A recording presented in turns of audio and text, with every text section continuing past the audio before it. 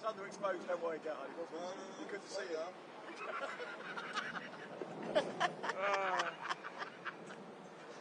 How are you? Oh, good. I should pay more attention. How are we? Good. Very good before you came. Yeah. Sorry. It's a characteristic of small minds. Sorry for being late. You missed nothing. Is it fixed? No, but I got a handyman to do it. So there was, I was waking up, walking to the kitchen, and there was water coming out from the ceiling. Yeah. Oh, nice. You're up. Who's upstairs? I don't know. But hopefully not an elderly lady who forgot her bathtub. Nah, probably. No, it's a family, so probably not. Oh, but they had bath time. At 6 o'clock in the morning. Yeah. But Nice.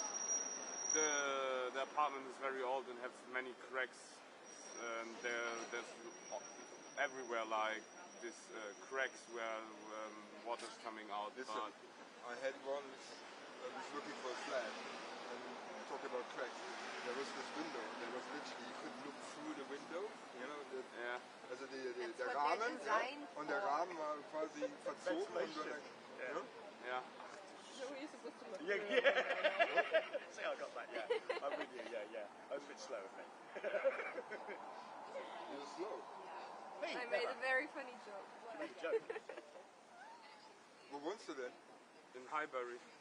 Wo? Is that who? Highbury is what? Yeah. Well, it's not the place he's staying at, but Yeah, my roommate is on vacation. Roommate? You don't have a flat on your own? No, I have like a Harry Potter closet where I'm staying. Oh, really? Yeah. Got the box room, yeah? Yeah, like a box room with a bed. Yeah. You're working for RTL, so you're not We've going to be all much in been that there. room. We've all been there, haven't we? We slept underneath that. And I've got our food. Oh, you went to the good one. Wow. Oh no, that's What did you just get? the Well, leftovers you from yesterday. yesterday. You We think were you went for wondering the where that Swedish, went. you know, gourmet bakery, you know? Anybody wants a banana? Go ahead. I've had one already, actually. I just had a cheesy toasty. Very good. Du hast ein Loch in deinem Knie. Ja, ich hatte Motorradunfall. Motorradunfall? Mopedunfall. Und dabei ist es leider gerissen. Sieht man ja nicht. Genau. That's it. But It's you like- can, you can sit here if you want. It's in. Jeremiah was a forefront. Are you okay? Nee, ich soll echt drauf.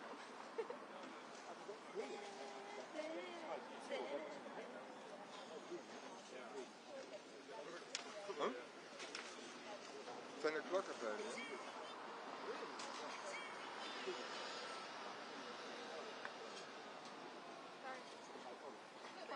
Really? And you never told, you don't know who? I see it. It's so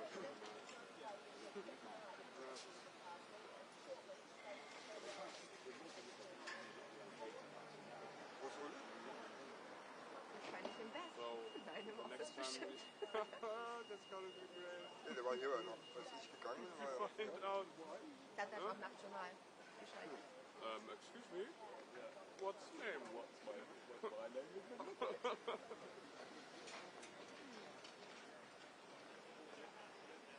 No, we can't do today. No. Already? Come on. Yeah.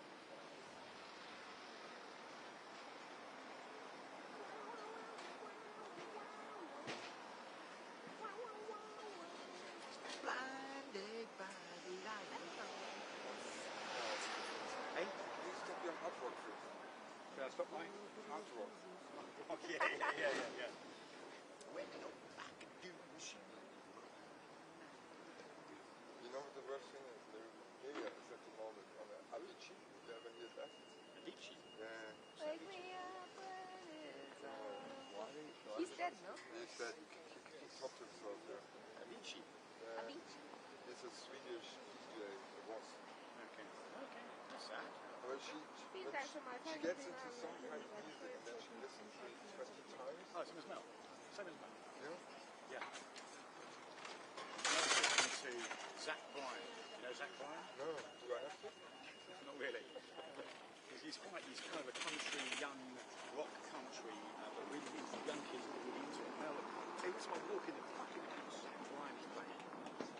Yeah, the same thing. You know, I get into our house if she is home. The whole time. I think I'm with Zach Bryan's more soft though. Yeah. Yeah. He turns the shit down.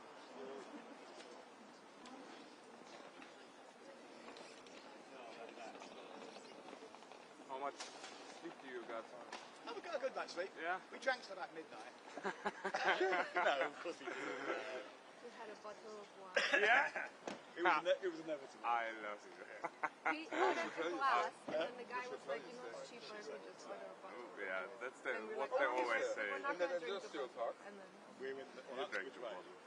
But you deserved it. and then I Yeah, still. yeah. I didn't was in the watch one, the what was it summer called, Liverpool Road. No, we were not. So I slept for And then 5 you hours. also went on social media to read about that. I knew exactly what's going on in your mind. What's that? Last night? Yeah, she's watched The Summer I Turned Pretty and then And then I Okay, posted about it on Instagram, and then I went to bed. Yeah, yeah, yeah. About what? The summer I turned pretty. this hype series, new series. It's Everybody's stupid. watching. It's really stupid. But I'm not down with the watch kids it. anymore. Yes, you are. Yes, you are. We're all down with the kids, aren't we? Don't get generation is that. Yeah, it's not Yeah, again. I live with two of them. Yeah, yeah. Oh, two? I'm not Yeah. Zed. You're millennial, even worse. I'm Zed. Are you? I'm Zed as well, yeah. I'm Zed, yeah. Yeah. Big up, Zed.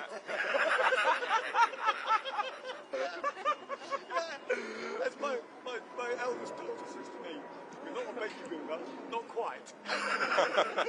Not quite. Yeah. Almost. How did you survive 4 kids and a teenager? Alcohol. He gets in, he shouts at them, you have a bottle of wine, they're fine. My daughter's 15, my boy is 13. They're driving. Yeah, they do, yeah. They did get better. I mean, mine are better. Get better. Yeah. Mine are in their early 20s now. They become normal again. Yeah. My son got much better. No, I'm just kidding. No, they do get better. Yeah. It was like the other time, wasn't it? Yeah. They actually, you go to the pub with them. You go to the pub with them. I drive here. My son calls me. Where's your external battery charger? Why? I found it's 20% only. How can I charge it when I'm at school? It's like, perhaps you should charge it overnight? Or turn up off when you're at school. There's a thought. Who thought that was an option? Yeah. You know? So you had to pop at me because I took my external battery back. Mine are not that brave. Mine aren't that brave. But they'll so they would sort of ring you at all, like, so, you know, you pay for everything, which is the norm. And mine are all adults now. So the youngest is 18, he's off to university, so the oldest is 25. So I say to them, like, if I ring you and you see Dad come up on your phone, I might ring you for a chat, and if you're busy, don't answer. But if I ring you, use whole words. They're like, especially the boys, it's like, use whole words, because I won't get it otherwise, you know.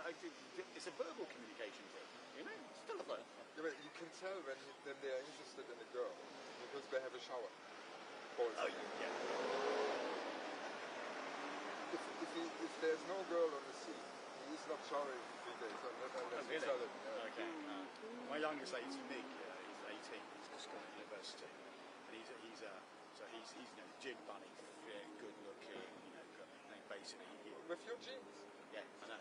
Yeah, I'll let you have that. He basically, you know, the girls good, so he's always been kind of cool with the girls. Yeah. How did you mention that? That's more men, isn't it? Yeah. And now it's me. All right. And yeah, anyway, so he when he was about sort of 14, he said to me on the street, we've always been quite close, you know. Did you ever get a leather jacket? I said, yeah, there's a high chance. I said, why? He went, it's a girl. I said, yeah, okay.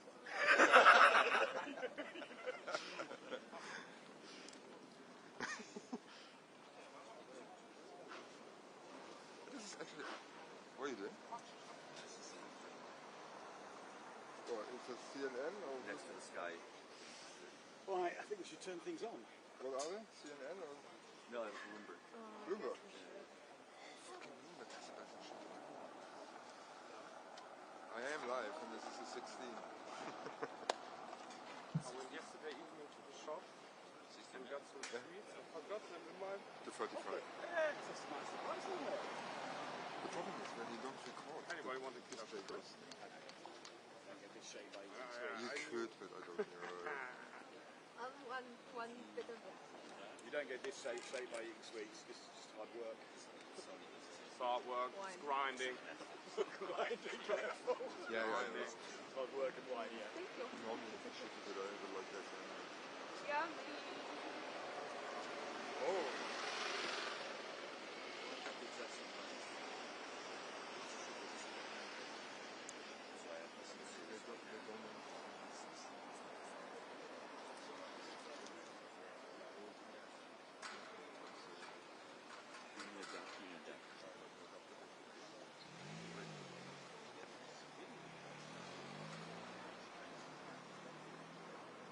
Have I done the live already? Yeah, it was great. It was your best ever.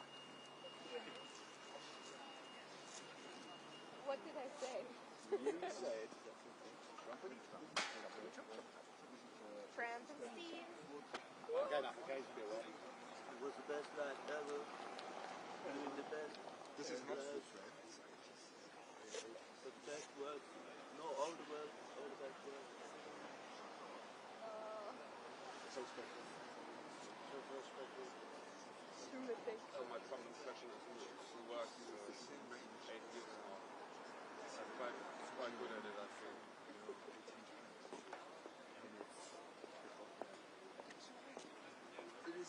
Starts at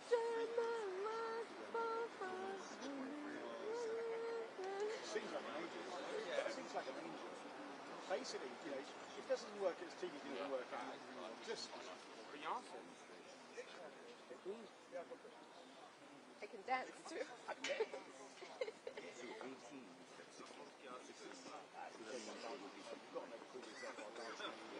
Huh? You've got to make a fool of yourself. Well, yeah. That's the whole point of it. I just jump. That's what I do. Exactly.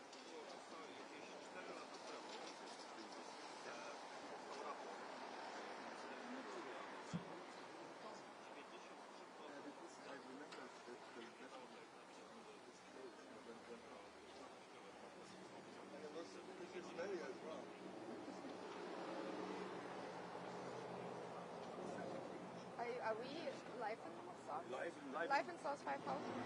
Live in the future. The camera shaking, the light is breaking. Hello, here's That's good. That's good. This one's a favorite. good. Danke. Carsten came up with it. That's quite good. Yeah, of course he did. Yeah. Do miss him the whole time.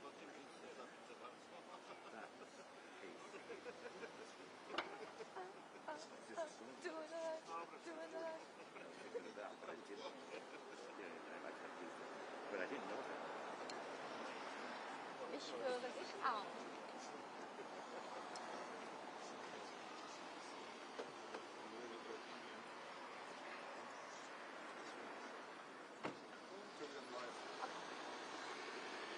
Oh, go past, don't worry about it, we've got ages. We can go past, but don't stand there. Okay, danke.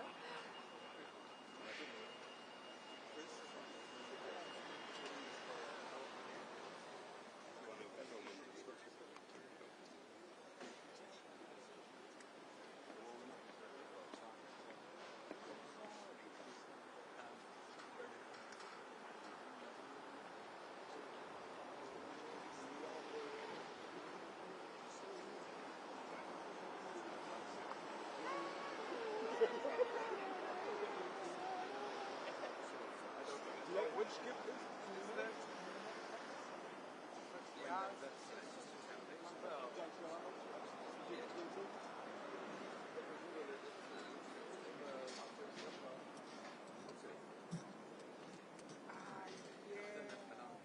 He is great. You're not gonna drive past my house on the way to your house, right? It's not in the right direction, but That's what I feared.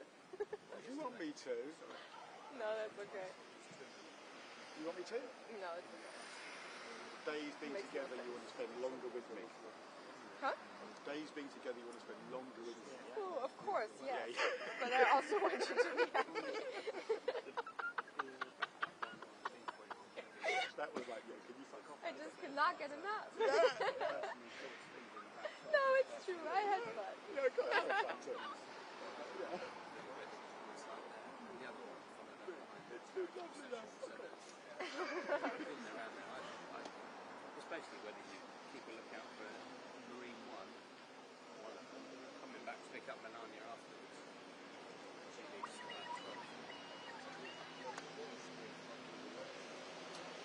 still hard.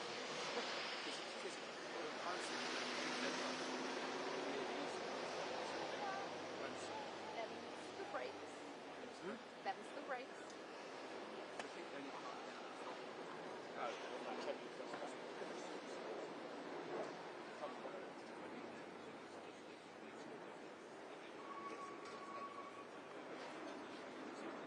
He doesn't like the coffee that's in the puzzle, so he doesn't go to Starbucks. The president wouldn't have the road. And what's her name? Still on all of them. Yeah, they had to keep under the Big deal. crown. Crown helps. You were here for the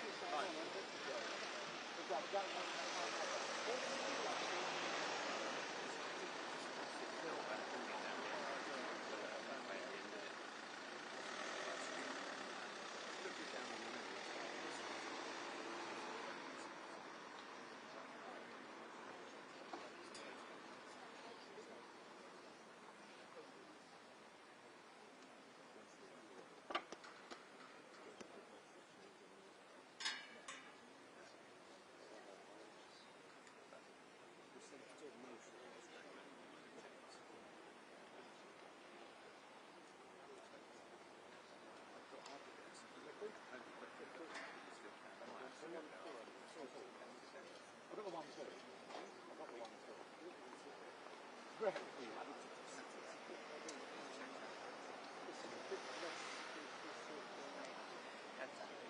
You obviously do your thing.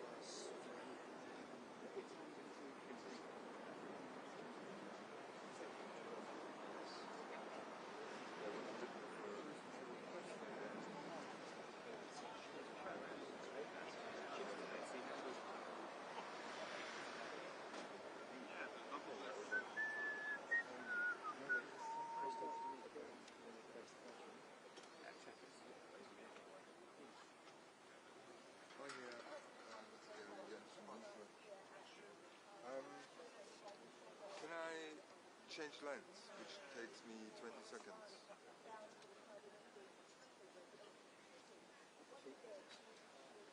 Sorry, I'm... I love the people. yeah. It was cold. Hey, great idea though. Okay.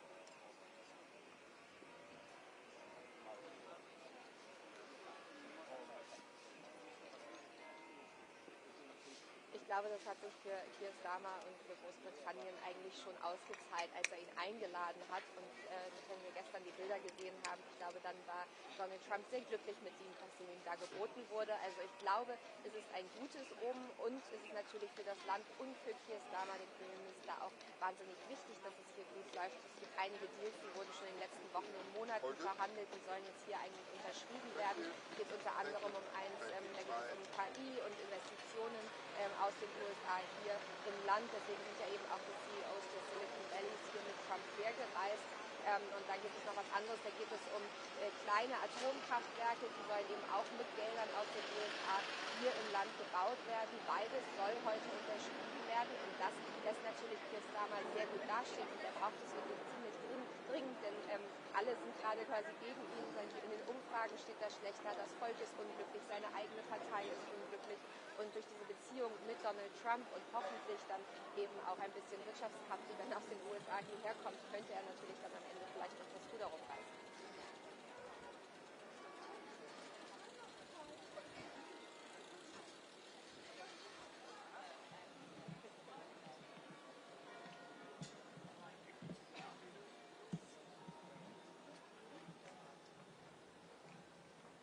Ja, das Wort Epstein ist eins, was so ein bisschen das Ganze hier überschattet, aber worüber natürlich niemand spricht, zumindest nicht hinter den Mauern von Schloss Windsor. Ich bin mir sicher, das ist eins der Themen, wo gesagt wurde, darüber sprechen wir hier auf gar keinen Fall.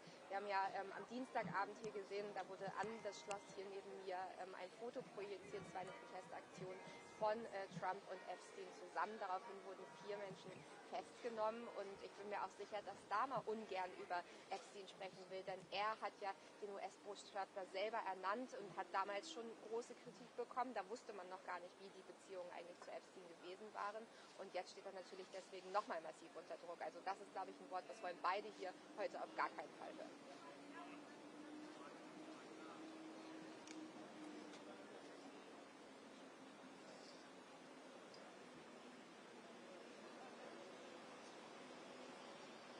Danke.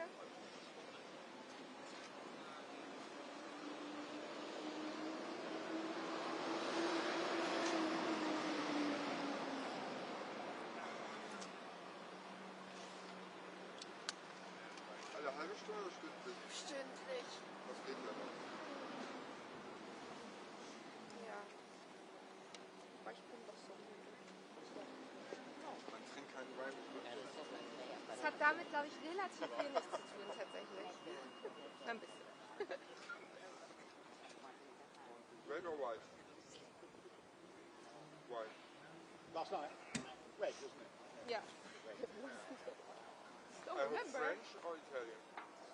It was actually on South American. No, red. Oh, I thought it was French. It originally was. South American's a bit better now. Oh.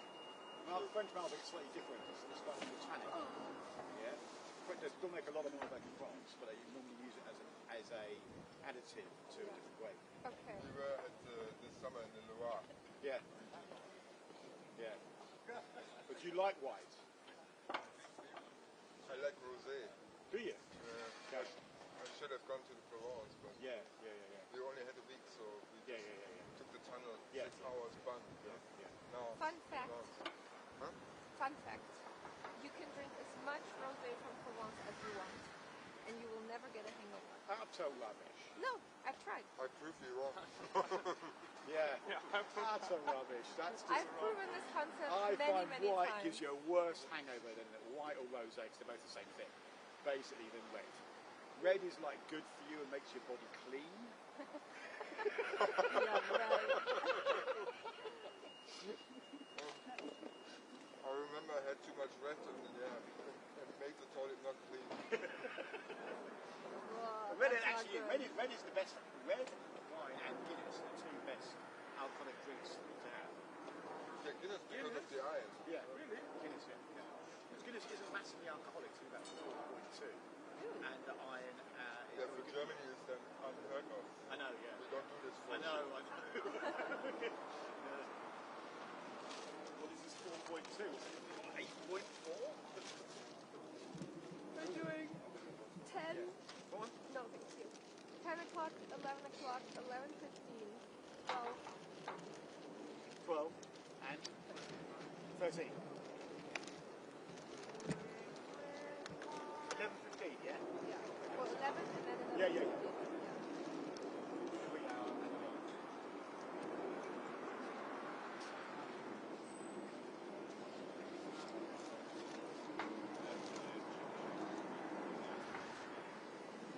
Das ist so norddeutsch, was du da gerade machst. Ne? Fliesenerz, ja.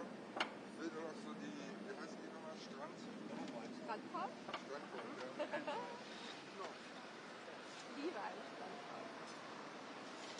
Mein Vater hat sich einen gekauft für sein, der aber lebt ja oft so. Ja. Hat sich einen gekauft für sein für seinen Balkon. Nice. Ja. Oh, richtig gut. Ja. Da kannst du halt auch noch im November drin sitzen, wenn die Sonne scheint, weil der Wind wird so abgeblockt, dass es trotzdem warm ist.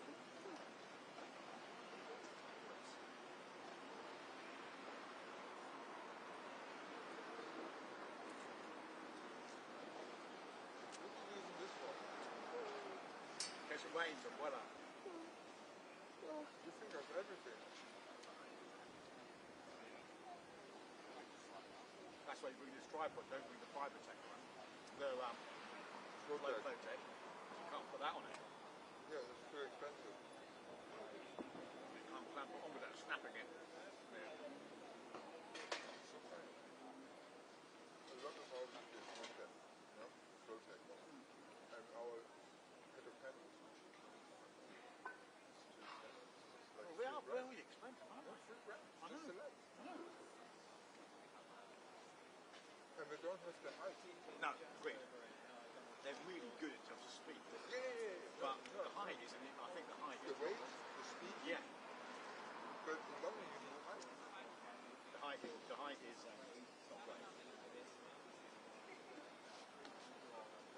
He's showing off his photos. They're nice. I mean, I've got one. I don't. Yeah, I normally take the flow tech ordinary stuff. I take the flow tech. But for this, that one, you need to.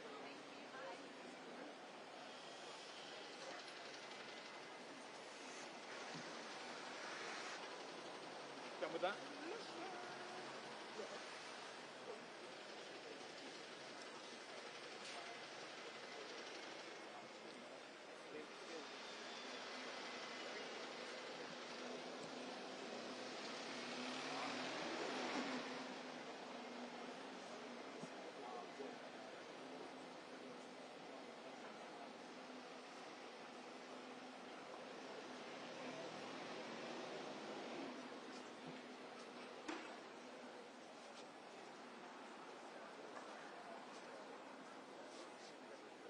Wie lange bist du denn in London? Nur noch eine Woche, Mann. Wie lange bist du schon hier? 5, 6 Wochen. 6 Wochen, 1,5 Monate, ja. Bezahlt von OM. Ja, von der journalistischen Schule. Gut. Mega. Hast du mitbekommen mit ZDF Groschen? Ja, crazy. Und jetzt haben sie die eine Moderatorin unter Personenschutz gestellt. Ne? Ehrlich? Die, wie heißt sie, die Türkin? Dunja? Ich bin, ja, Dunja. Oh, sorry. Sorry. No, Und jetzt, du willst auf dem Reuters-Feed sein. nee, ich wollte nur den Gossip hören. Angeblich ist Dunja jetzt, Dunja, Personenschutz. Okay. Und das komplette Studio ZDF sich jetzt im Keller verbalgen, weil die über die Schiss haben, dass da irgendwas passiert. Ich habe eine Bildzeitung bei Von rechts wem? gelesen. Von Magerleuten oder was?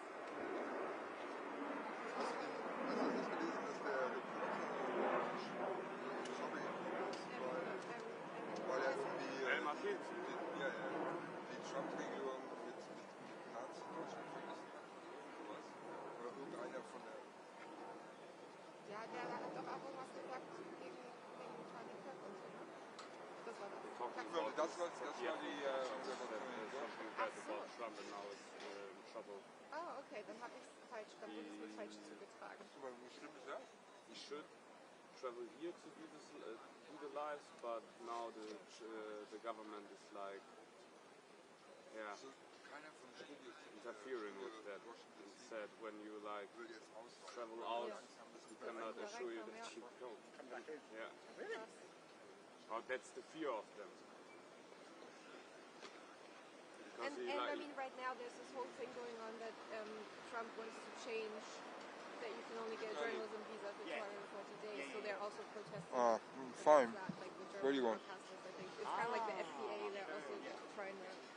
No. do something like that. That's will. That's a free voice media.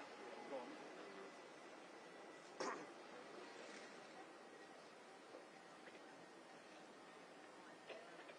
Justice gone, media gone. Democracy over. Yeah. We're laughing about it. Happy, happy. Just for you. Happy. Okay, good. Bye.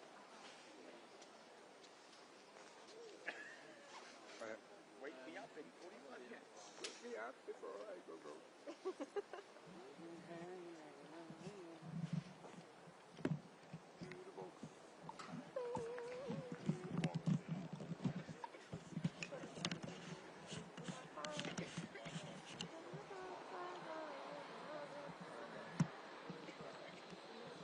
The song of my funeral. Wake me up before you go. Find it quite funny, yeah? That's true, yeah. I think it's Mike Milligan. It's Mike Milligan.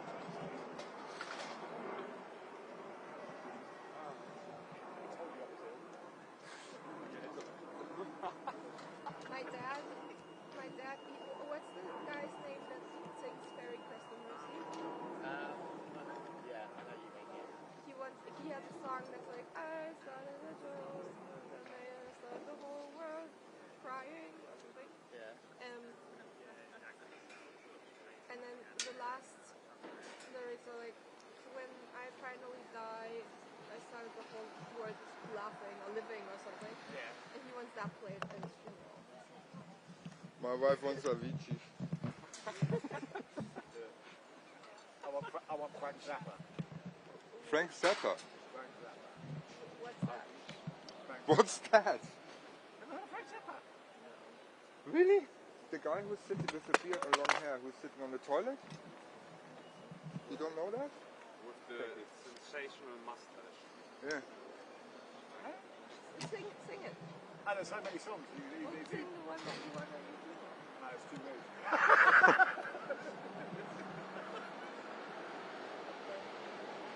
No, I've never heard this.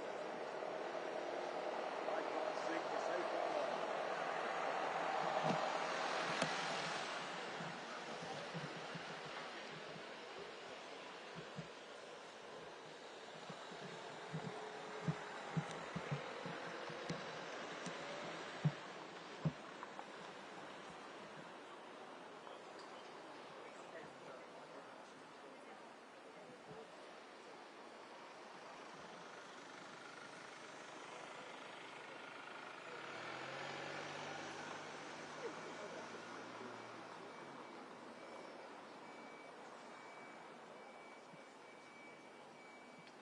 There's only one Bluetooth box missing and we are at Glastonbury. Just from our imagination. Oh, okay, yeah. Festival day then. Go and get a shitty burger. Walking through the mud. Water on the mud, yeah.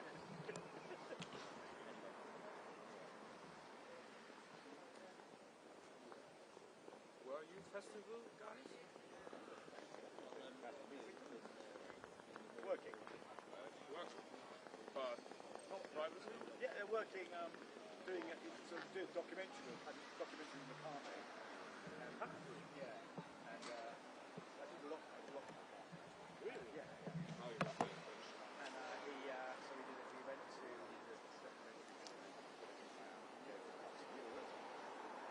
And the last stop was Glastonbury. The first time I went there.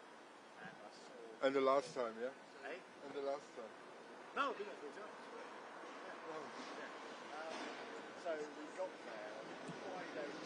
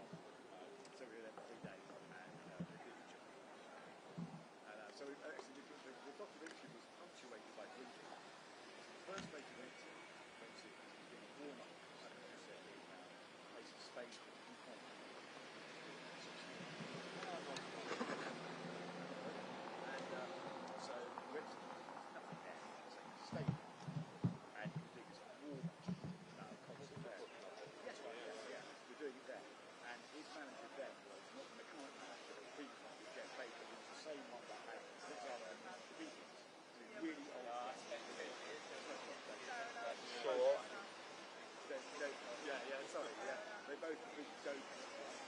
And so Jeff is lovely. Okay. And he was married to Peggy, the one that For the bottom. Just where I'm sitting. No. Married to right side. Yeah. Anyway, so Peggy and Jeff didn't get on at all. Okay, Jeff kind of hothead and so we went out to the cruise. The whole crew. Jeff. RTL has been RTL and he's doing a flyby. Yeah.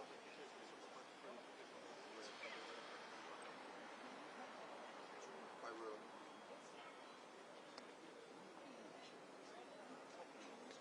Octopus first, yeah?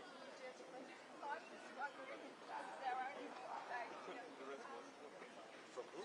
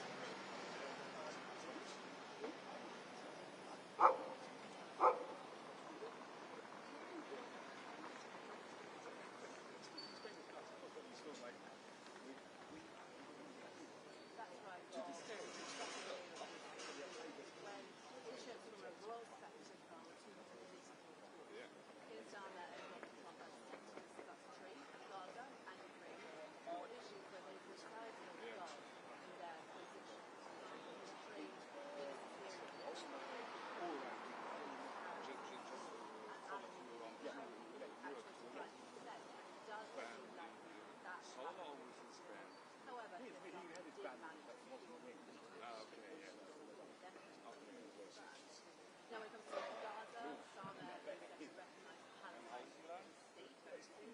While Donald Trump is happy to give a carte blanche to Morning. international outcry. And then finally, when it comes to Ukraine, Osama has positioned himself as a bridge between Kyiv and Washington, but the attitude of Donald Trump was at best ambivalent, but at worst, even sympathetic. So that's fair.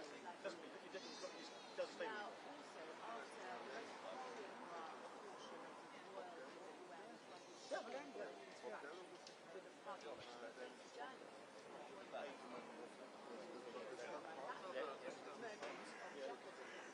really? Questions about would it be uncomfortable for the Prime Minister Starmer to via his ambassador to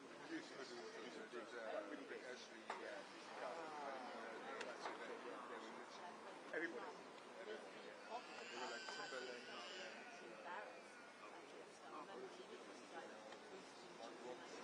Okay, I get it. They were kind of the people in the 80s and 90s. Behind the big stuff. They made that thing. Yeah.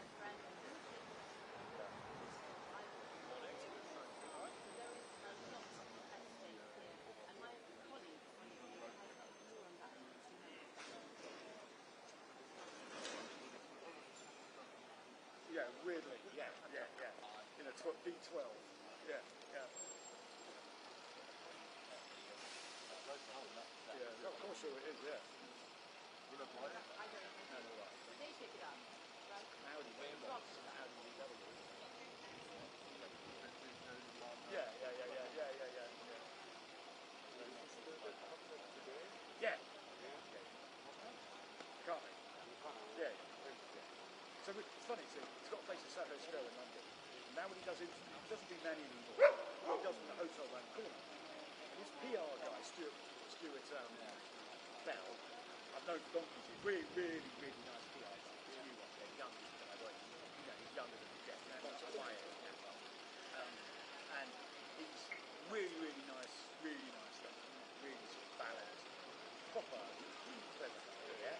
Runs his own business, looks after the car, looks after a few other names, like the guy from Take That, Robin Williams. so he'll walk from Soho Square round the corner of Soho Hotel. There's an interview, and he's now McCarthy's sort of manager, was his drummer, kind of manager stroke, pitbull, yeah. Nice guy, but you know, look after the kind of job as he stopped playing drums. His dad, he's retired. McCartney now doesn't have the place it, so McCartney was walking with Stewart from the house in Soho Square round the corner to the hotel. And it's interesting because Stewart will always take you behind about 3 or 4 metres. Stewart's not capable physically, but you like to look at what people's faces when they walk past the car, and they realise a few seconds later who it was. Yeah? I get it. And he says, this is brilliant, mate. It's brilliant.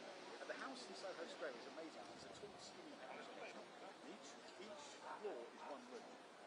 Yeah, quite a big room, yeah. It was basically a tall two-up, you know, two-room house. They knocked it through. Each floor is a different room. And so it's the first is reception, and the second one is kind of office space. Part of it's loud, and the bedrooms are loud. He does music, but hardly. And it's a really nice.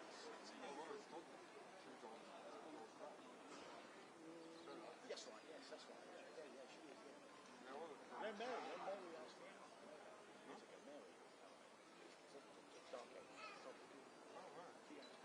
She asked you before you got. Yeah.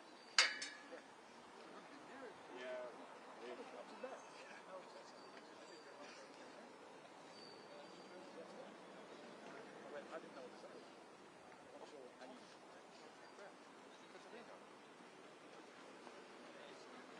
see that what Tech Red is doing in France? Tech Red? Really? want your back for good. So hotel. See what I did there? Soho Hotel. I forgot that. Forgot that.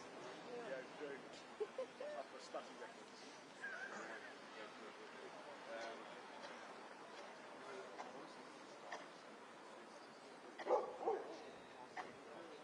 Yeah. Take that with you. I'll just walk over there as well. We So it's only the area of the PR guys. yeah.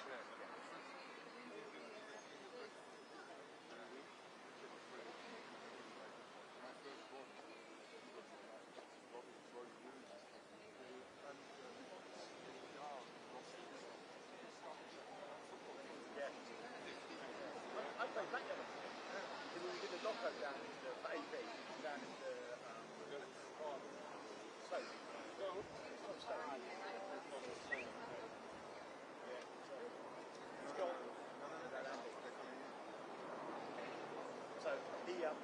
so my producer at the time doing the doco was from Stoke as well.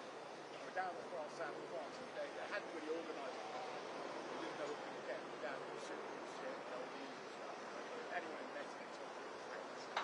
Anyway, so she was very, very critical, but she knew it. It's only mouths of boxes. Totally.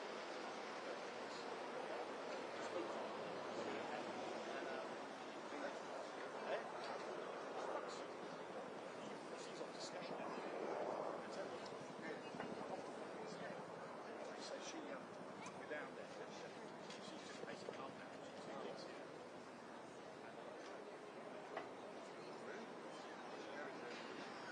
no, they lost it all. He lost it. He was, but he lost it all. No money. No money. Left most of it. They came down to my house on the weekend. She looked at this basically massive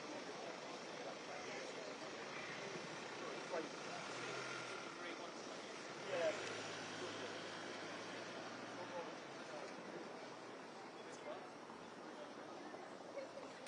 But we should see right now. He's a nice guy. Sad, lonely. Sad. Yeah, they love that song. So he let down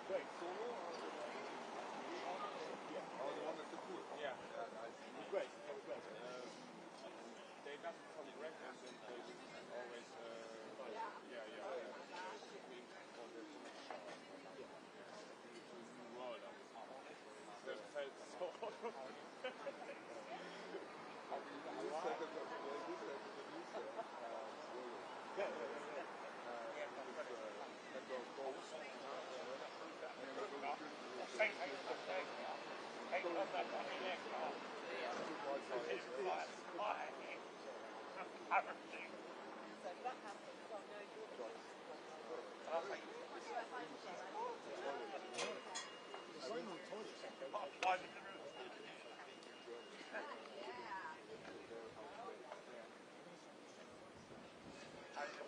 Until I went. Then I made my way into the toilet. I was just...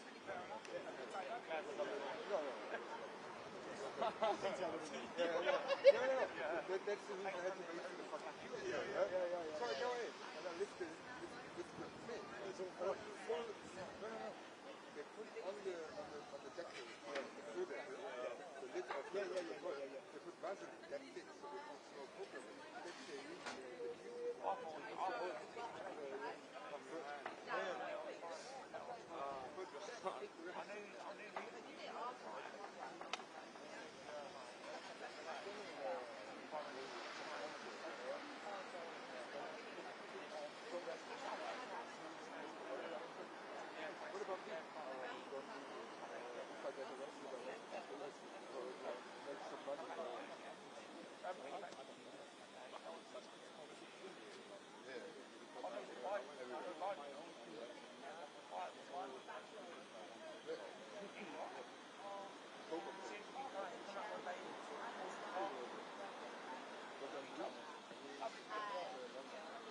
Oh yeah,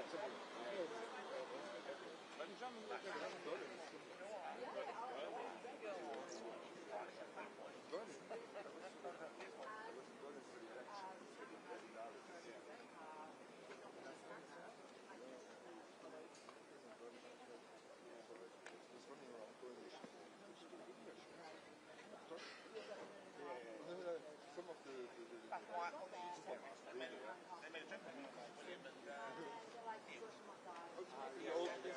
So international. Yeah. I had the same experience. When you go to shops, you need to order a big dish because they want to get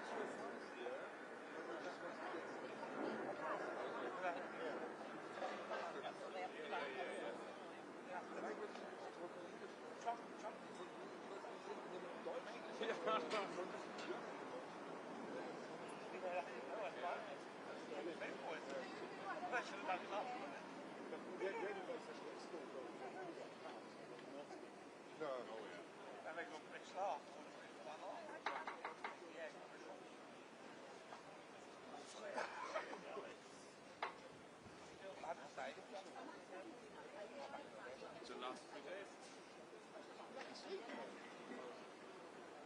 One boys. Morning.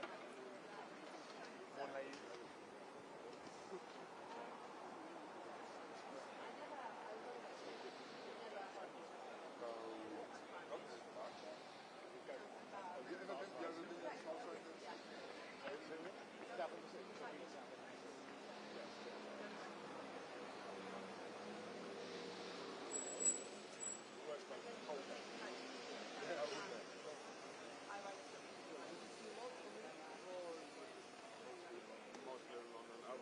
One time I was in Birmingham.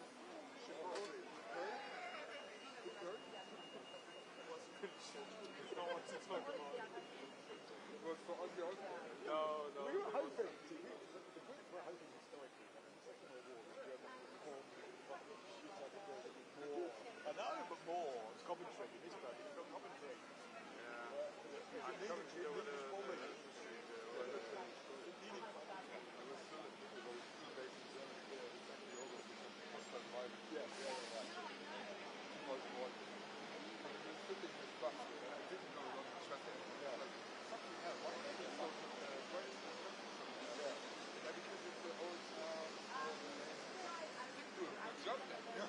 And the whole bus went silent. And then it started all bursting out laughing.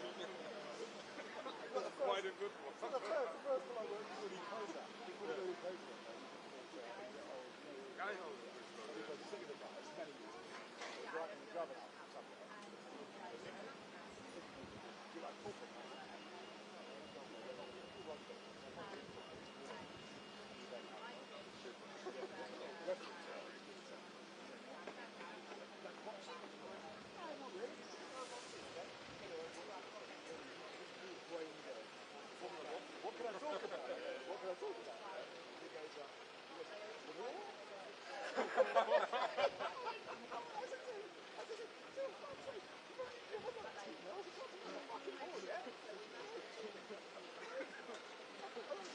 the list that is set is going football, boxing, okay then we'll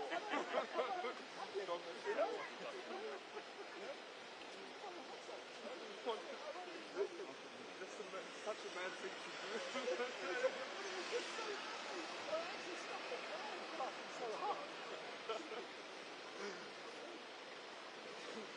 Heading to a party like with the boyfriend of your girlfriend's mate. What can I talk about? Football? No. Rugby? No. You into war?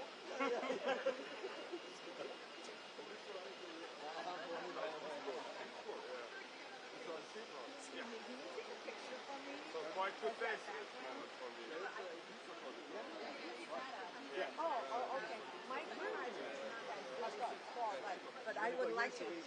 What would you like I like this background right there. Yeah. Yeah, so that was like why I was go this way so you can get rid of the rail? Oh, sure. I'm trusting you can't take photographs. This is gonna be unbelievable. shithole, but not. Yeah.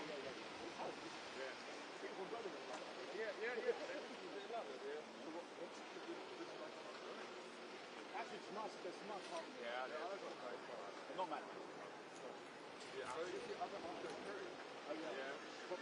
Thank you so much. Thank you. Very, very. Oh, it's beautiful. I love it. I love the American flags. Yeah, really beautiful. Thank you. This is a couple more. Yeah, this is very memorable for me. Thank you. Cheers,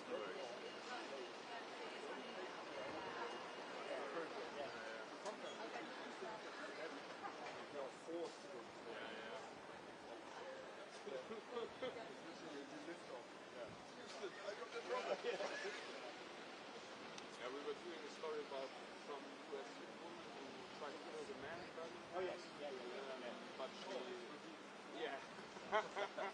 Yeah. And when I was in the system, I was based in Berlin. Yeah. We did the story for HPV. And some elderly put their baby into a fucking freezer. Yeah. So HPV. Perfect story, yeah. No, we went to this council tower block. It's always a council tower. Council tower. Up the stairs, down the stairs. We go up.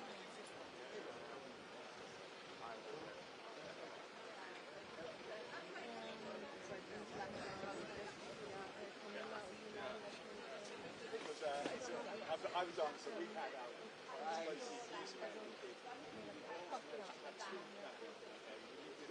he lived in Manchester, old boy, absolute alcoholic. Yeah, I was So I brought my niece with me, she was work experience school. She said, lovely. So that's good.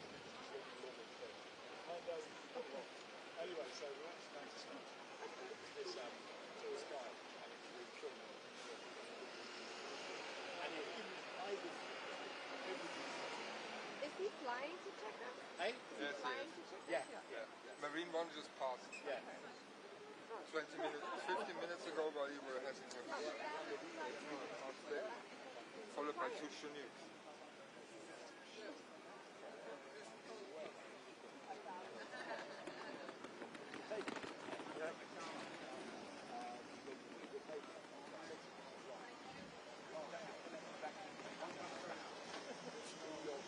All these little red brick blocks.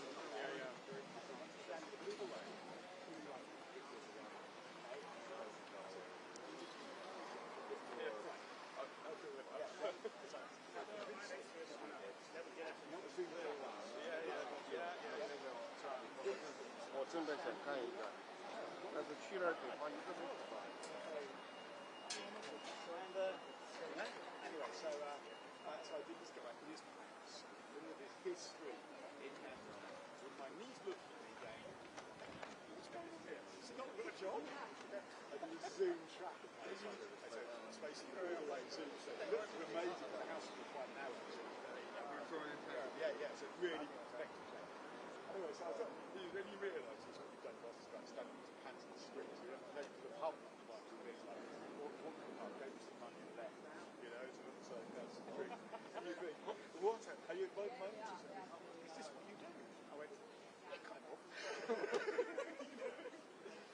to do with local week Yeah. was the man to stand in the street with his underpants.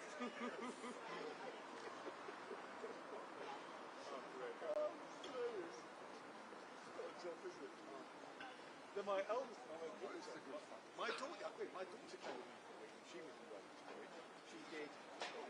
She met Madonna. She met the monkeys. Yeah, in 1 week. And she interviewed, because the journalist didn't do something turn up, she interviewed who's the Spanish actress? No, lady who's big in the PETA, the anti-fur people. Penelope Cruz. No, Penelope Cruz. I said to her, I said to Simon, I said, well, you ask the questions, I'll tell you the questions. She interviewed her. That's a big picture. But one of the photographers took a picture of it and sent it to me. Yeah, Abigail. Yeah, so she was in work. Yeah, work experience with me for a long time ago. Yeah, so until next Easter. Then she goes, then she gets paid. She goes to Australia. No, she got 2 more years of basically getting paid shit money over here. And then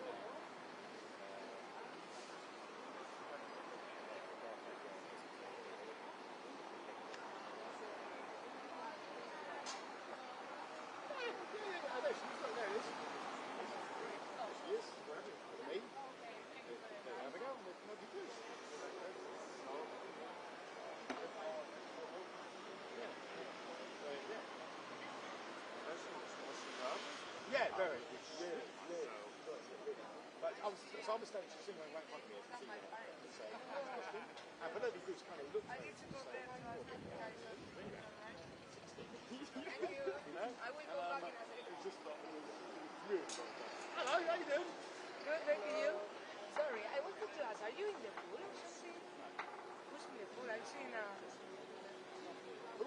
I just saw a shot. Go, yeah. Are you in the pool? Hi. Okay, they were putting your pictures, okay. Are you gonna put... No, for my channel they were putting your pictures on my channel right now. That's what I thought that was for the good one. Are you gonna post this time? Yeah, right? No, because they want me... Good. TV news.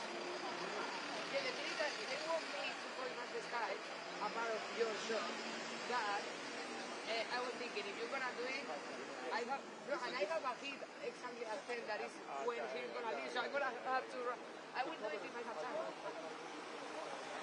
Yeah, I know. They were putting your live during my hits, next to us. That's right. Yeah, that's right. No. Lucia, nice to meet you. No, probably. We are always in the same places everywhere. We're stalking each other. No, I mean, like, if I need to be rushing, I didn't know if you were just pointing here or you will point at the sky if you see the helicopter. If you really want to get the helicopters, you have to go to the long walk. The long walk, the other side. Go on this street, straight until you hit a fence. Sorry, I don't know this area. You will. I told you, it's my first time here. Oh, you will spend so many days. You will spend many days here over your life. By the way, Yeah, sorry. He's middle there, just into Really? It's not that bad, is it? to get there. It's beautiful. I like it. Well, I mean, I'm not monarchy, so I don't really care a lot about this.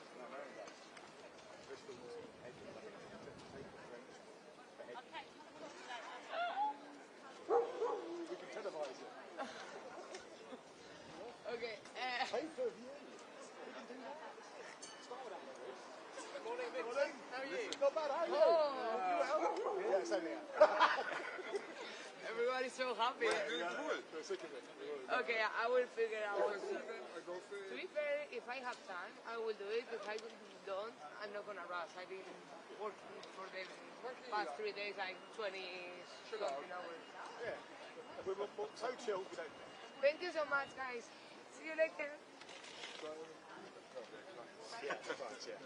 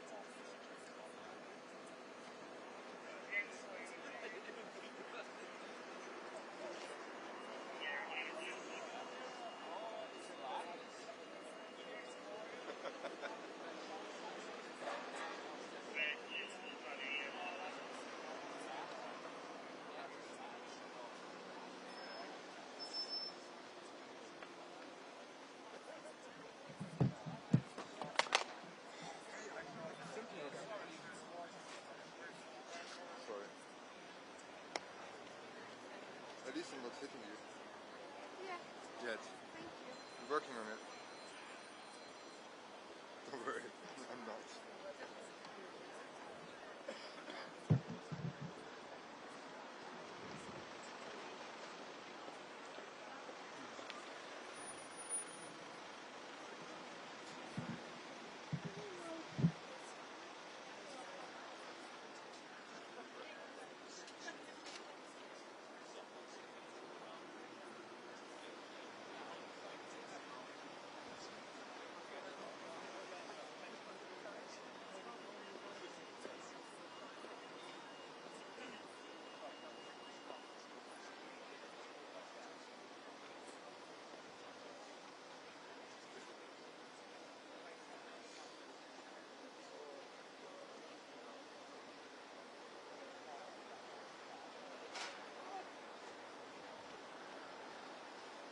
You guys saw that they put down the Jimmy Kimmel show? Yeah. What? That they put down the Jimmy Kimmel show? Yeah. Why? Because he made some comments about the Charlie Kirk thingy. He said he was MAGA, and then they said Maga or Gaga? MAGA. Maga. He said that he was like, oh, they're really trying to make this look like he wasn't one of them, and that's all he said, and that's why they canceled him.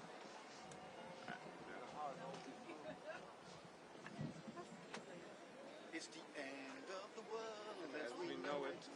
It's the end.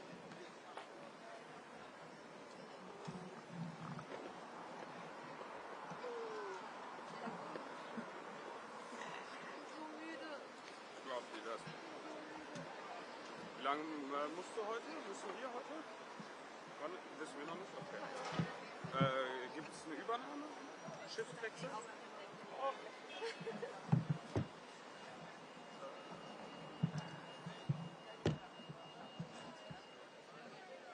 So this guy over there, I was already here Tuesday evening when Trump was arriving, and I was talking to him. Only the manager and I was interviewing him and asking him why he was here. And he was like, "Yo, I'm not a Trump supporter. I'm just only welcoming Trump and here with hospitality and please walking around with the MAGA." If we go live, they said to go live a little early because we might ask you things. Really? Ask you things? Yeah, I know. What the hell is that all about? I know. So rude. Mean of them.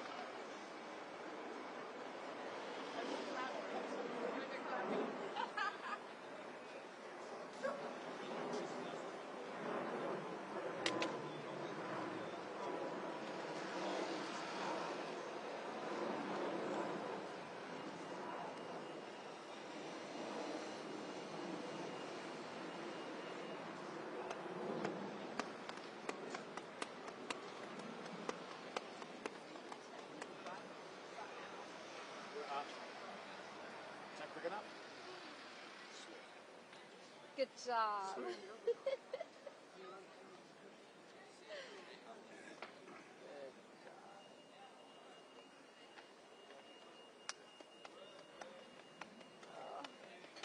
It's getting worse. It's the cumulative.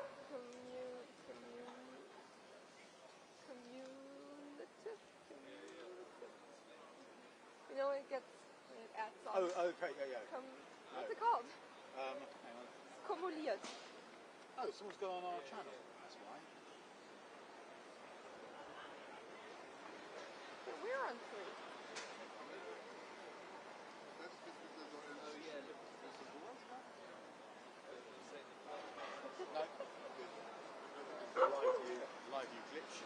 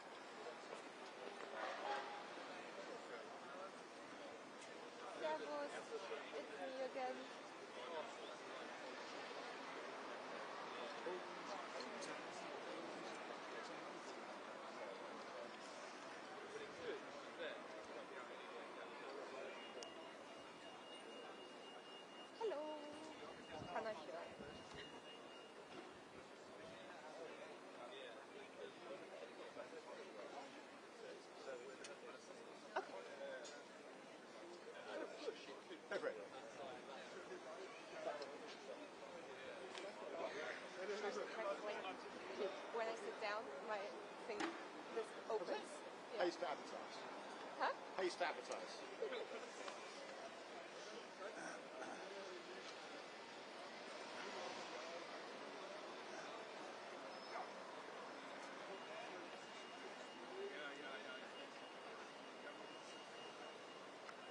We're on at 58.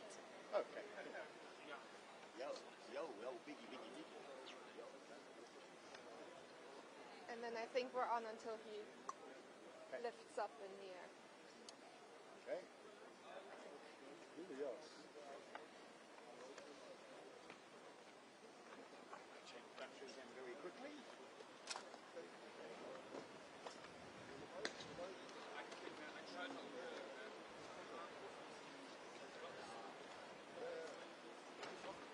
Just in case they give you another 25 minutes.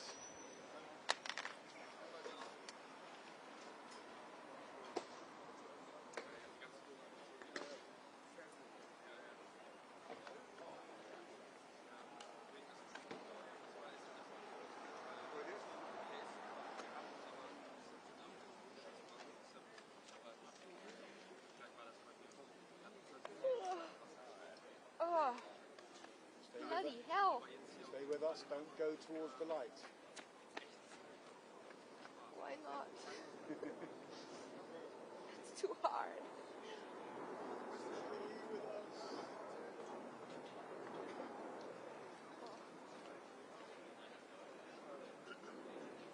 My brain is just not really active. That'll be I feel like only a tiny little piece of it is working. That'll be the lack of sleep.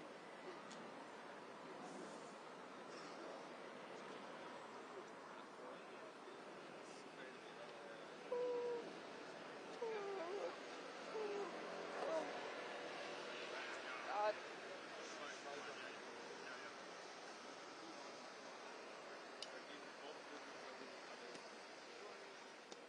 Look at that cute dog.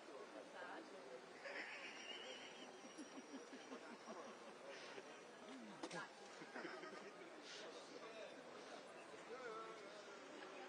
Hello. Okay. 2 minutes. Lukas, kannst du mir noch was Sky News anmachen? Ja, kann er doch auch gleich wieder machen, Mann.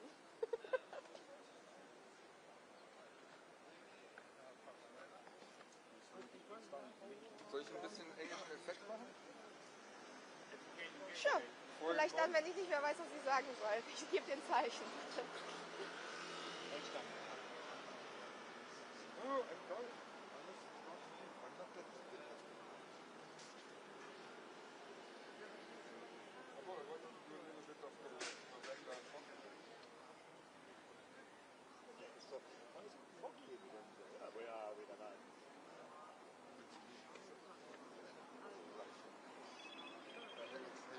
November.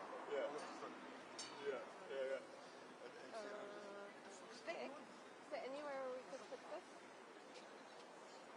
I'll put it there. Hello. You see that? A little. I'll hold it. Remember the time when you guys Okay. didn't have a line, you put the phone in. Yeah, it's true, yeah. Hang on. We can do this. Sie sagen jetzt, vielleicht geht es doch nicht auf die Live-Bilder. Also, mal schauen. Ah, okay. Hang on, I'm going to do something. 20 seconds. That's fine. You could do your first slide, then you can come back to it. Perfect. You see that? Yeah. Very good.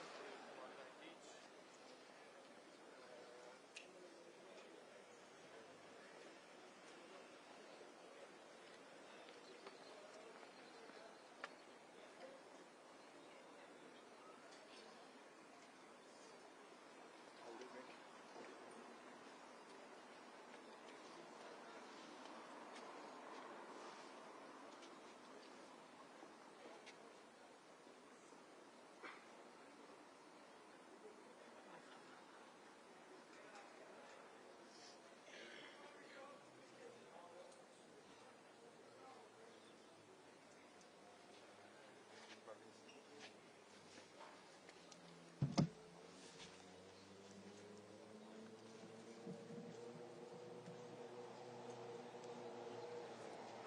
glaube, es war schon ein gutes Moment, als Keir Starmer Donald Trump die Einladung im Februar im Weißen Haus übergeben hatte, hatte er sich ja sehr drüber gefreut und wir haben es gestern eigentlich auch an Donald Trumps Gesicht gesehen. Das war ja wirklich sehr, sehr viel Prunk und sehr, sehr viel Gold und die Kutsche und wie sie lang gefahren sind, dann die militärischen Ehren und haben natürlich auch viele Superlative draus gemacht.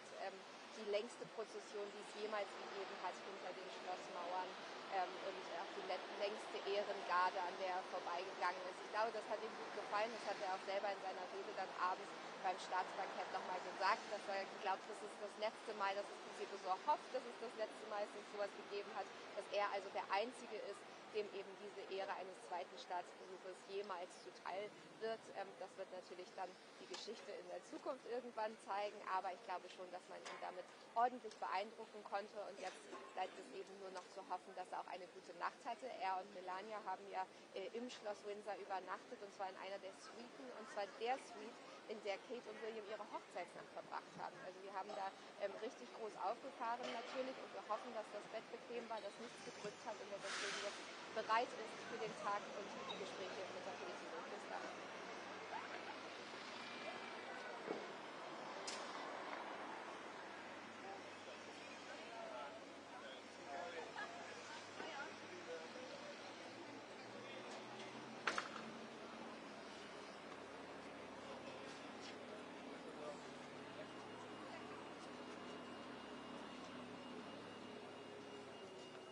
Also das wurde, glaube ich, ganz akribisch geplant. Deswegen findet eben dieses Treffen jetzt mit Starmer ja auch nicht in der Downing Street statt, sondern auf seinem Landsitz, Chequers heißt er. Das heißt, da fliegt er jetzt gleich mit dem Helikopter hin. Er wird offiziell verabschiedet von Charles und Camilla hier am Windsor Castle und dann steigt er eben in die Marine One, steigt dann auf und fliegt. Das dauert ungefähr eine Stunde Richtung Chequers und wird dort eben dann von Keir Starmer empfangen. Normalerweise passiert sowas ja eben immer in der Downing Street, da wird dann auch der rote Teppich rausgeholt und dann empfängt man ihn eben vor dieser berühmten schwarzen Tür, aber dort stehen eben auch dann draußen, zumindest vor den Toren, oft die Menschen und protestieren und deswegen könnte ich mir gut vorstellen, dass sie genau aus dem Grund eben gesagt haben, wir verlegen das auf den Landsitz, da kommt man wirklich gar nicht an.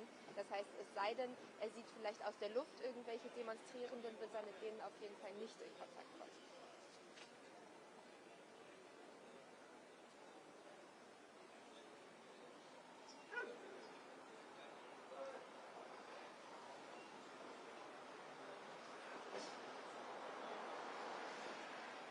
Es ist wahnsinnig wichtig für Keir Starmer, dass es hier gut läuft und da gibt es verschiedene Gründe für. Natürlich will er weiterhin an dem Handelsabkommen mit den USA ein bisschen weiter verhandeln. Er möchte gerne, dass die Zölle gesenkt werden, zum Beispiel für schottischen Whisky, aber auch Lachs. Das ist zum Beispiel eine der Sachen, die er eben auch heute wohl besprechen möchte, nochmal mit Donald Trump. Das ist ihm natürlich wichtig. Dann geht es aber auch nochmal um Europa, denn Keir Starmer hat ja natürlich diese Rolle eingenommen als Vermittler zwischen der EU und den USA.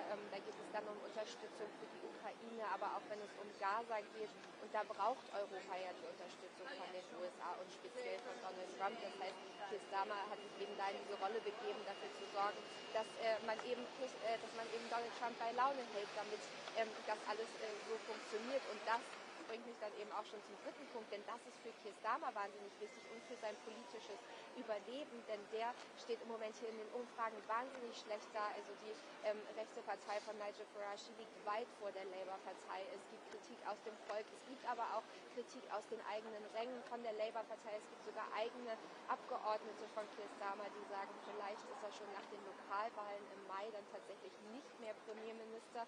Also der braucht wirklich etwas, was ihn nochmal nach vorne pusht. Und das Einzige, was eben bisher gut für ihn funktioniert hat, ist eben diese Rolle des Vermittlers einzunehmen. Das heißt, für ihn persönlich auch ist es wichtig. Und dann geht es natürlich auch ums Land, denn die Abkommen, die man da trifft, die sollen hier etwas voranbringen, die sollen Jobs schaffen, zum Beispiel eins, was mit künstlicher Intelligenz zu tun hat, weswegen eben auch die CEOs aus dem Silicon Valley ja hier mit hergereist sind mit Trump. Da soll es Investitionen in Milliardenhöhe geben hier ins Land und Gleiches gilt eben auch für ein weiteres Abkommen. Da sollen kleine Atomkraftwerke hier in Großbritannien gebaut werden mit amerikanischem Geld und das soll wiederum eben auch für Jobs sorgen, aber auch dafür, dass es einfach im generellen Land wieder ein bisschen besser läuft.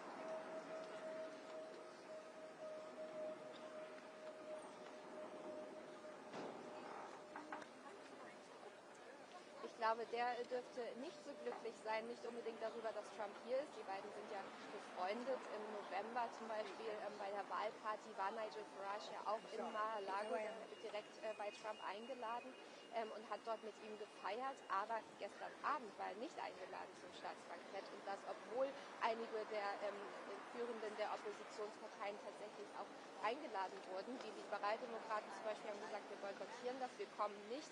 Von den Konservativen waren sie natürlich da und Reform wurde gar nicht erst gefragt. Vielleicht, weil sie eben auch so nah verbandelt sind mit Donald Trump, weil Nigel Farage ein enges Verhältnis mit ihm hat, aber vielleicht auch einfach, weil man dem Ganzen nicht noch mehr Kraft geben wollte, jetzt von Keir Starmers Seite aus. Also da dürfte er auf jeden Fall nicht besonders glücklich drüber gewesen sein.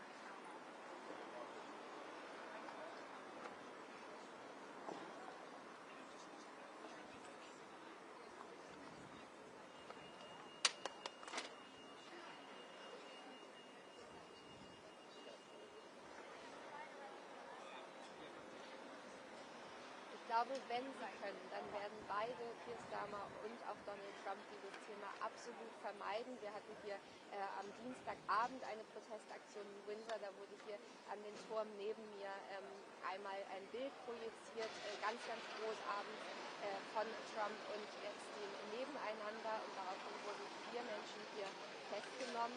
Daran hat es auch einige Kritik gegeben tatsächlich, aber einfach zeigt das natürlich, dass man dafür sorgen will, dass möglichst das Wort Epstein hier nicht erwähnt wird und besonders eben nicht in Trumps Dasein. Und dann muss man ja auch noch dazu sagen, dass es auch für Keir Starmer nicht besonders gut ist, denn er selber hatte sich dafür eingesetzt, dass Lord Mandelson eben der US-Botschafter wird und das, obwohl es damals schon große Kritik gegeben hat aus anderen Gründen. Da wusste man noch gar nicht, wie eng tatsächlich auch seine Verbindung zu Epstein gewesen war und deswegen hat es dann auch einige Tage gedauert, nachdem Keir Starmer ihn dann gefeuert hat, bis er sich dazu auch geäußert hat und eben gesagt hat, ja, hätte ich damals gewusst, was ich jetzt weiß, dann hätte ich das niemals getan. Aber es war natürlich sehr schädigend für Keir Starmer. Deswegen bin ich mir sicher, dass beide diesen Namen hier heute nirgends hören wollen. Aber wir wissen natürlich nicht, was die Reporter am Ende bei der Pressekonferenz für Fragen stellen.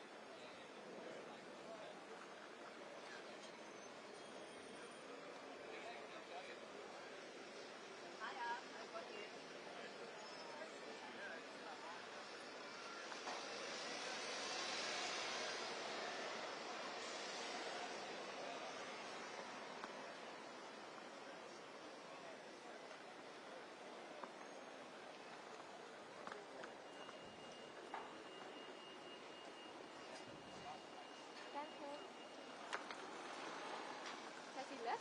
No. Maybe it took too long for them. I'll just set this up so you've got it. Oh.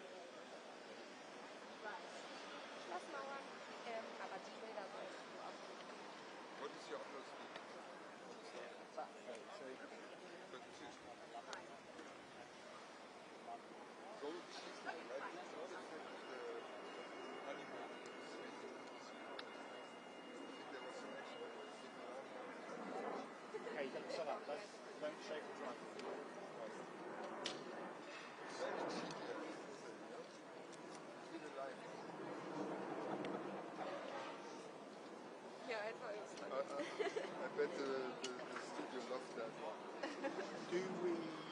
Are we going up soon? Going for 11. Oh, 11. Yeah. Brilliant. No, not right now. It'll be gone by then, won't it? But yes, but I think they're going to do his arrival in chapter 5. So. Yeah. But We'll even got a map for now. When is that supposed to be in Sheffield? an hour, like in an hour, like 11. So 11. Yeah, quarter past.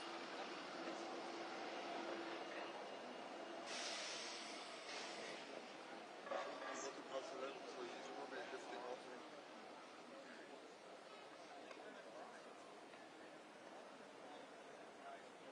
half an hour.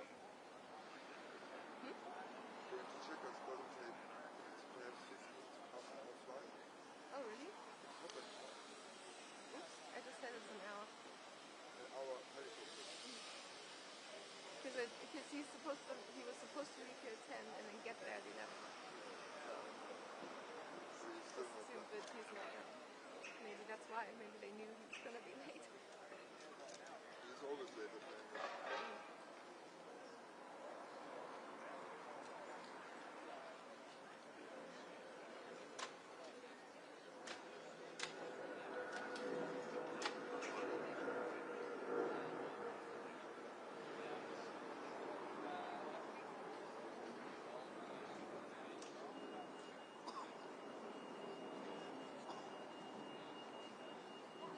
They found the issue with the water from the ceiling. It was the radiator in the upstairs apartment that was leaking.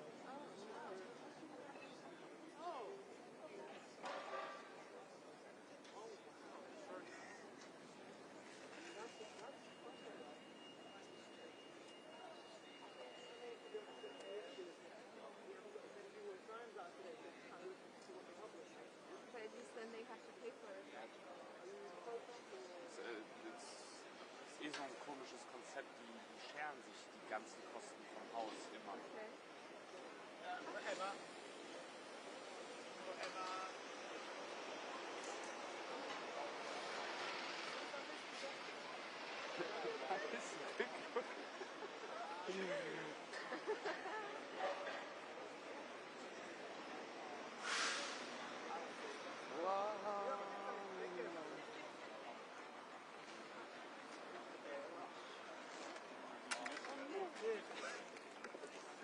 To be fair,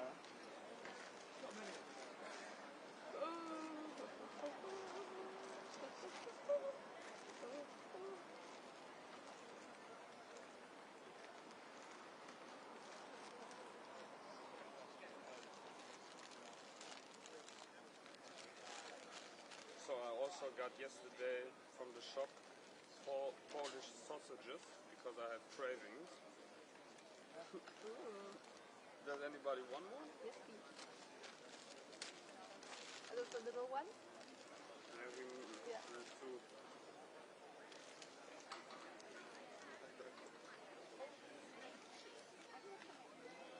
Oh, he's Do you South think this is African real now. meat?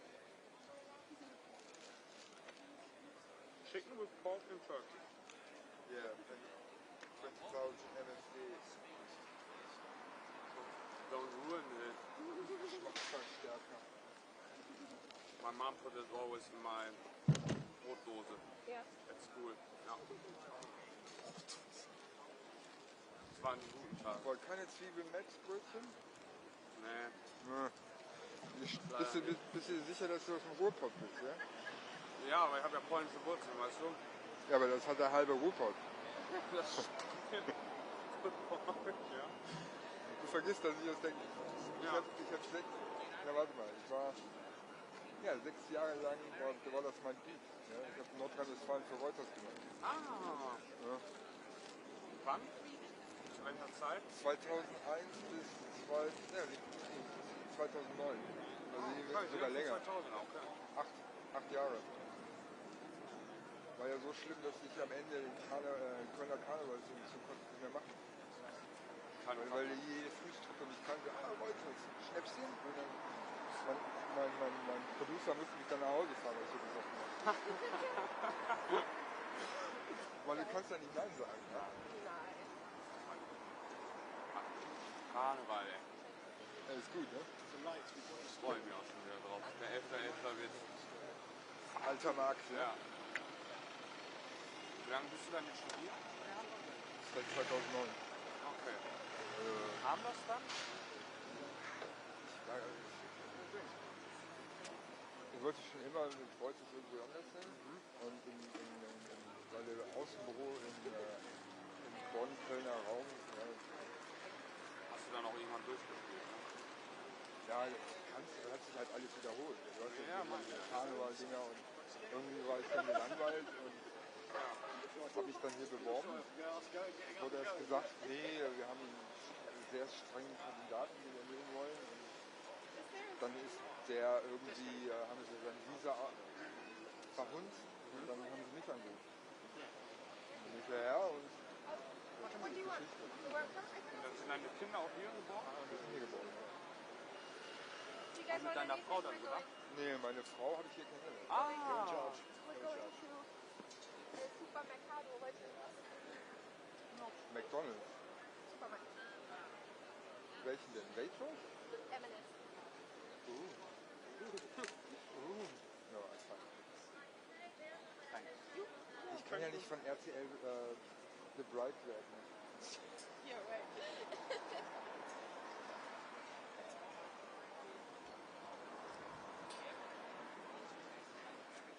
Nee, 2009. Das sind dann jetzt auch schon 16 Jahre, ne? Ja. Britischen Pass auch. Ach echt? Sobald Brexit passiert war, habe ich gedacht, nee. Da fing die schon an mit Permanent Residency und mit so. Ja. Und wie ist der Prozess, da sich einen britischen Pass zu holen? Du musst einen Kurs machen, du musst ihn offiziell beantragen, ganz viel Papierarbeit, Paperwork, dann musst du eine Menge Geld bezahlen, 1500 Pfund. Zu der Zeit konntest du das ja noch machen. Die Deutschen waren ja so, weil die ja immer noch in der EU waren, haben die gesagt, ja, du darfst nach deutschem Recht die Nationalität von einem anderen EU-Staat annehmen. Ja? Wenn du es jetzt machen willst, musst du erstmal die Erlaubnis vom Botschaft holen. Wie kriegt man die? So, die kriegst du schon. Im Brexit sind die da okay.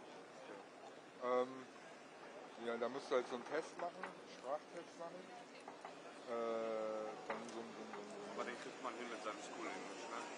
Ja. Ich würde mal sagen, wenn du einigermaßen fließend reden kannst. Ja. Und dann irgendwann kriegst du dann so eine Zeremonie, wo du dann musst du schwören auf die Flagge Ja. und ich musste schwören zur Königin. My allegiance, ja. My allegiance to the Queen, okay? Ja. Dann singst du noch schön God Save the Queen at the time. Ne? Und dann kriegst du so ein Dokument und dann kannst du einen Pass beantragen. Geil. Ich will auch unbedingt wieder zurück. Ich muss sagen, ich habe schon immer eine große Faszination für das Land Scheiße gehabt. teuer hier, Mann. Ja, habe ich auch schon gehört. Speziell in London auch, ne? In London, wenn du nur eine Zimmerwohnung haben willst, also One Bedroom, und für 2 Zimmerwohnungen einführst, diese Bad, Ja. 1500 Minimum.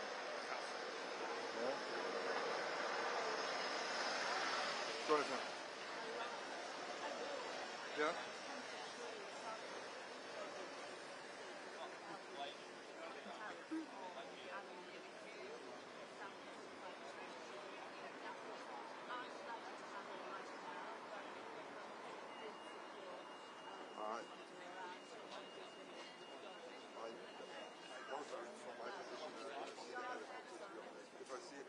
Jimmy News came over and asked me if there is anything they want to do.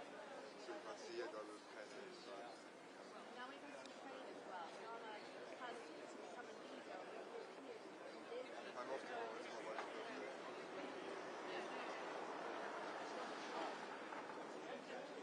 Yeah, normally I would love to do that, but because of the start of the year, it's like better taking that off. My wife is off, so they booked the table in the evening. Huh? I booked the table and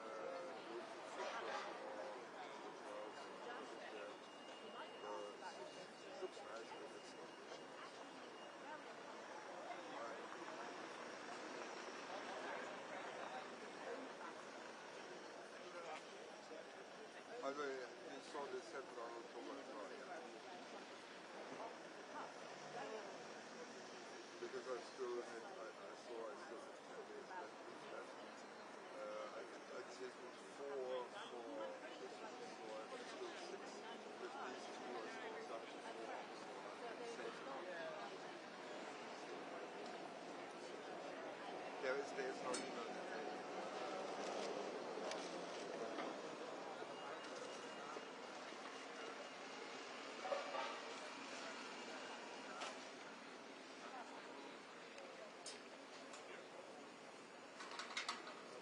Train's not left yet. Round.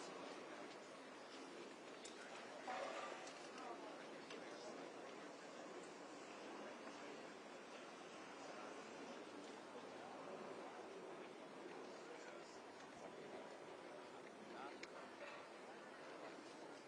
I think we should. Yeah,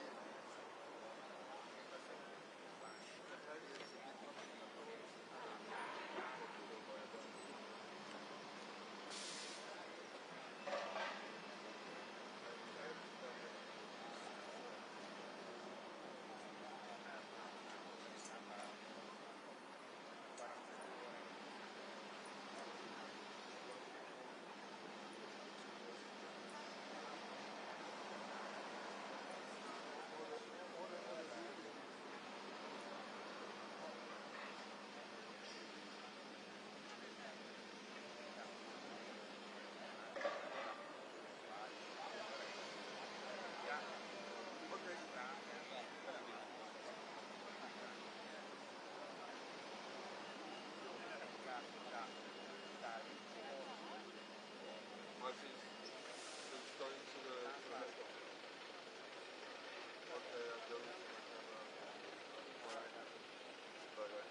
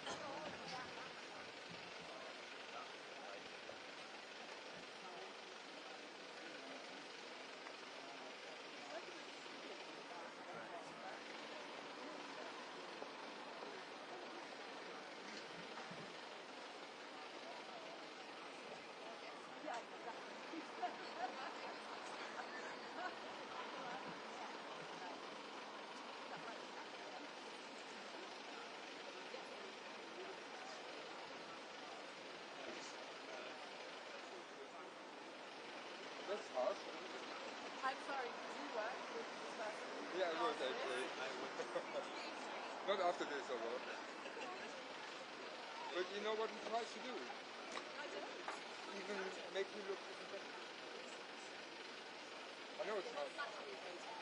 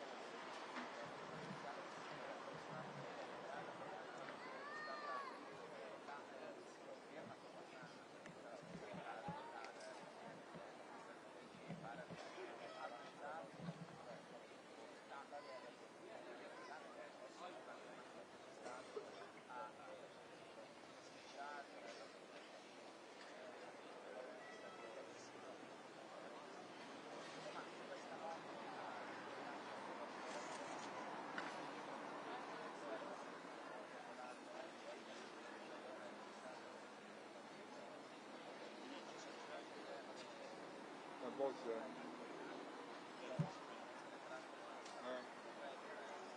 Although we merged there, we were in Stockholm. He was playing and I was...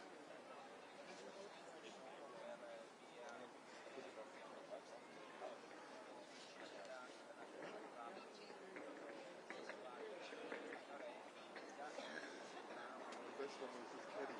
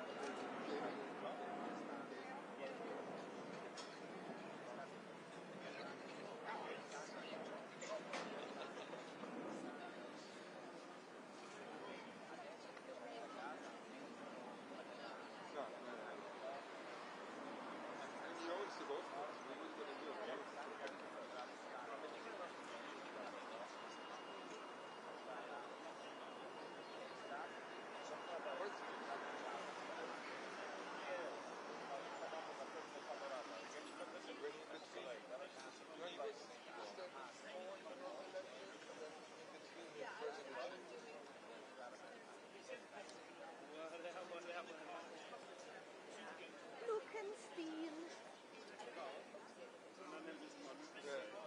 Lucasade.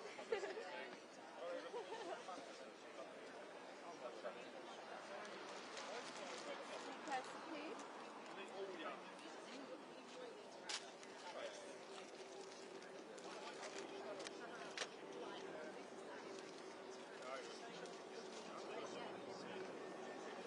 Ich habe auch Nüsse und Käse.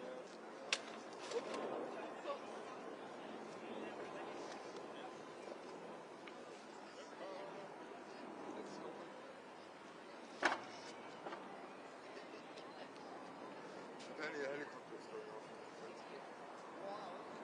Taking off. He just left Windsor and is driving towards Marine One. Da ist normalerweise ist da ein kleines Ding, wo man das einsetzt. Vielleicht geht nicht so richtig. Der Käse will nicht zugehen.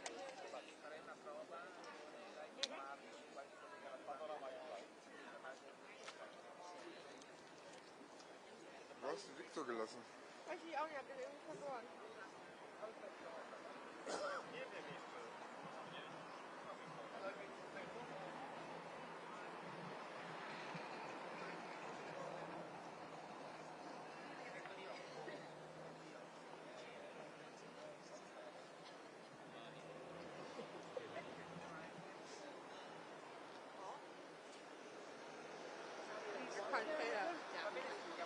Say the message that was sent to me. Was regarding the suite. The what? The honeymoon suite.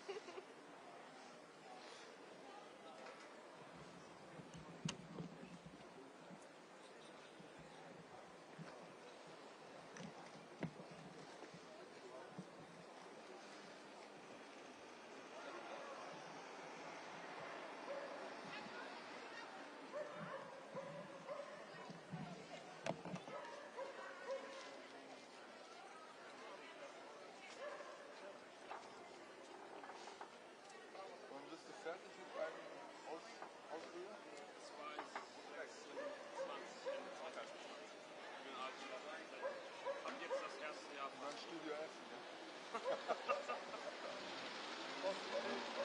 Da wird es Studio Essen schon nicht mehr geben wahrscheinlich. Weil die Kürzungen, die da betrieben werden momentan. Echt? Ja. Aber das sieht dieser Profi aus. Also du hast ja immer noch München, Hamburg. Ich habe eine Filmstation gemacht, das war meine erste Station. Wir haben ein Studio. Auch ein Ministudio. Eine Kamera, 2 Kameras, sowas. Ja, sowas. Ein Cutter. Wir machen zusammen mit Hannover eine Sendung. Ah, okay. Das war super. Hannover ist eigentlich ganz groß. War es mal. Ja, HHSH und dann Hannover Film. Genau, ja. Wir haben ja früher mal ausgeschrieben.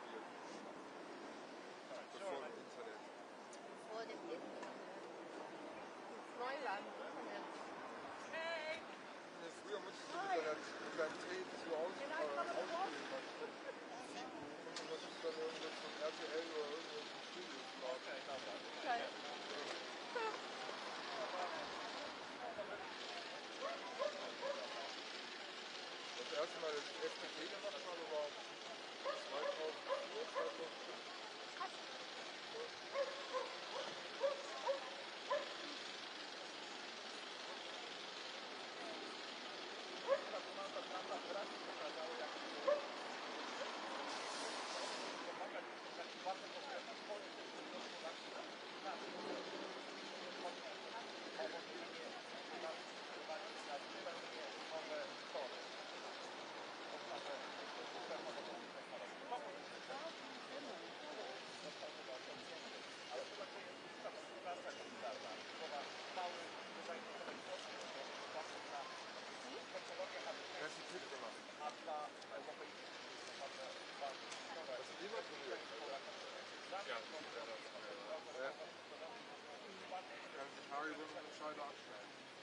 Aber es gibt ja von Katjes diese Paddlerberg.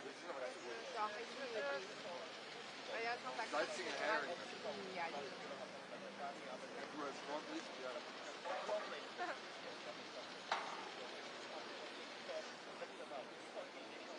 immer das Erste, was ich machen soll. Packung salzige Hering. Ja. Und Lecker. Dicksalz.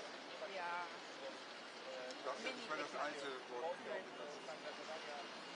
Aber zu Ostern kriegt man immer diese Ostereier, die weißen, kriegt man mit so. Ach, die liebe ich, das ist mein. Basalteier. Was ist das? Halt so ist auch für Ostern. Halt so Eierform. Pur Zucker. Ah, ja, stimmt. Also noch Zucker. Ja, aber ich bin auf Bord, ne? Haribo. Ist von da? Ach, echt? Der Fabrikverkauf, das alte Studio RTL war ungefähr 500 Meter vom Fabrikverkauf von Haribo. Convenient. That's really good of the background of them here. So if you have much of a bottle, you can probably like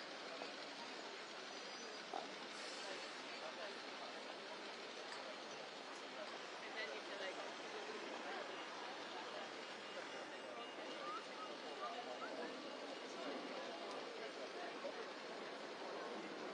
Das war so Stopp.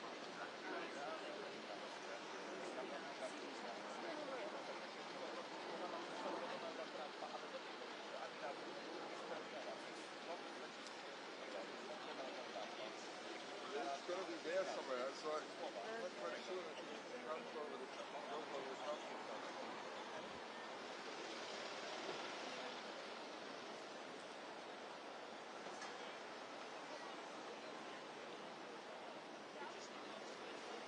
No, it's definitely starting somewhere there. From the house there.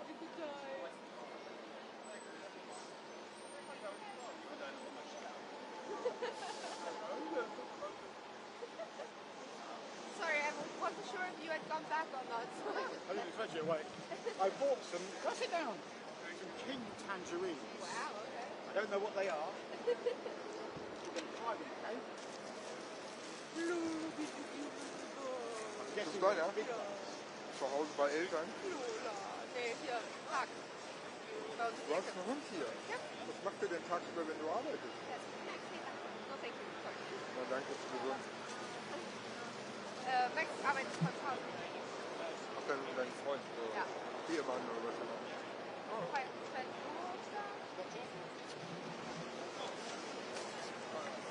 Yeah, that's police helicopter. There it is. It's gonna come round there. It's left, yeah.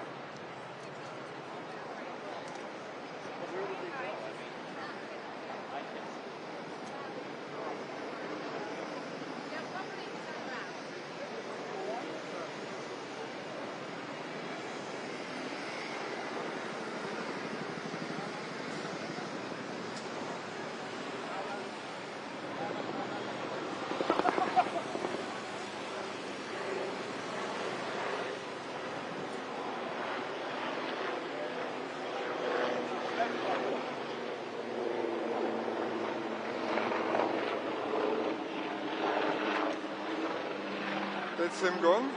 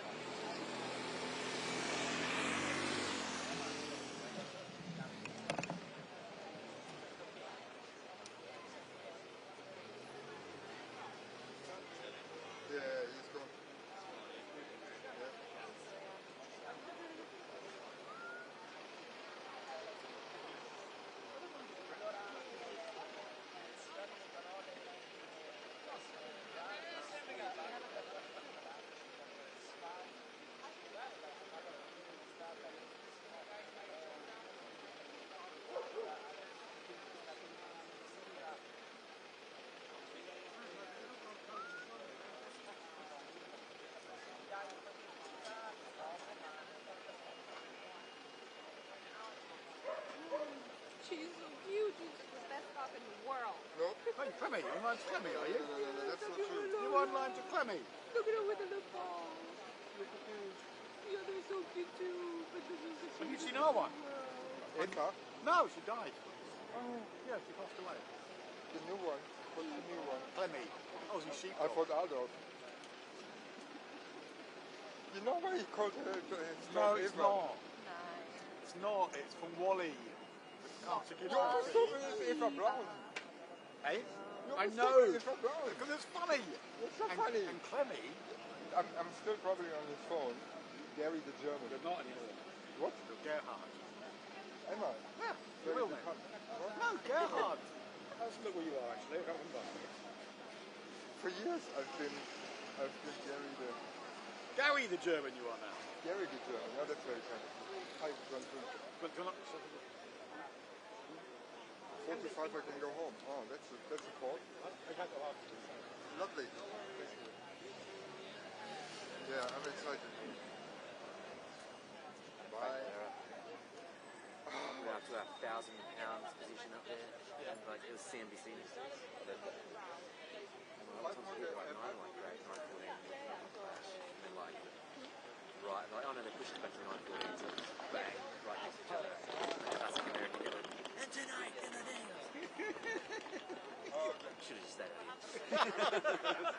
Disaster. Oh no. Like everyone messaging back from Australia like, fuck was next to you? Yeah, exactly. You can hear everything. Yeah, actually, we don't need a chorus. It's big there. It's a ton of my chorus. It's just, What? Were you complaining about them yesterday? Oh. no, He would never. never. No, we just, because I had a choice of going up to the agency spot we paid for or staying down here. But there was someone next to us, Yeah. and their cross was originally like 9 o'clock, and then we were like half past, and then they moved it a bit. What's that? Oh, thank you. I don't know This is the difference between... Oh, okay. This is the Do you want difference, see? cheese? We have cheese. Oh, this is amazing, no? A little picnic. Oh, lovely. Oh, thank you. I didn't get offered Do cheese. you want a cheese? Here, have a cheese. You can have... This is all ours. I'll cheddar.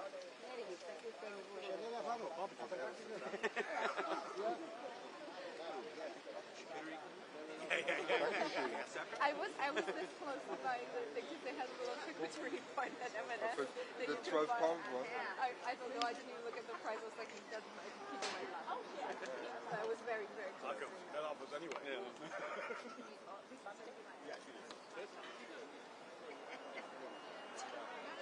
Sorry for our team. They're like, hey, you didn't get to check his accreditation, but just go to a piece of camera out there somewhere. Go stand by a really fast road and do a piece of camera by a hedge. Yeah, so I'm like, we've got a really important appointment at the pub in the afternoon. Yeah. Sorry. Yeah, I'd love to help. Yeah. Thank you. Alas. Other I commitments. hope it's okay. I'm looking at myself. You've done this before. I try, to be honest. Nah. Yeah, that's what I'm doing. Don't be They're very good. Baby bells have got no cheese in them, have they? Baby bells have no cheese in them. They're just kind of like, left over when they don't know what to do. I just like the satisfaction of undoing Yeah. it. Yeah. Not as small. He makes things out. Black.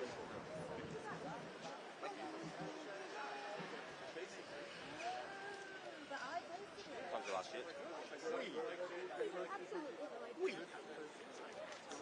Hence the picnic. We're just going to be here until we're not. Yeah. They say go, and then we go. And then they call again, they're like, oh, never mind, change our mind. We have to go back. Do you have another team anyway? Like, We don't even know that. We don't even... We have another team. Technically, there's another team. We're just not sure they're coming. We don't know anything. And if we ask, it won't help. you're comfortable. It's not raining. It could be worse. They could come back for a third state visit. Yeah. Or worst case scenario, he stops over in Ireland for his golf club. And then all we know now is that he's not going to be unhappy.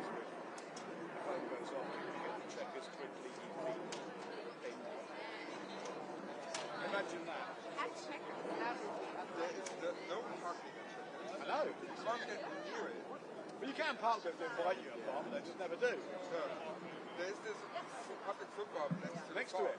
Weirdest thing, isn't it? Yeah. Weirdest thing. That's what we were for when Boris Johnson went after his hospital during the pandemic. I mean, just the fact that they've got this secure weekend house, bloody white of way footpath through it. Only here, you know? Yeah, but what they do is there's this path on left and right are red lights. If you step over the red light, you have security with no.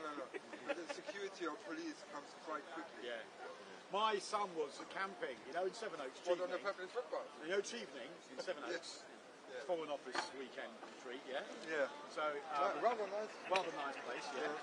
So my son and his mates were up there, had never heard of Chevening, we lived not far from there. He went camping overnight on the garden of Chevening, didn't have a clue. Weirdly, in the middle of the night, I get a phone call, said, Dad, can you come get me?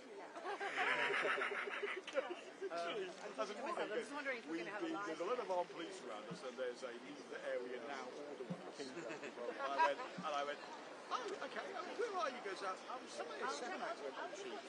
He went, how'd you know?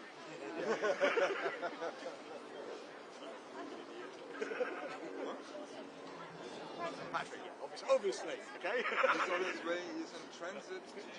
Obviously, Patrick. To check it. Unless the Marine One was empty, but then why free shares and... Box and TVs. TVs and boxes. He's thinking.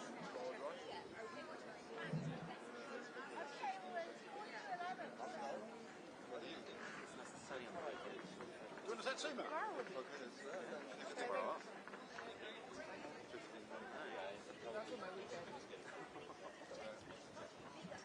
They're supposed to rain on me. 24 degrees tomorrow. Yes? It isn't good. Oh, does it? Definitely having a push. Yeah. He's Greek, only meat. Yeah. And olives.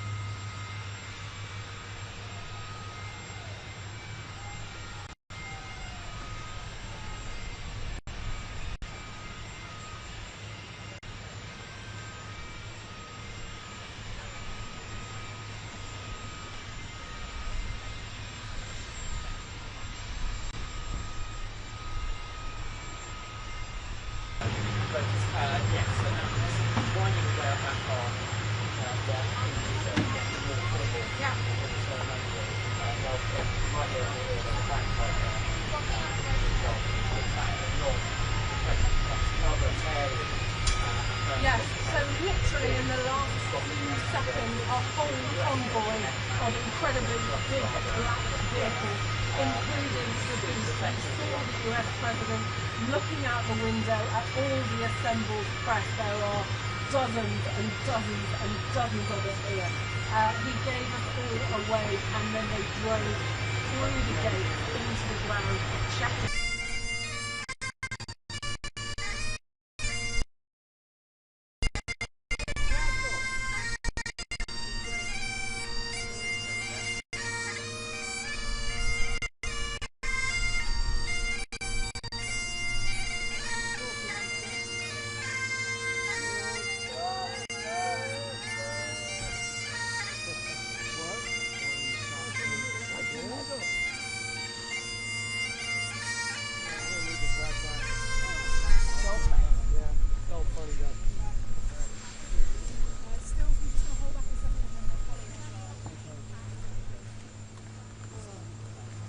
What are we doing inside the fire line? Do we leave our bags here?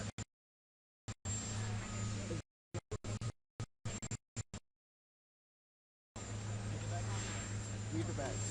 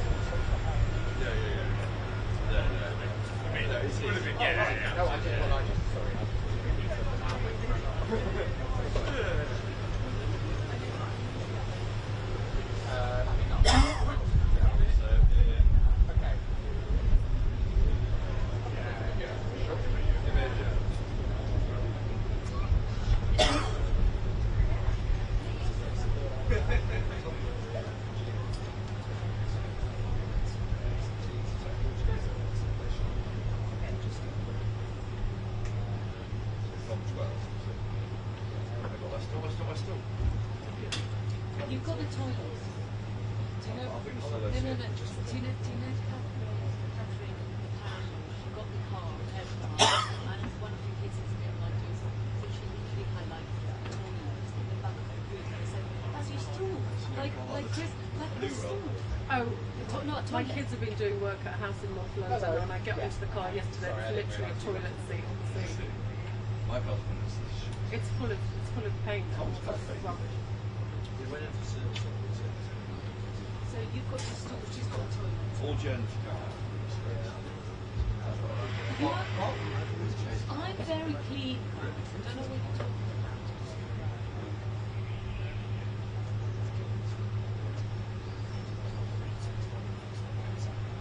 Yes, the bagpipers have been here, the big cars, now the meeting and a lunch with US investors too.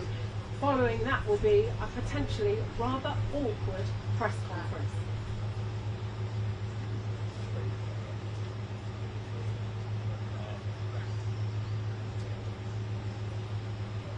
I literally didn't know that took me entirely by surprise. I didn't hear anything really until I suddenly realised about 5 seconds before that it was about to speak to me and I hadn't thought what I was going to say.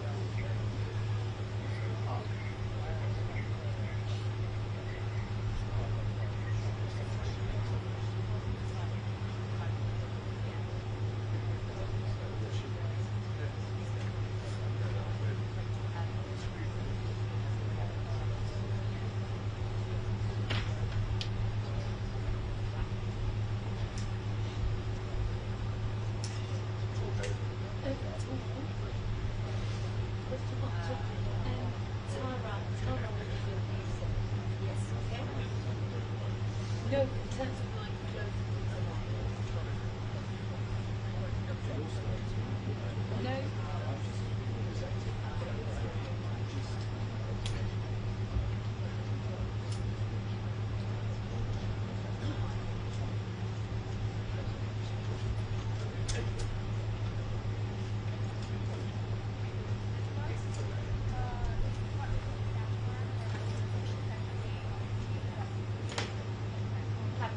I'm just going to show you some of the note that is there. Oh, brilliant. I hope they're going to be showing the arrival shots. Well, I don't know if they've cut it, but you know, let's go. So, they've got loads of front living winter. Okay. Housing, that's right. Yours. I think this is from there.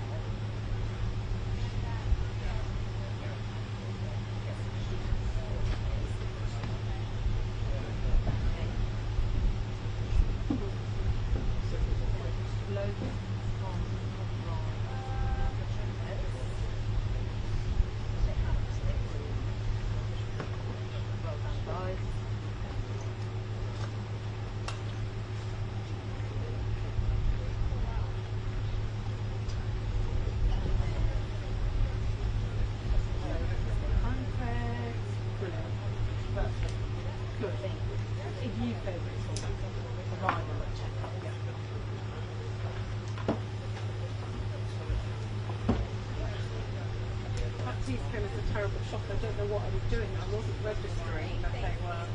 Lawrence and Brian, great to be with all of you.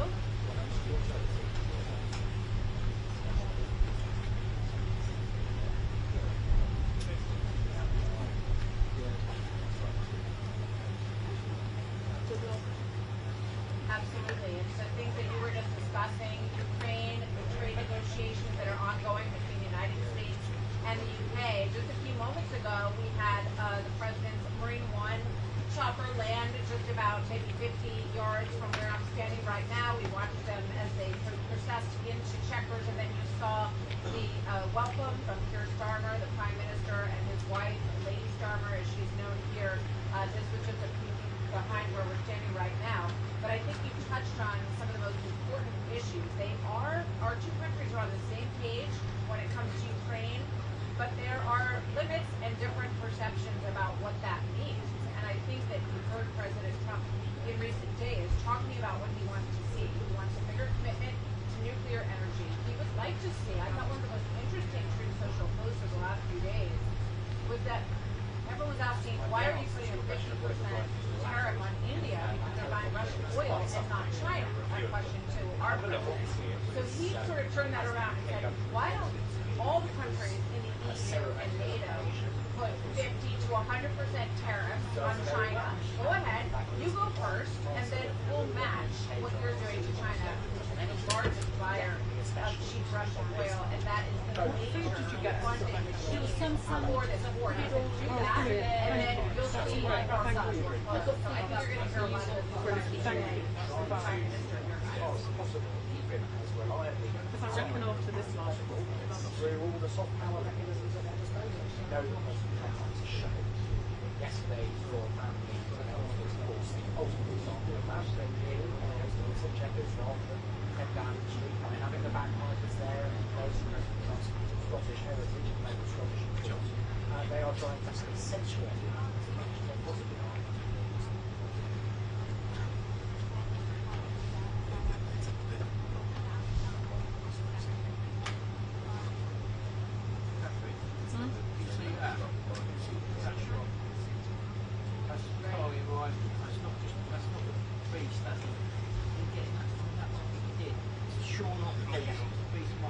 So what they came to in the spring was, and it was the first trade agreement after President Trump was out. So that's the thing that we don't know about countries.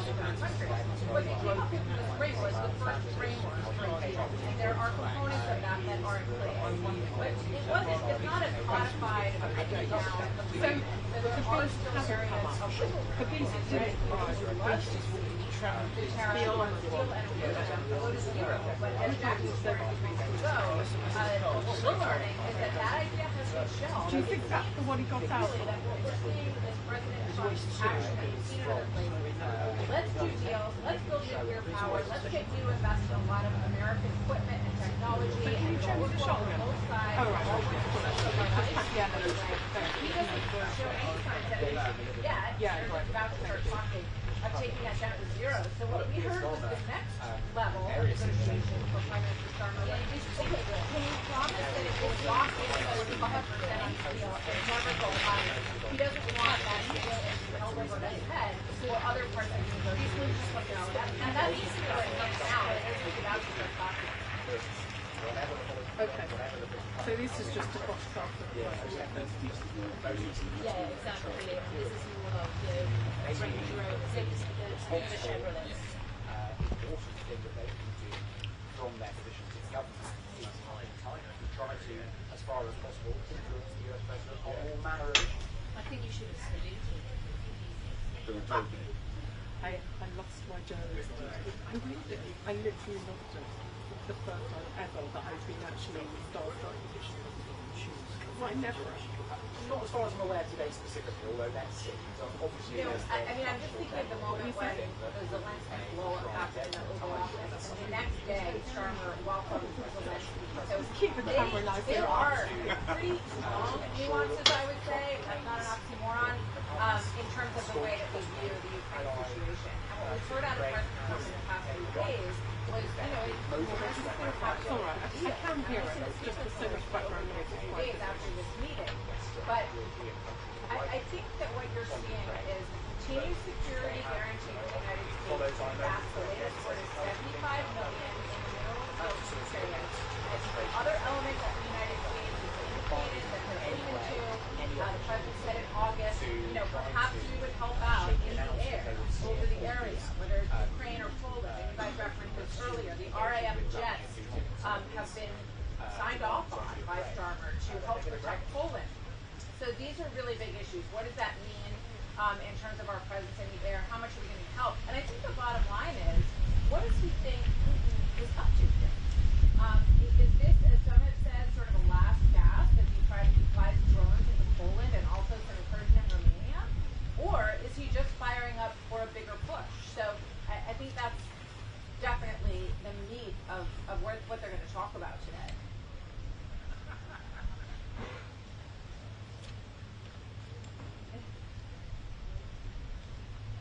Thanks, guys. Thank you.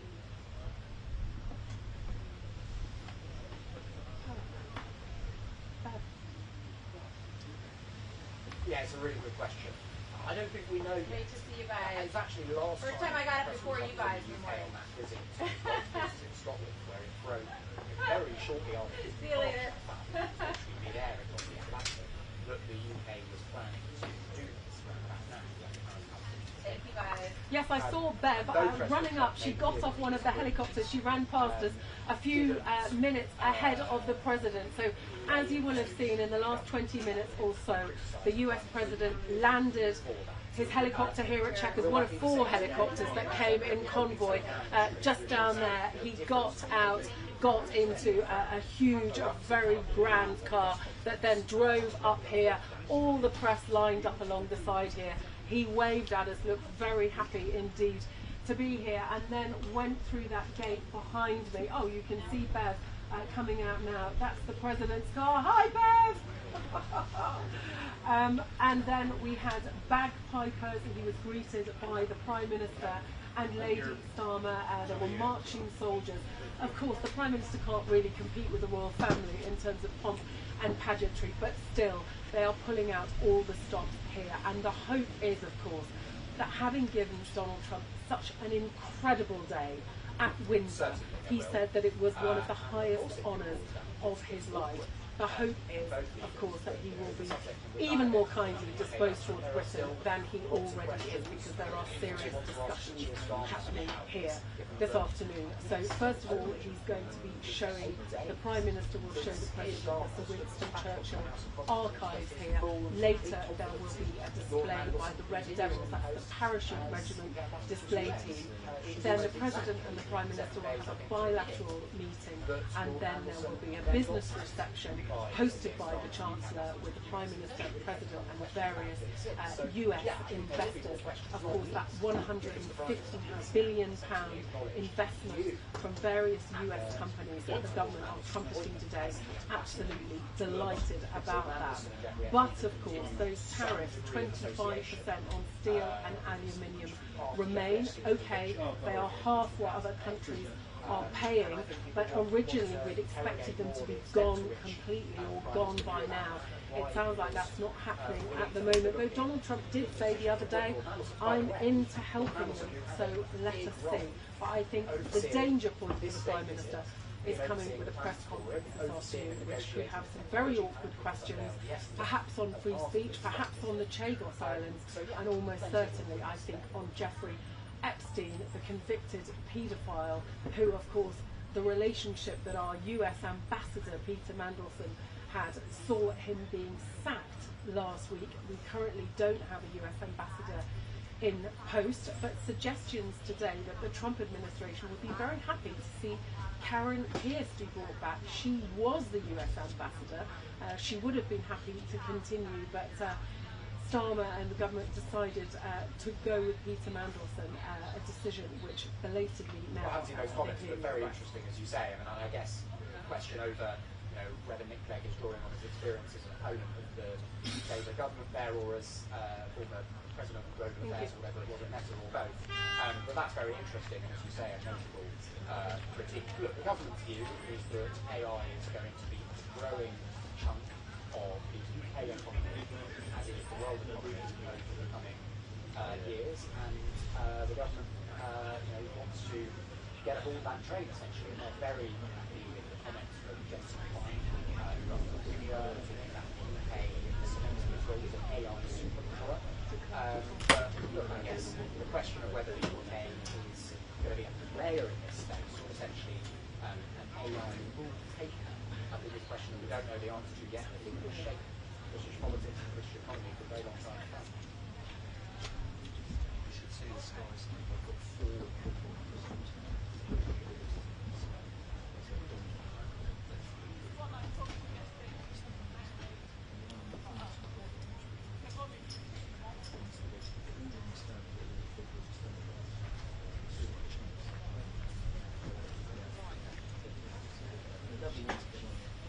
She's a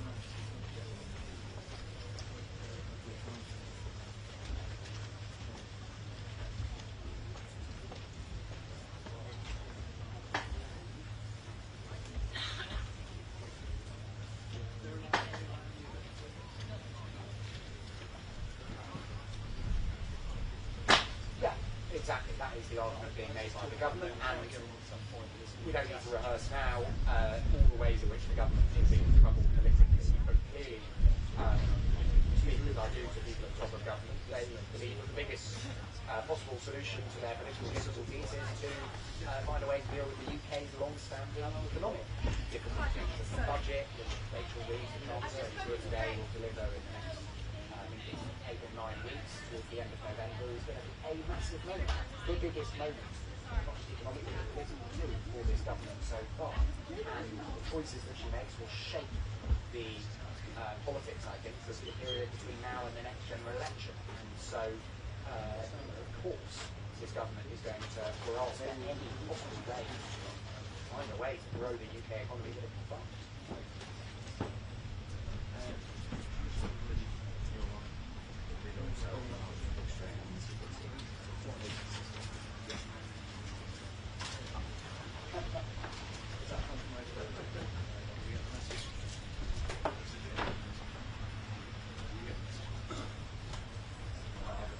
I was busy talking to you, that's why he's in this election.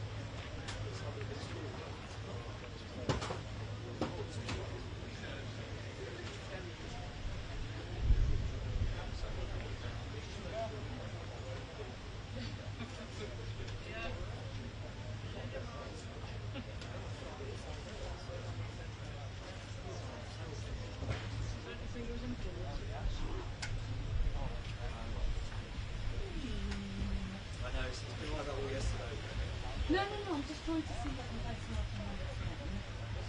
To see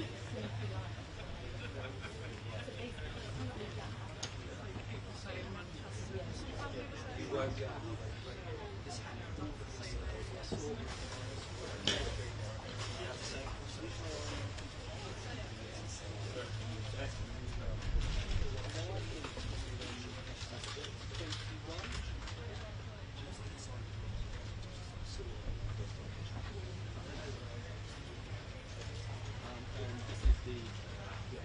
that's your lot. That beats my lot.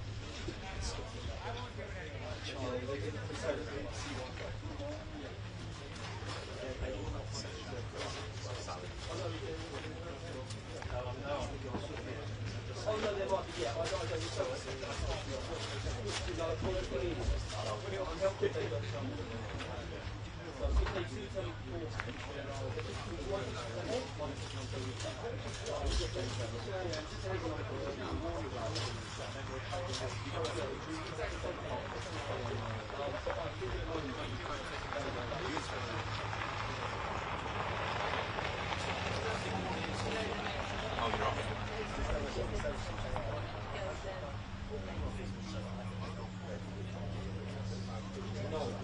It's your car.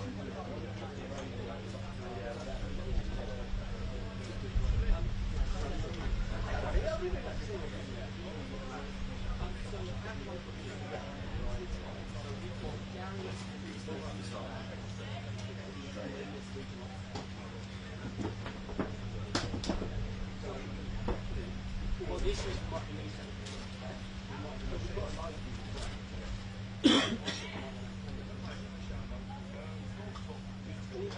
We have an RT which is what's the need for that one? I mean, I can give you a radio RT.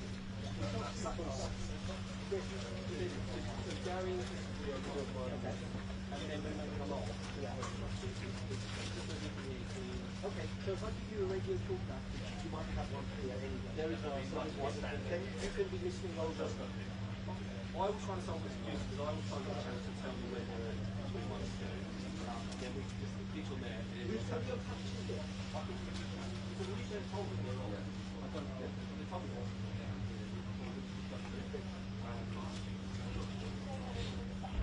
That's two. So, one is four.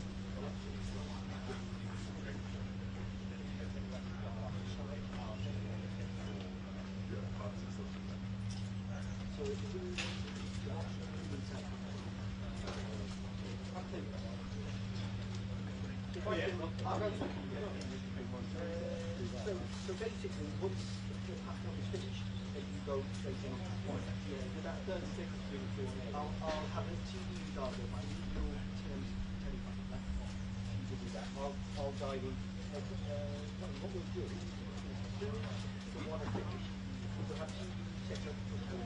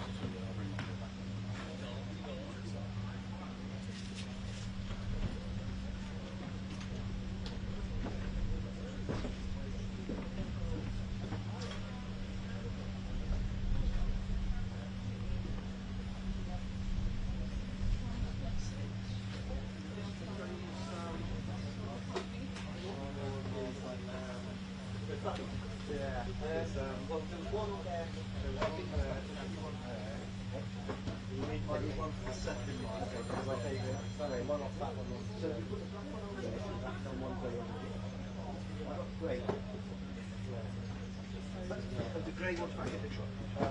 Take the grey one. Yeah, no, but one for the one.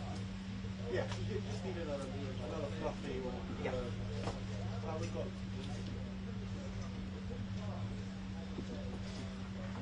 He didn't have any, so we'll take that one.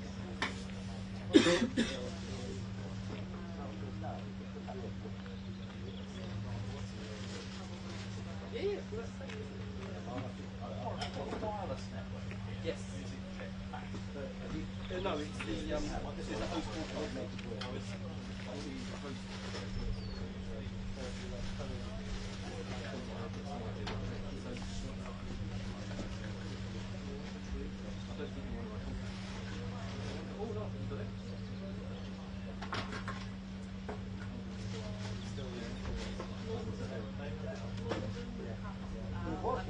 Yeah, there's one in the ECM 77. So yeah. That's the password.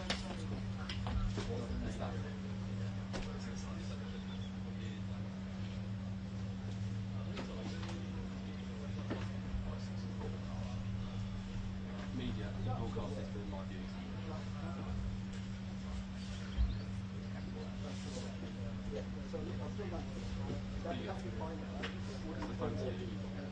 I won't be here. I was just warning you. Where was the one that was on that one? I'll try and get let me get a conversation news channel. You're happy? Yeah, that's good. What was falling off? No, that's the one you got. That's the one that's falling off. Yeah, that's the one. Put that on there.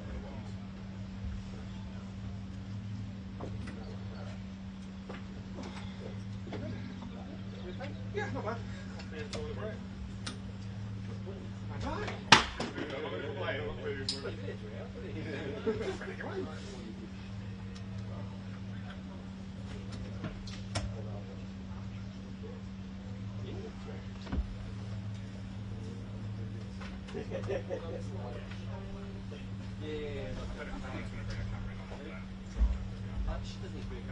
We had a whole conversation about it with David. So I said to everyone, don't get your camera. I made the decision not to, because otherwise I would have left my house at 4 o'clock this morning to drive to Far West and to get it and drive here. If something goes bad, yeah, that's exactly what I thought I'd do. The problem when it comes back to it.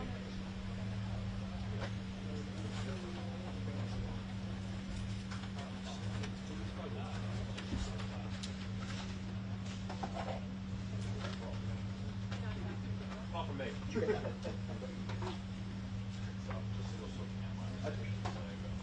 Give it to Warren. Warren.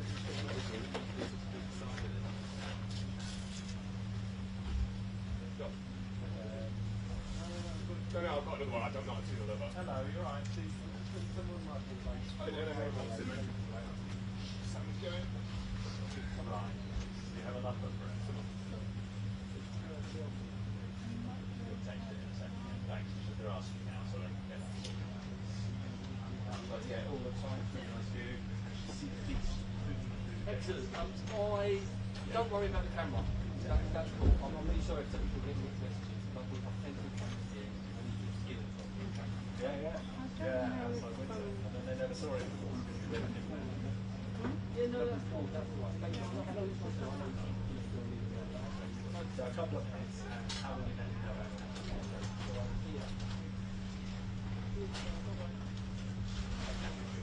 So there's a fairly tight circle now where you carry that on with space.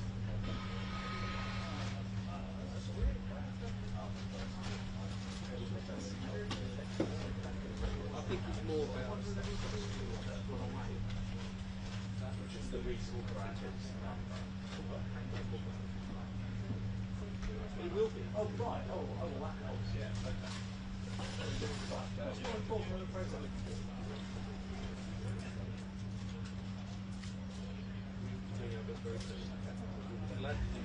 I guess that's a big compliment. Cheers, mate. You just go, yes.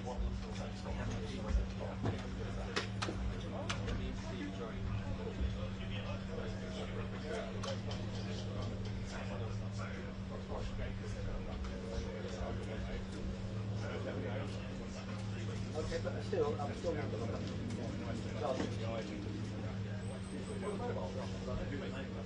yeah.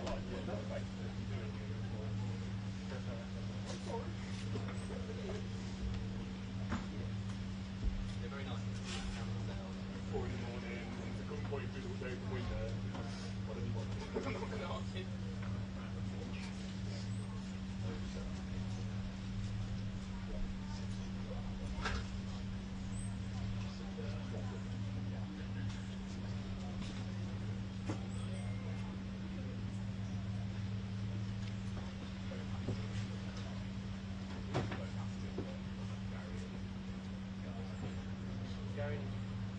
So the ones on that camera, Henry's done the top of the hour, then at 1:30 it's Chris plus Gary, then it's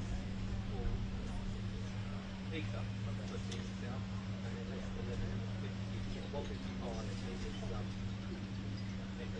But it should be news channel. I need to check them what they're doing. If they're not, I'm put people on there. Hi.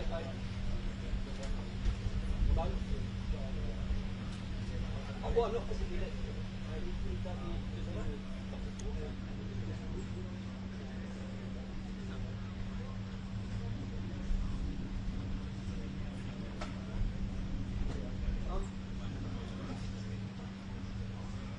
I think Gary was your man, but I don't know. Let me go and try and find his own. So I think Henry was lined up early, so he did a bit of the channel and was going to go off. And Gary was going to continue because Gary was going to go on.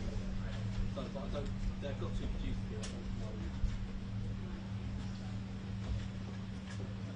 Yeah, just check with them. I will. The cameraman is with here and ready to go, but I'll try and find them, but I'm just not going to do it for a moment. This way, bye.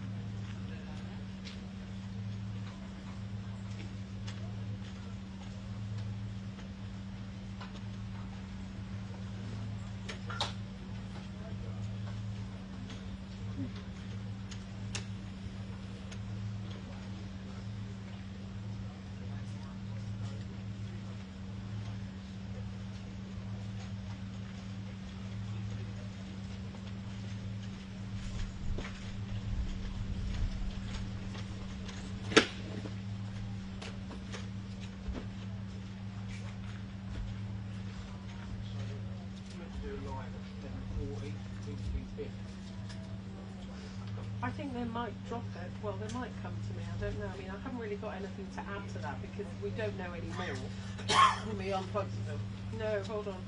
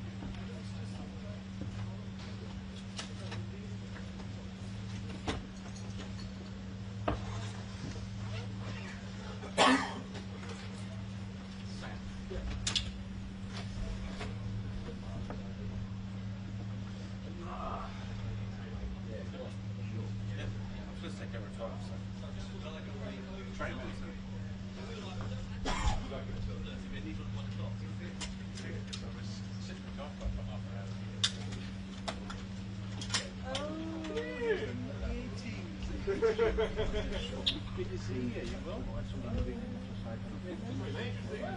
John, you alright? I feel like this is a royal kind of bargain. Right. Put Stuart on that camera. So the only thing is that camera, so that view camera, that is the big one camera. Yeah.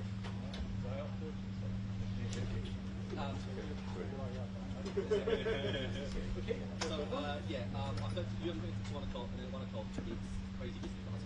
So you'll have. Just stay on that camera. Yes, that's it. And people will stand in front of it and you can see them there. Perfect. Henry. Yes.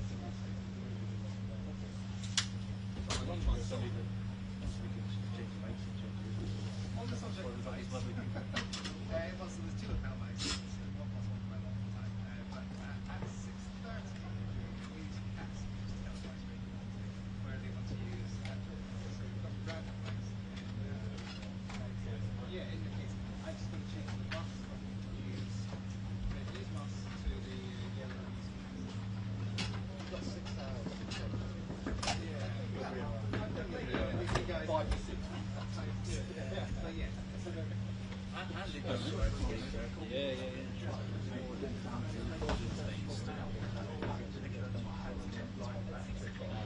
It's just about the light infrastructure.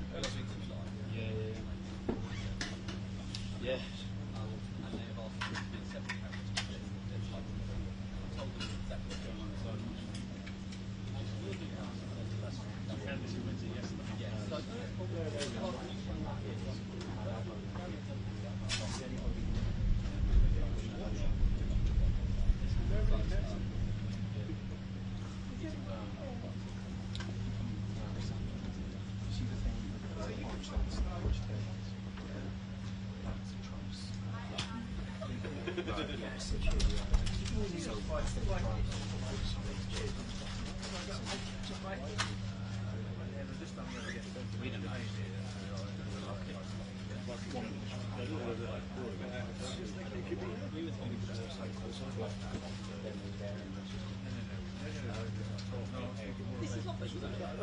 Oh yeah, you're still coming to me, yeah? Okay, yeah, that's fine, thank you.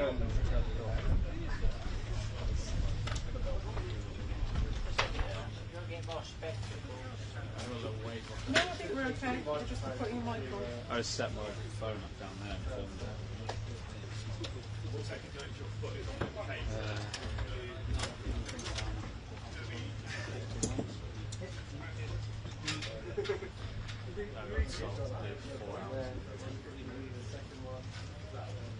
This is the primary one. Yeah.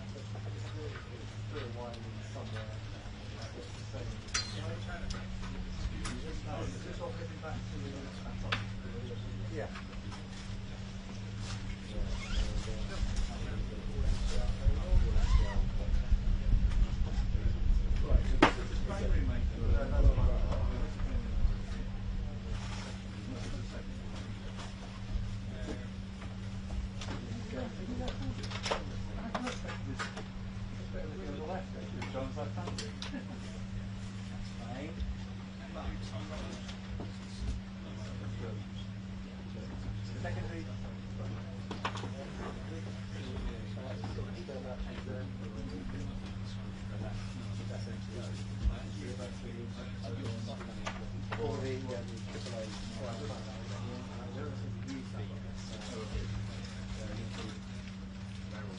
They should be alright, they're laughing.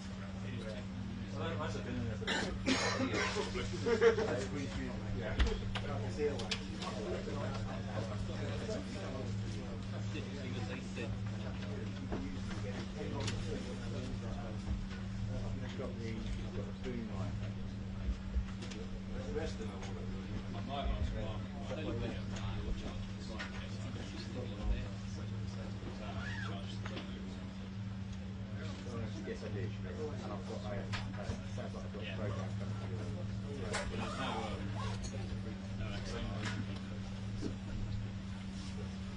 Yeah, I can hear you. Thank you. All right, so we're all happy then. Hello, hi. Probably will. She would have an earbud as well, but not here. Oh, fine. Press that. Okay, no problem. Okay, thanks. Thanks, bye. Bye. No problem. Swapping Bye. cameras. Okay. Okay, that's fine. Can't say I haven't had the fair share. Thanks very much. So you and me are clear now, yeah? Yeah, well, I will go and sit down. Apparently Chris is eating our sandwiches, that's nice, isn't it? Given he walked up at 11 and he must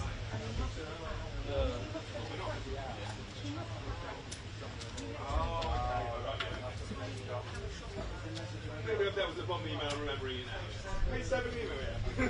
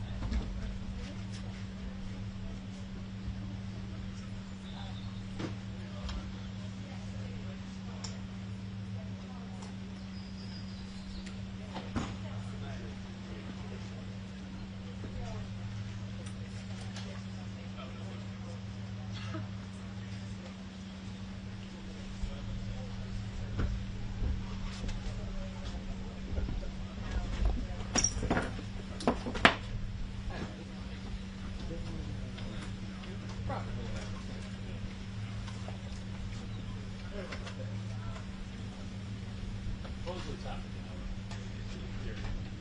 Michael, how are you? Okay.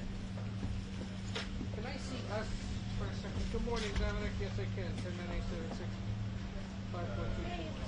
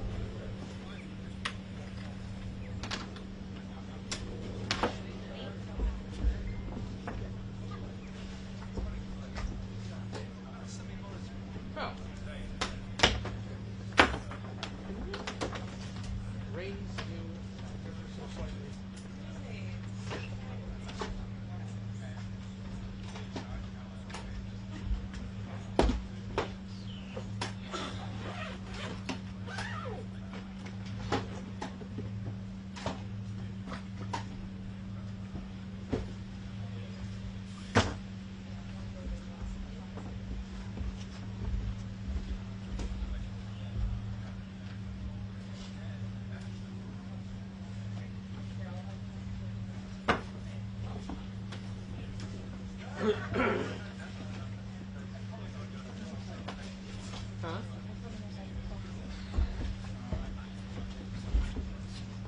It's not rested on that room. 10987654.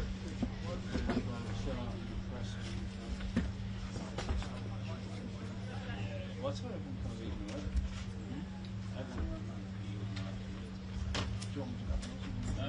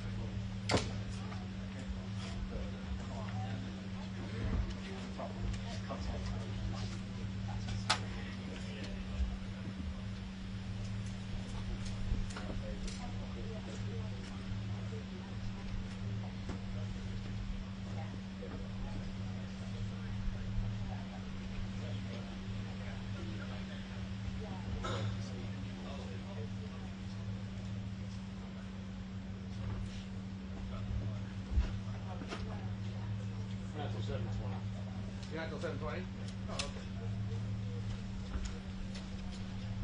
Steve, what survey channel is it?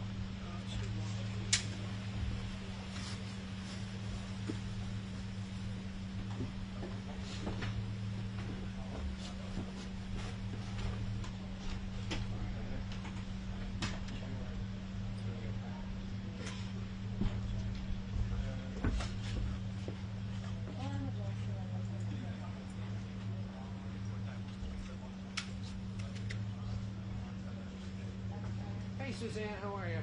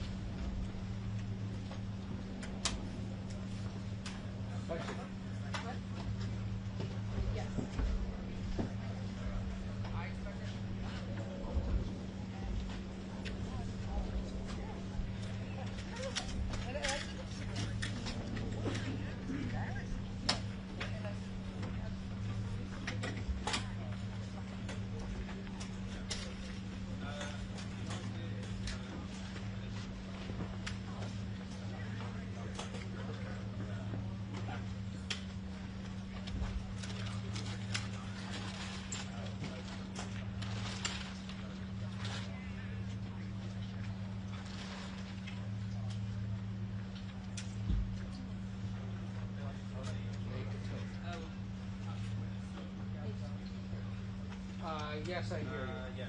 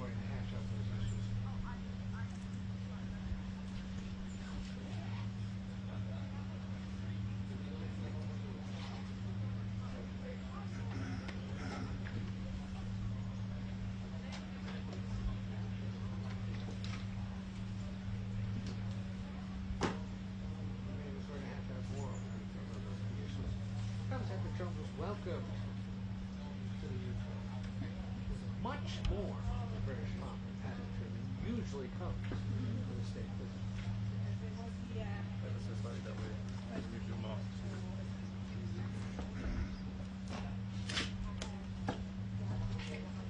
Nice you to clean the floor for me.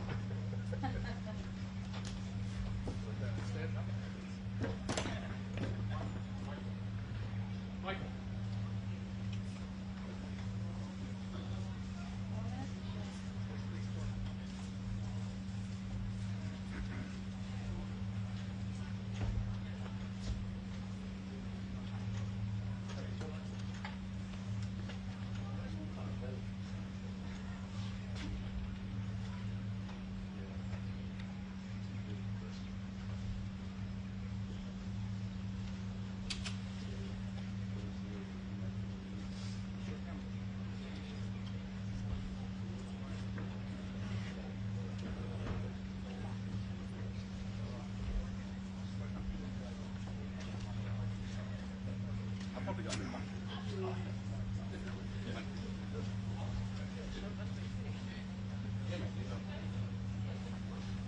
Just go check with Rebecca, I guess.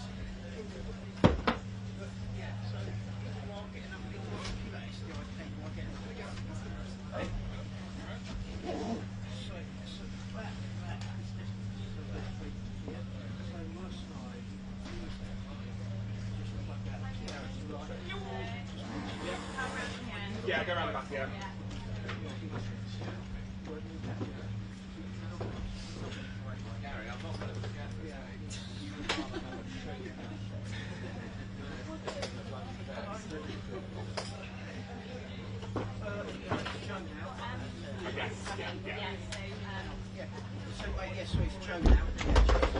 Cheers, Steve.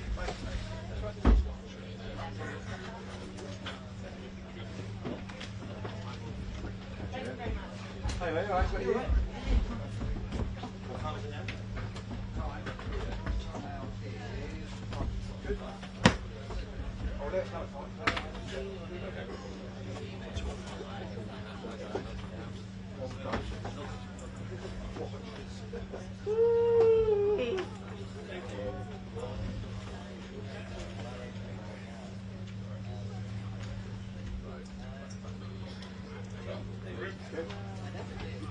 Which side is he going to be on? Gary's going to be on left, right? Let's take 2 steps. Yeah. So do you want me to stand the end of it? Is this an interview? Or Yeah. Just I think so. all good, all good. Bit too cheesy, aren't we? I'm probably going to push in on Rob anyway straight away. It won't be you. Oh, it's not Rob. Oh, it's somebody else. I can see Rob. I thought he was on there. How you doing? All right?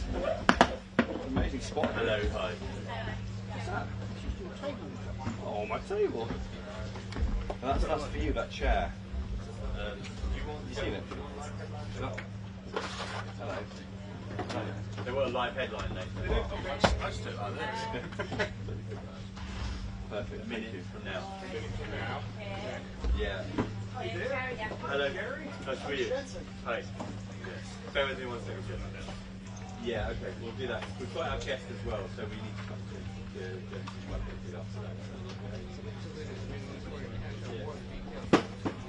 After the president was welcomed to the UK, that even more 2 minutes. 2 minutes, everybody. usually comes. Tariffs and trade are expected to be at the top of the agenda today, but we'll also let the Ukraine, Gaza, struggle. Thanks, mate. Thank you.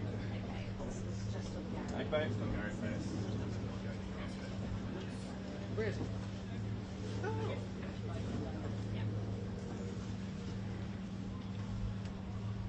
1 hour and 10. Good eye. Yes, Gary, good eye. I'm not hearing any beep, beep. This is for real.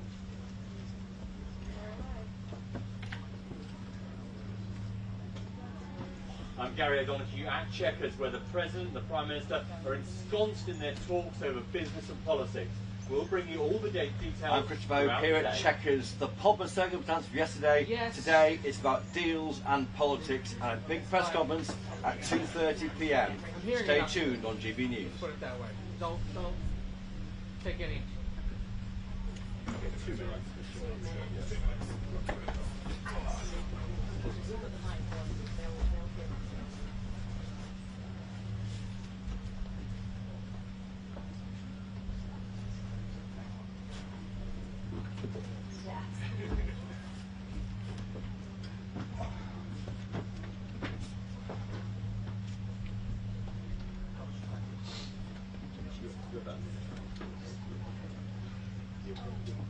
How's it look, Jack? I see. Hello, mate. Is the phone right turn? Yes, I'm good, thank you. Oh, that's good. Maybe just a smidge to your right. Yeah, Small please. thank you.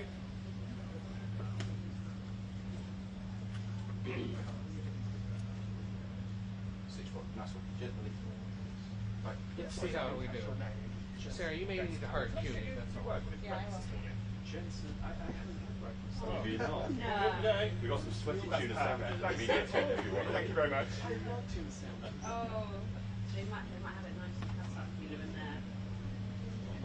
Lost sound? Oh, came back.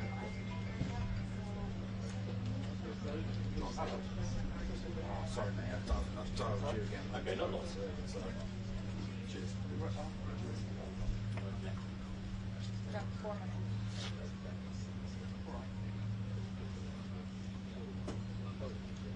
Okay, just square your shoulders more towards the end of that then, thank you.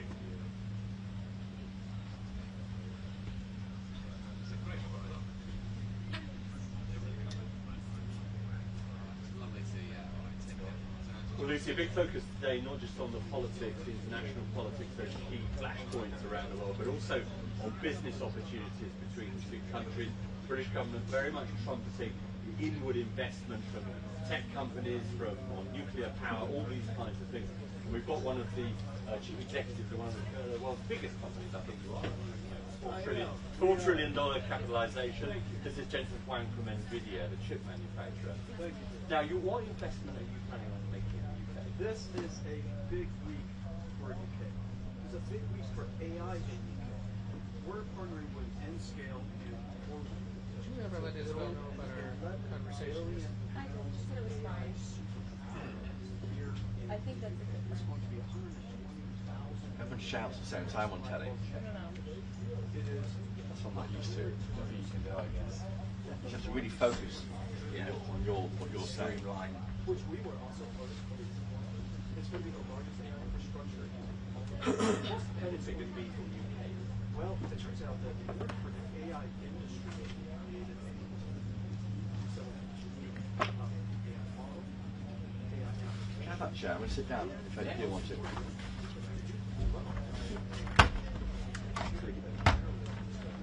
I can make a note. Okay.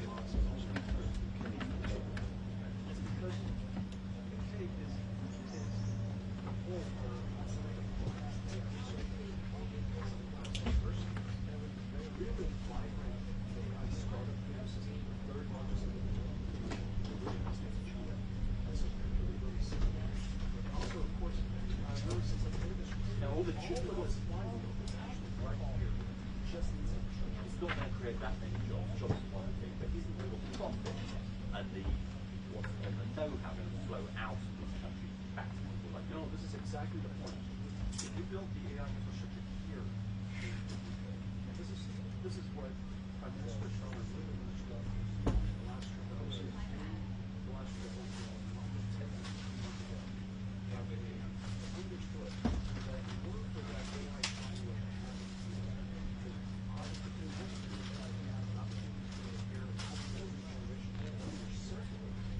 you need to have the infrastructure.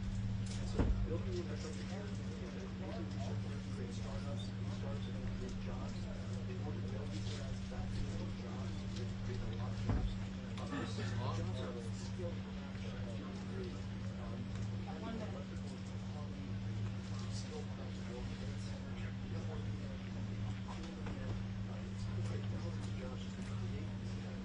you also need a lot of energy technology. Electricity is a lot more expensive in this country than just this is going to be... Hello, I keep seeing Freddie for you and you're not there. Oh, it's fine. So I was talking to the terrorist guy. Oh. Oh, Freddie's trying to meet you as well, by the way. Hello.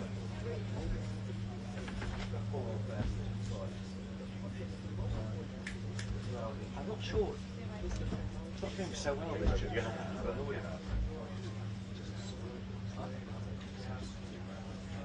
I'm sure she'll be able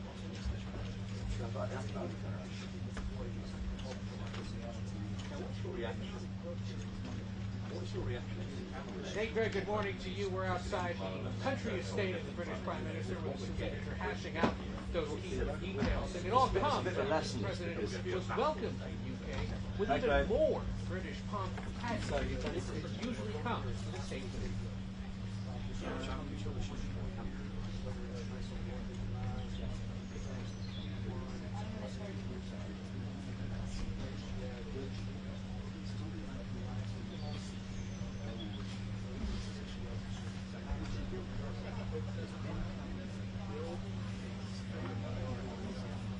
They don't offer it.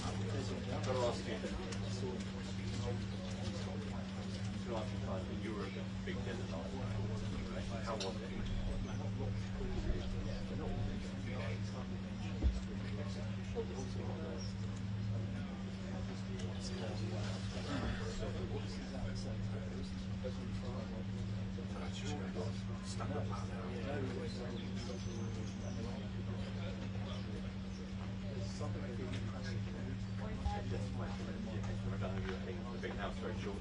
For the next bit of So that was just one of those chief executives doing part of that business discussion, that round table. Also British companies like GSK who are offering to invest £30 billion over the next few years in the States. That's a big important announcement from the British government. Very hot on the front. Disbelief that the American taxpayer gets ripped off when it comes to pharmaceutical companies.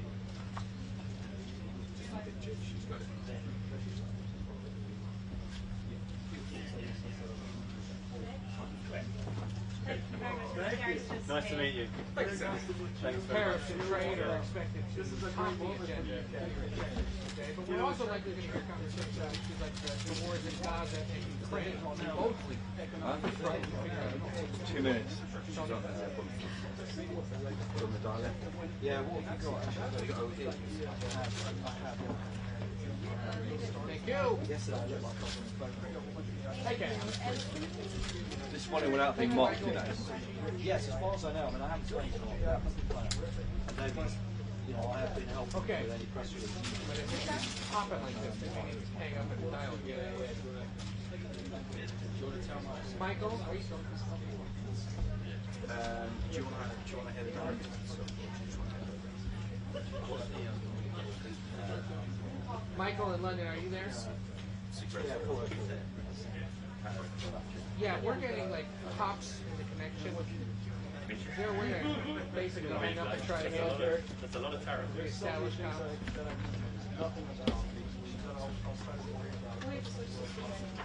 Because you're also trying to sell in.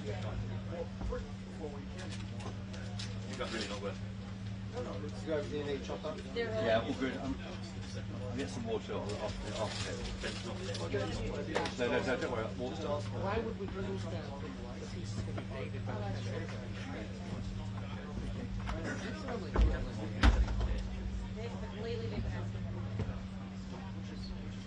I'll start work on that 500-word piece for online. There's a different one. In between it. So you're doing that before? No, I was literally get my get myself into the story, but I need to write. You're not a bubble, are you? The problem is the press I conference. offered to write it for you, but then it would sort of set the bar too high for you next time. The truth is, the press conference is the story. Everything else is. Well, I mean, it's a little bit, you know, it's 150 billion investment. That's at the bottom. Yes, okay, but it's still bubbling. Top 2/3. Yeah, the press conference, yeah. We also want This is the press conference. but that's still also, it's still about money, isn't it? individual tags and that. I know there's the X. Yeah, I could take a picture, could you, of me here for my Twitter? Just one. Behind the camera. I'll do a Twitter.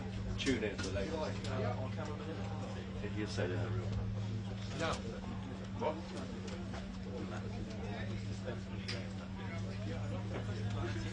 Because that will change. Wear my big tie today. This is my big. Trying to call me the president. You know there are journalists here. We can get in, expert, have a chat on what to expect. Ben Riley Smith over there. He knows Trump very well. Ben Riley Smith, very much. Yeah. He wrote a good piece, magazine piece. Telegraph guy, he's quite good. Cool. Huh? So I'm doing the one. Yeah. Actually, they're close to 1:30. With me and Chris. Well, let's get your mics and everything.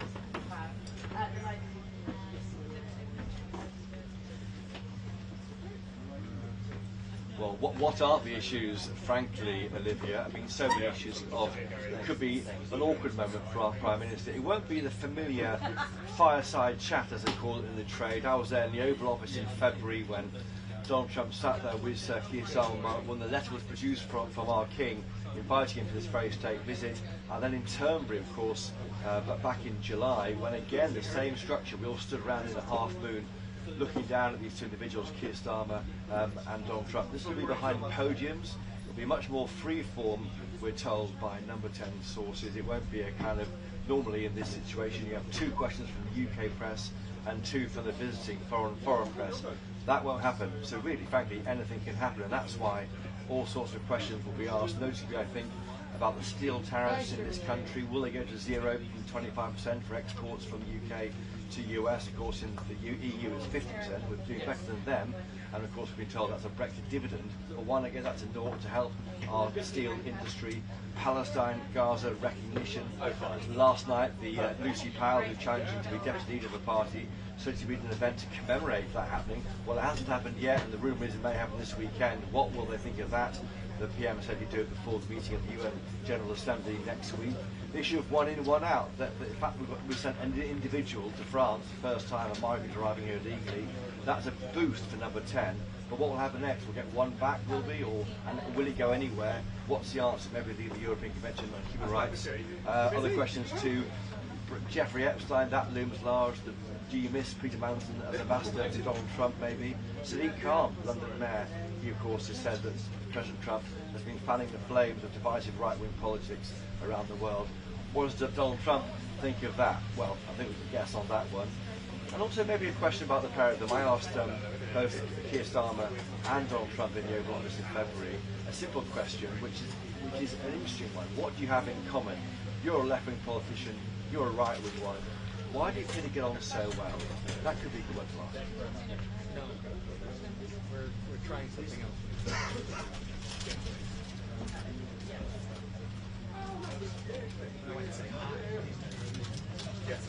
Yeah.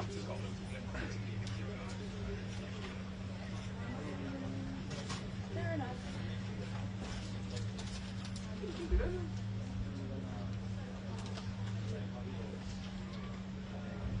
Yeah.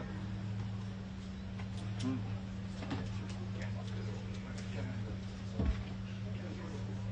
Yeah, Liverpool then Brighton is always the end. No, I've got to listen this year. I'm switching up to nice. Yeah.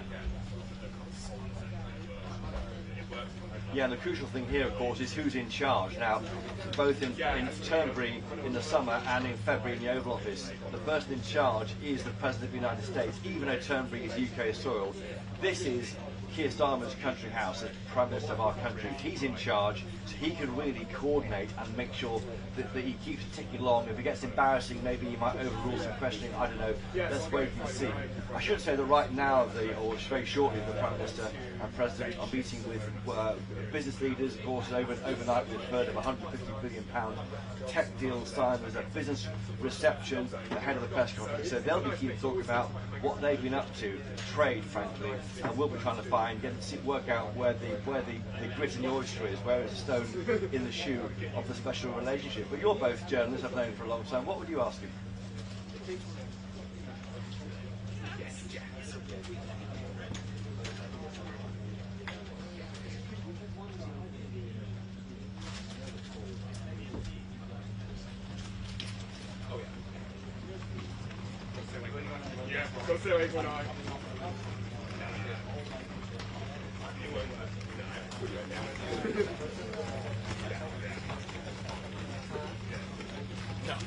I know.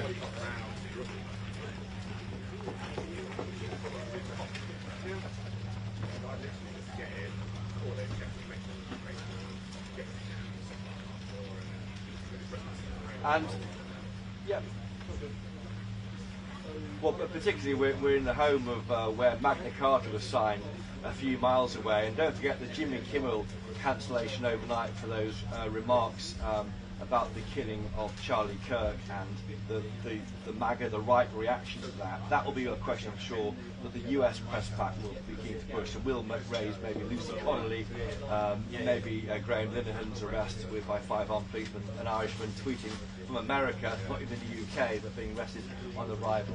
Olivia, any questions?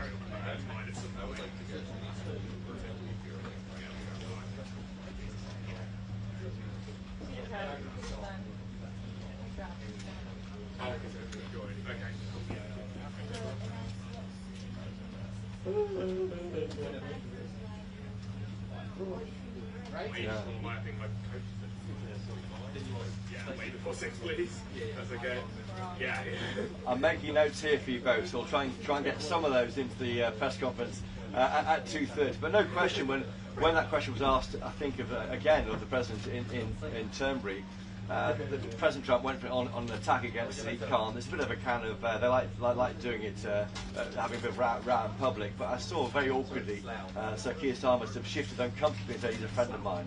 So he's still friends with saying these things about the leader of our closest ally. Question. Yeah, I see what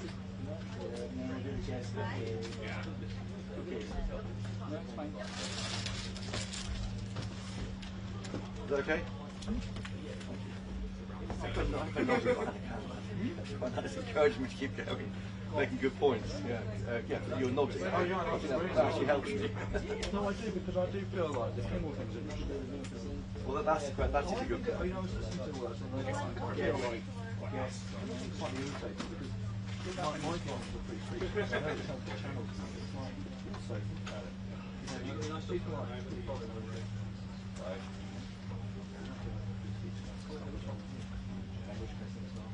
The real story, I know it's on the surface, but the real story is what is free speech on Kennedy. I mean, the racing. I think the guy's is dead, hasn't been buried yet, and the family mourning. I mean, there's not. Still. The other point, I agree it's distasteful. Yes, that's the point. They're obviously looking for reasons to stop paying 16 million, because there always is a reason against Trump. If you're racing for a reason, it's with power. It's like anybody, it's like I welcome your opinion. It's something I don't really want to hear. That's human nature. You're not doing free speech.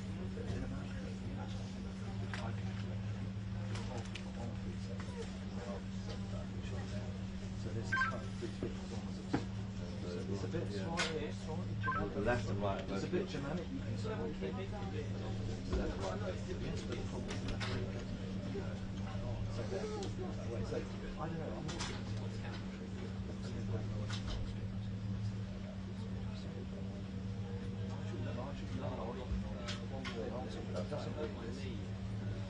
Well, when's our next one? One and then. In theory, yes.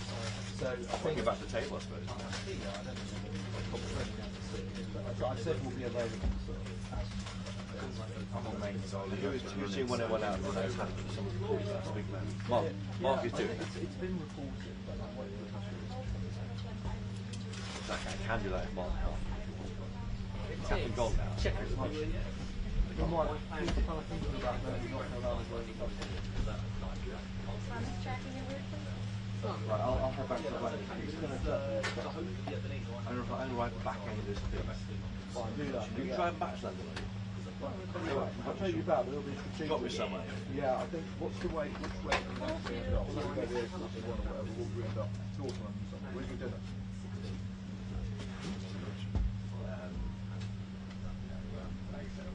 So if we go down there, I'm sure you want tag and a straight and drop. Yeah,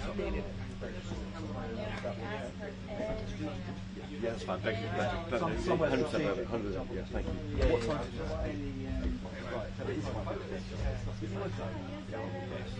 You asked the Ben White Smith.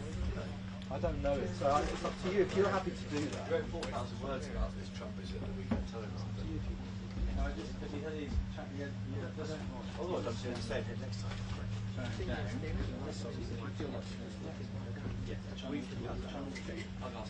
I'm saying. It's something that you want to do. It's up to you. In the sense of, yeah. You know, the problem is if they give you a short here. Do you ask them if they want to do it? Should I ask them? You ask them. Right? It's so good and you want to. Just on. I'll go find it. Should I ask him if we can do it? Then I'll text you. Do it, tell me, and we'll sort it out. Yes, when you came in through that, the team will be there for the money.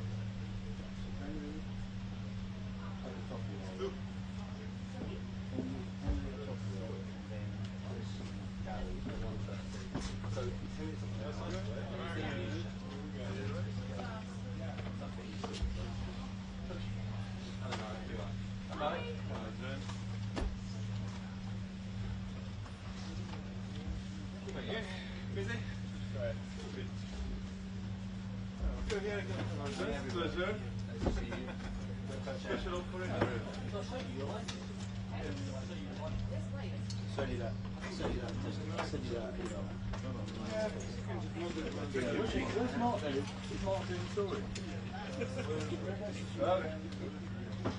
Yeah, I'm quite certain to he will have to consider around me. I don't want to step on any mistake. Alright, good mate. When do they want chocolate? Next hour or sooner? Yeah, he's done that one. We might. They'll be crashing something to their noon show based on what he said. Yes, for the pressure. I don't know when it comes together. Kaplan's offering chemistry today, which I think is to cover that, but maybe not. I was going to say we might grab one of the other journos to be a guest. Chris is quite keen for the next hour. I don't know what we'll see. Well, yeah, the Telegraph's guy's written a lot of stuff about Trump. I don't think he's interested in that. There's only journos in it. Maybe I'll say. Possibly, I'll let you guys know if that's an option. Alright. Okay, cheers. Bye. Bye-bye. Bye.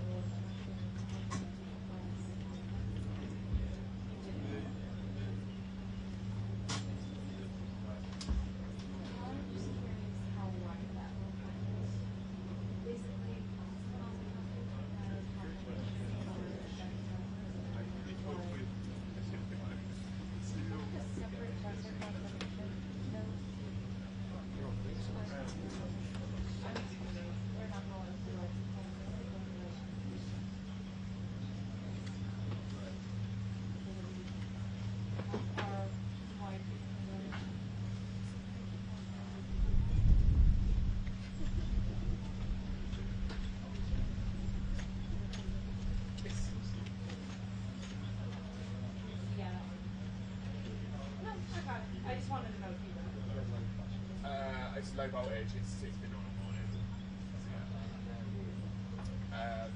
Power unit is not giving, I don't think it's quite giving 12, it's giving like 11 and a half, so it's just setting it off. Chris knows about it, it's got batteries on it.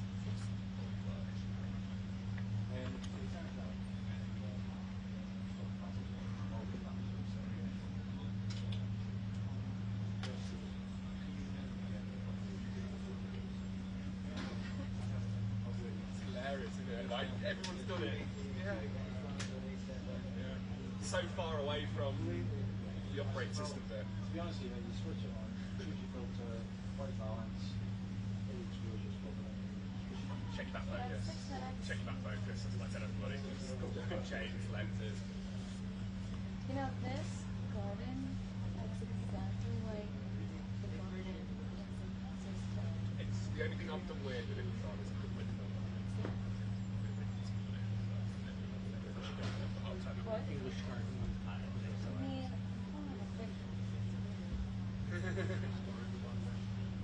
If you put it in your ear, it feels a bit hollow and not like warm. That's why.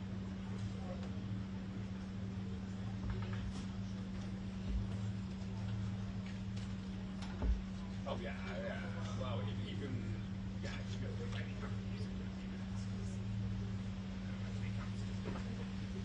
Same thing.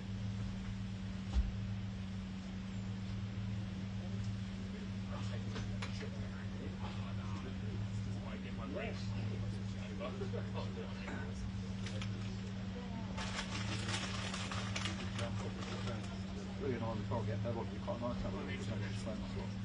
If I'm in person, I quite like it. Just do some travelling room the whole time. Yeah. I don't mind having a different show on, it's quite nice to have an open. Okay. So annoying, it's quite actually.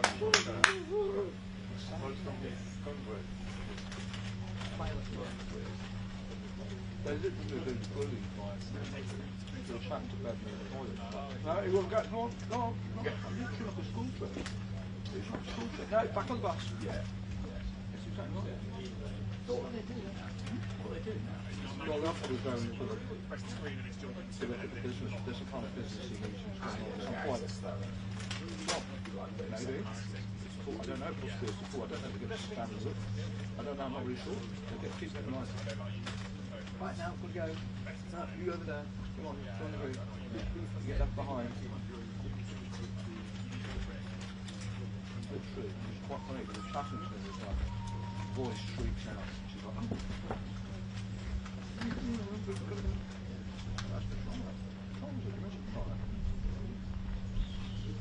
Good morning, Ainsley. Yes, sir.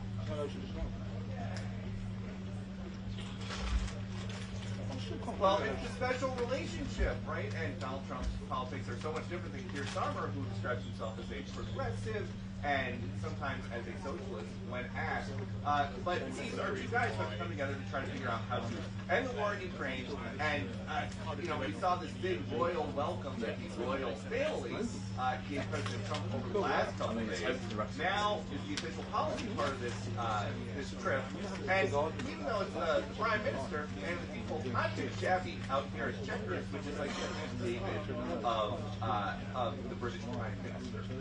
And so they're in there in this house behind us, ironing things out, and then within the next couple hours, we think that they are going to come out for Professor before the president fills up with DC. It's nice and long stuff. Close. Yeah, sure, at least the camera has to be about here, doesn't it? Yeah, it's going to be. At least the camera has to be that far away. Yes. Yes.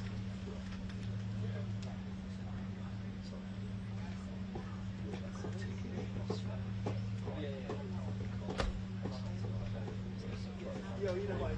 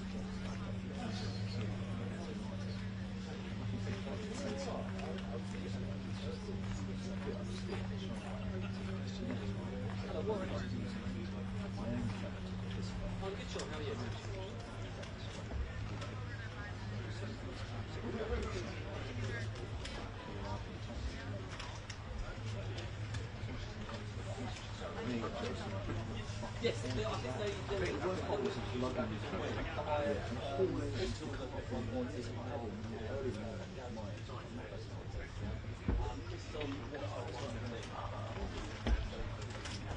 It'll be Henry's headline, Henry's comedy program. And there was quite a lot of gathering to do in that, so it wasn't one where you just had to stand back. It wasn't like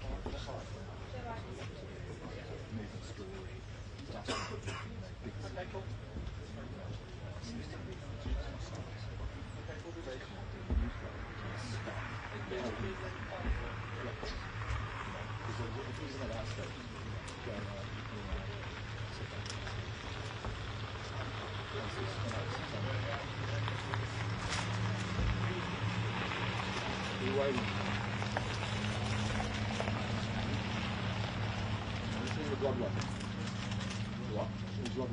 No, they're not, Errol. Anyway, they are but they're both eager to iron out the final details of trade agreements between the two countries. Remember, this entire trip was prompted in February by the president's invitation to come and make a second state visit. No other world leaders ever received two state visits. But it was designed to ensure that the trade deal would get cut, and it was the first one announced by the White House on the Trump terrorists.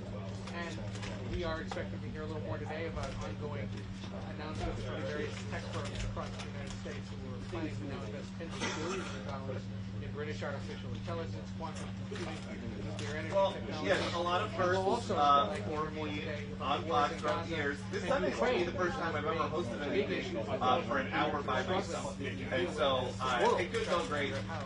Maybe not, we'll see. But you know, even though we have such great access to this president and his team, like every time I go into the Oval Office, I have 2 pages of printed questions. But there's always like 1 or 2 things that, because of follow-ups or because of other people asking things, that you don't get to. This show is an opportunity to explore and expand on things that are really important and that people that we get emails from and that we see it at the deli think are important, but there just is not always time within our daily routine. Especially because Jack and I are usually on these shows, we only have like 2 minutes, and then the rest of the news has to get covered.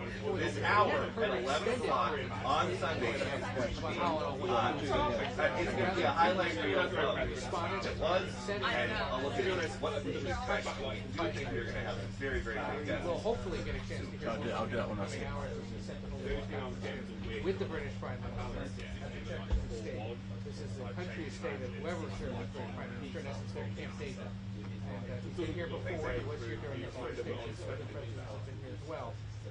But after that, then he heads back to the United States this afternoon for a full slate of things for the weekend, including attending the funeral of Charlie Kirk Sunday.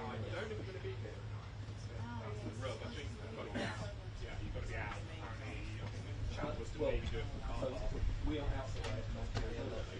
Alrighty. That's 1, 2, 1 married. All hard news and get them to see. Either of them. We're going to do this now. Turn off. Yes, turn on mine.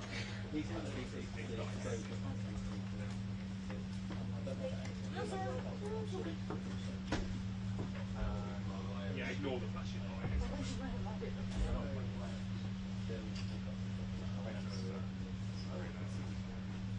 What's that, Jack?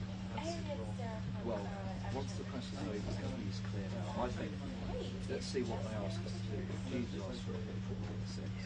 We can't really Jesus, but beyond that, so it will just be a question of getting on the bus. The bus is shuffled. If they say you'll see the bigger system, go back to the bus. I mean, I do, but I can't say where they are because it's Right? difficult. But he'll clear off. Yeah, straight off. Straight from the ball. No, I don't believe so. 10-9-8-7-6-5-4-2-2-1-2-2-4-5 No, I believe that. 6-7-8-9-10.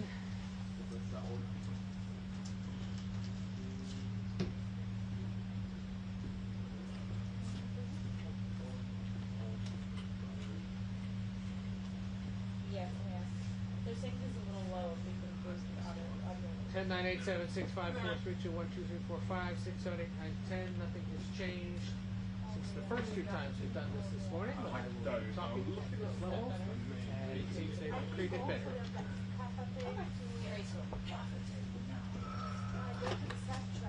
I'll go find some shit. No, don't worry, honestly. Sure. Okay. No, listen. For your top stair for 6, possibly. This is for 9 a.m. Yes. Oh, we're doing that one. It's not redoing for the They're West. aware. Oh. No, this is not the West Coast. No, this is not a West. This is not yet the West Coast update. First, we will do the 9 o'clock. Then we will do the West Coast. We can do West Coast updates. Do you want to just do those first and you have your before you switch to Raw? Yes.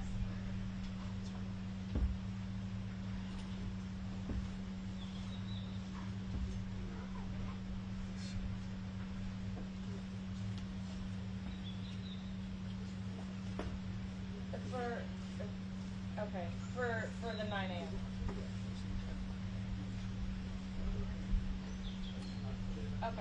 Okay, great. You can just, anytime you want for the 9 a.m., just go and say back to you on the back end.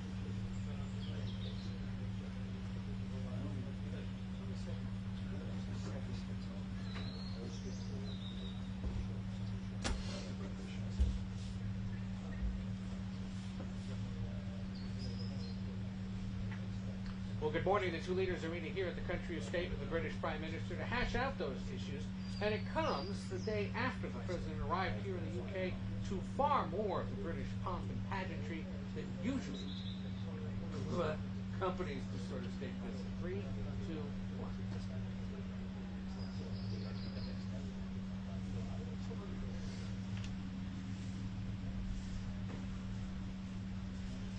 Well, good morning. The two leaders are meeting here at the country estate of the British Prime Minister to hash out those key issues. And it comes after the President was welcomed here to the UK with far more of the British pomp and pageantry than usually accompanies a state visit.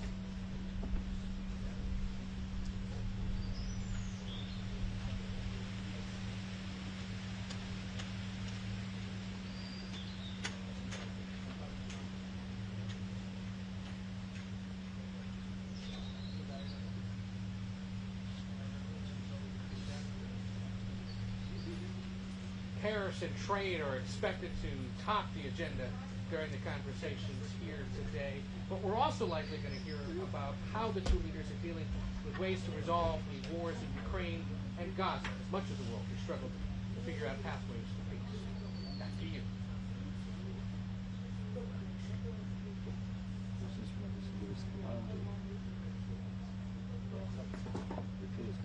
That's for the 9. Rebecca. OT?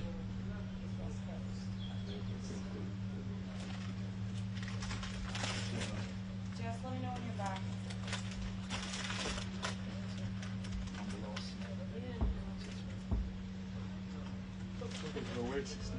Huh?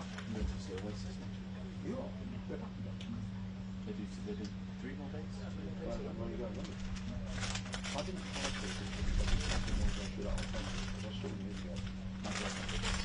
my girlfriend. So I saw that level here, and I would really like to see it. I just didn't, I couldn't be motivated to get that ticket and watch it again. I mean, I could have stepped up to it. Somebody said to me, yeah, it's not my problem. No, we'll just, yeah, well, we'll just, we can do it now. Just 60.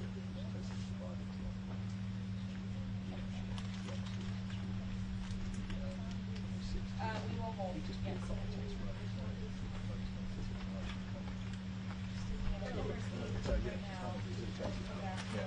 They should be scheduling just got to telling us what we can call it. Yeah.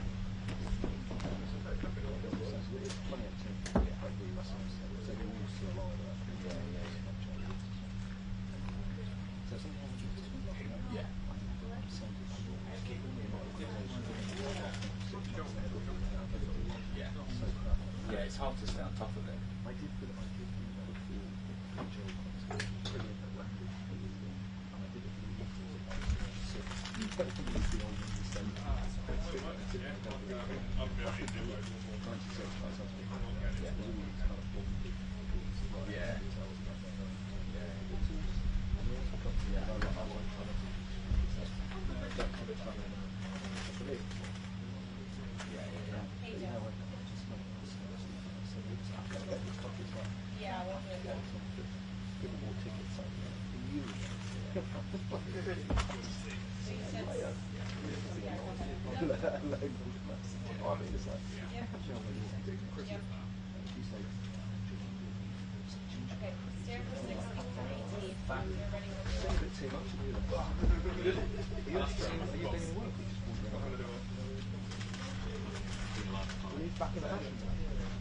Well, good morning. The two leaders met here at the country state of the British Prime Minister and it all came after the President was welcomed to the United Kingdom with far more British pomp and pageantry than usually accompanies the state visit.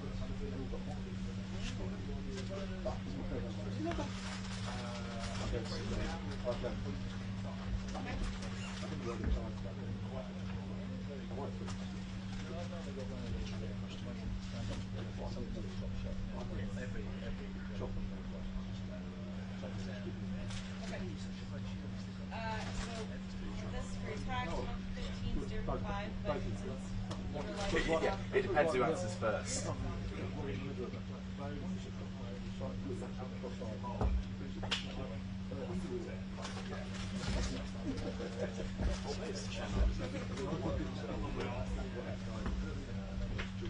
The President and First Lady are scheduled to be back in Washington tonight after the 2 days of pageantry and diplomacy. Both countries hoping to build on the goodwill that played out here the last 2 days. The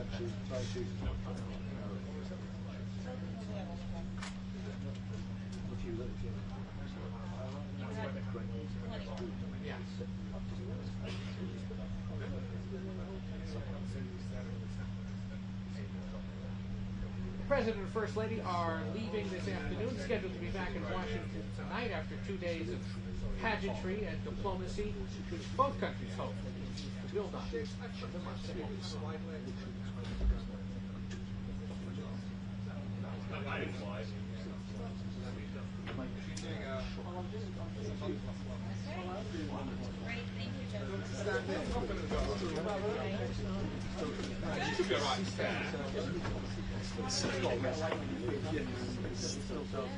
Yeah, we'll do a post game. Yeah, still gets credit. ready to go. I'm thinking.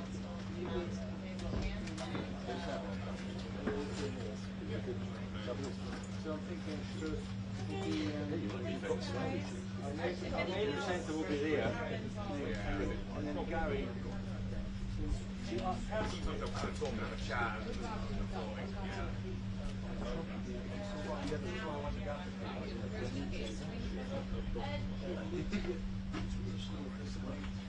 That's a special shoe Instrumental.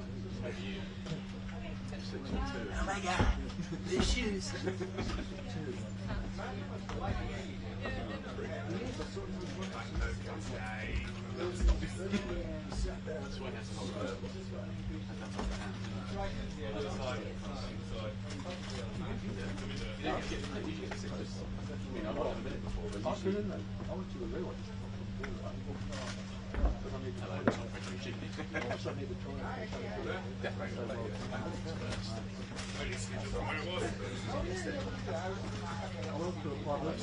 Yes, yeah, I saw you do that.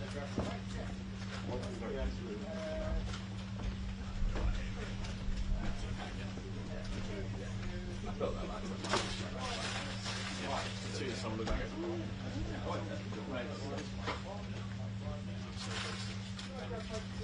Yeah.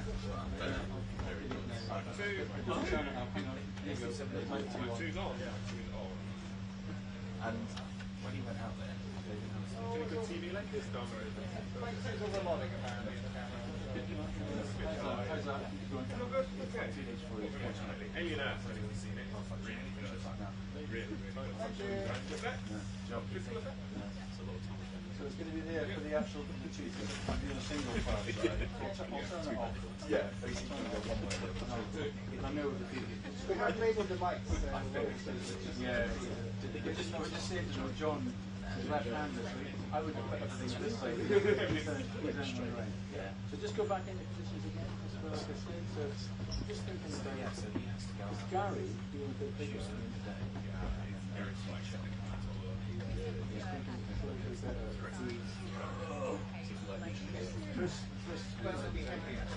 No, Henry's at one, and then Chris and Gary are up.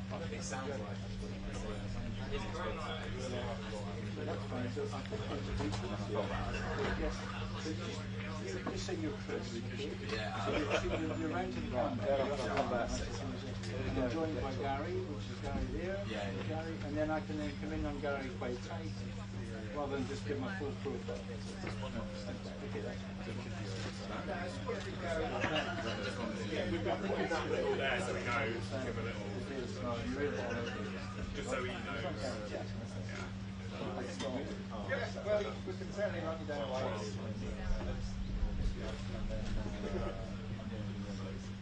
And I think his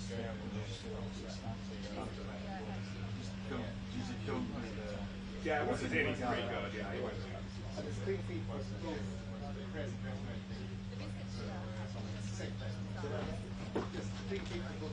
Yes, yeah.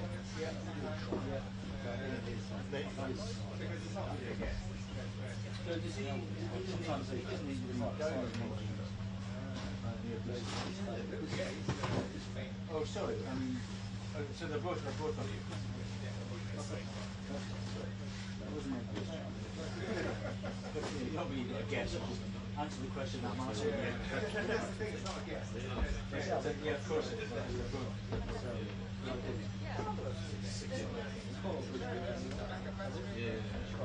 This is on power. It is? Yeah.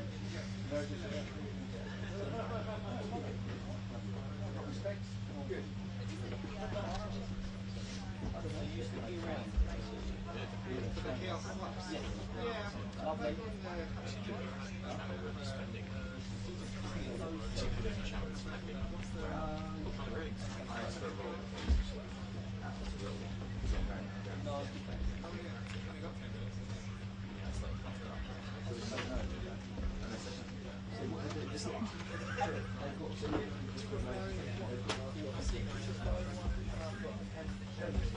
No, at 1 o'clock you've got Henry, then Henry, then Gary Trent, then Henry, and you've got Peter.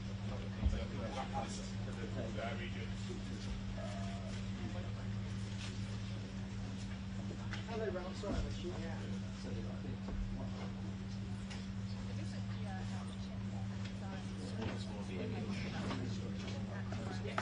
I can't see it, but the thing that is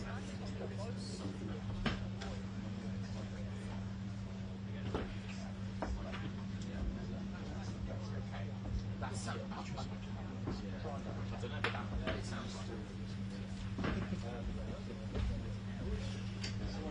you running through it?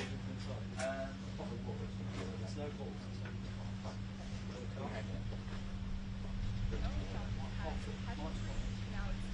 Just tell me that.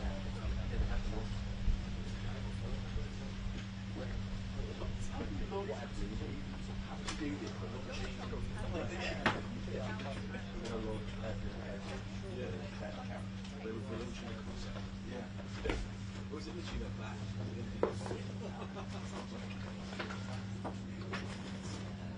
But I think I saw it starts on Monday. On paper, it sounds kind of amazing. Yeah. I mean, I'm sure it's good. How are you? Nice to see you. I think it was the last Sunday. Glenn Palace was the last Sunday. Yeah, well,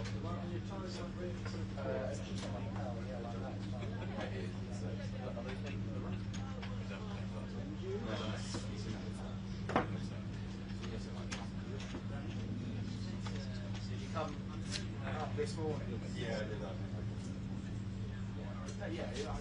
Yeah, that's another thing, isn't it? Well, I assume so, yeah. It sounds like I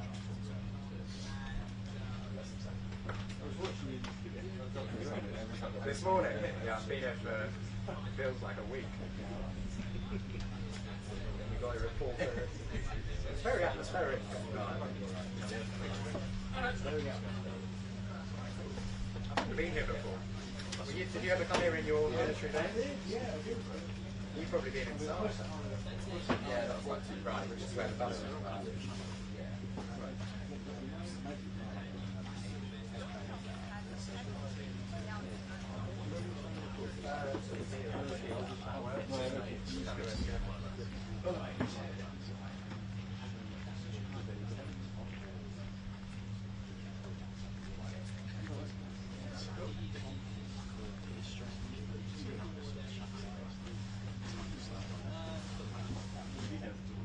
Just go a fraction to your...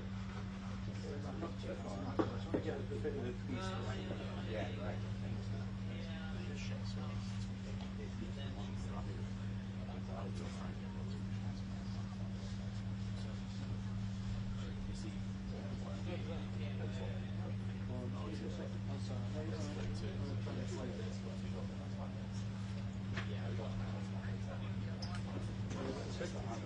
Hello, gallery. I can't hear you.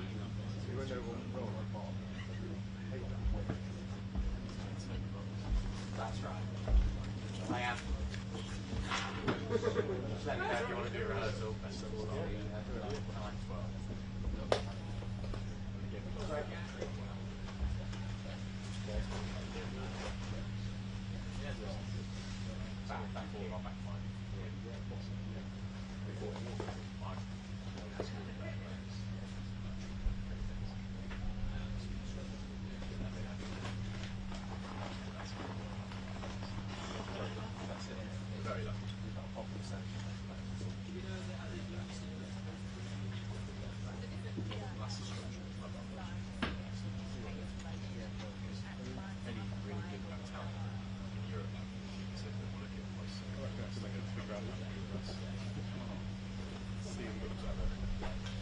Sell them on, so we can't really get to this place. How are you? Yeah, good, thanks. I've been here for a very long time. No, not cold, just slightly still. Quite a lot of spots. That's better. What are you going to answer?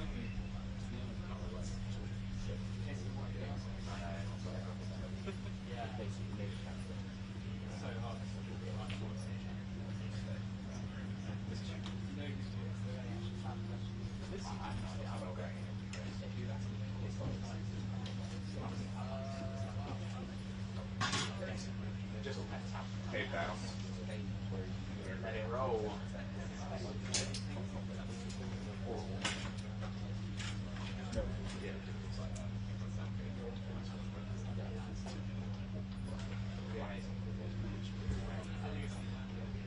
Hello, hi. Great, okay, yeah. Just give me a key, yeah, thanks.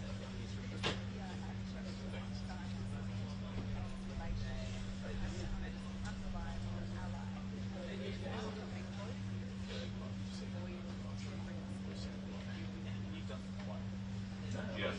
Wow, I've been to it.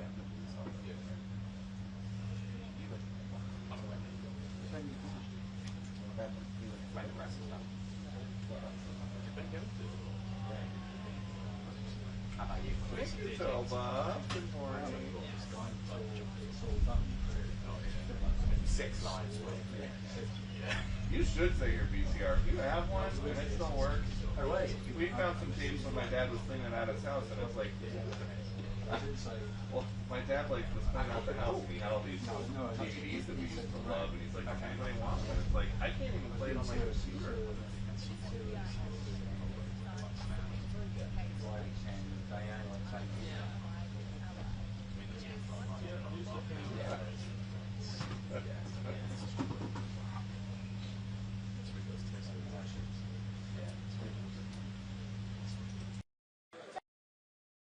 Lovely. It's wonderful. Our brand is Crisis. That was a Sandra Bullock movie. A bit too true to life at times. Sir, how are you?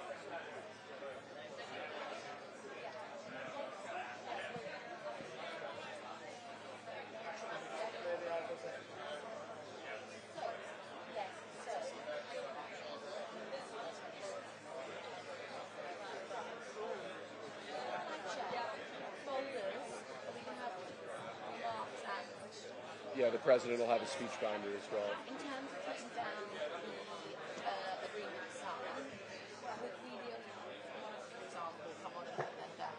We could. So that it's like Mark goes down, come in, have one person from our side. See, that works. I'll just have to talk to State Protocol. Yeah. Yeah.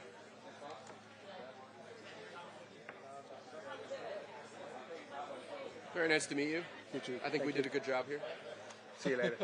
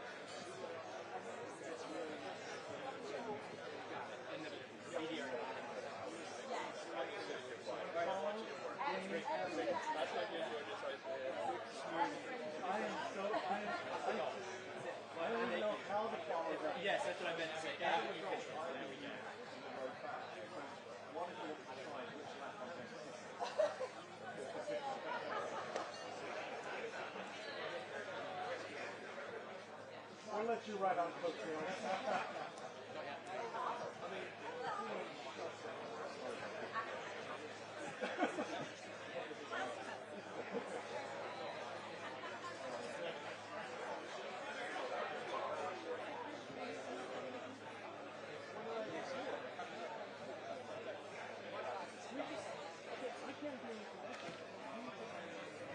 Hey, Alex.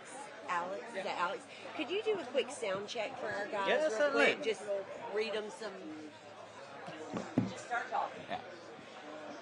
1, 2, 3, 4, 5, 6, 7, 8. 1, 2, 3, 4, 5, 6, 7, 8. 1, 2, 3, 4, 5, 6, 7, 8. You know the story about President Reagan? No, what's the story? He was asked to do a sound check at a radio station. Oh, yeah? And they accidentally had him on the air, and broadcasting. He said, my fellow Americans, I've just signed legislation that will ban Russia forever. We begin bombing in 10 minutes. And it went out live to a major metro area. One of those fun days. One more? From the right mic? I'll introduce myself in a second, but... 1, 2, 3, 4, 5, 6, 7, 8. 1, 2, 3, 4, 5, 6, 7, 8. Say that? Just to make sure they get you. Yep. 1, 2, 3, 4, 5, 6, 7, 8. 1, 2, 3, 4, 5, 6, 7, 8.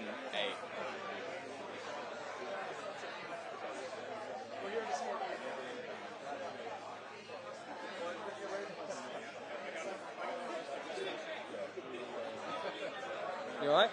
I think we're fine. So Yep. US, we're asking. Yep.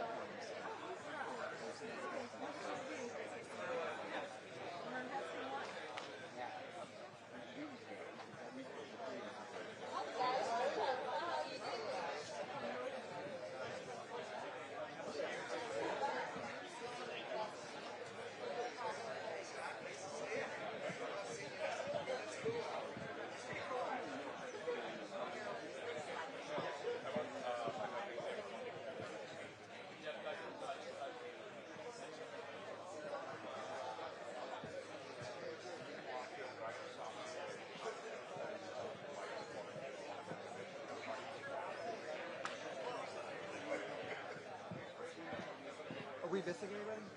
I'm missing Susie.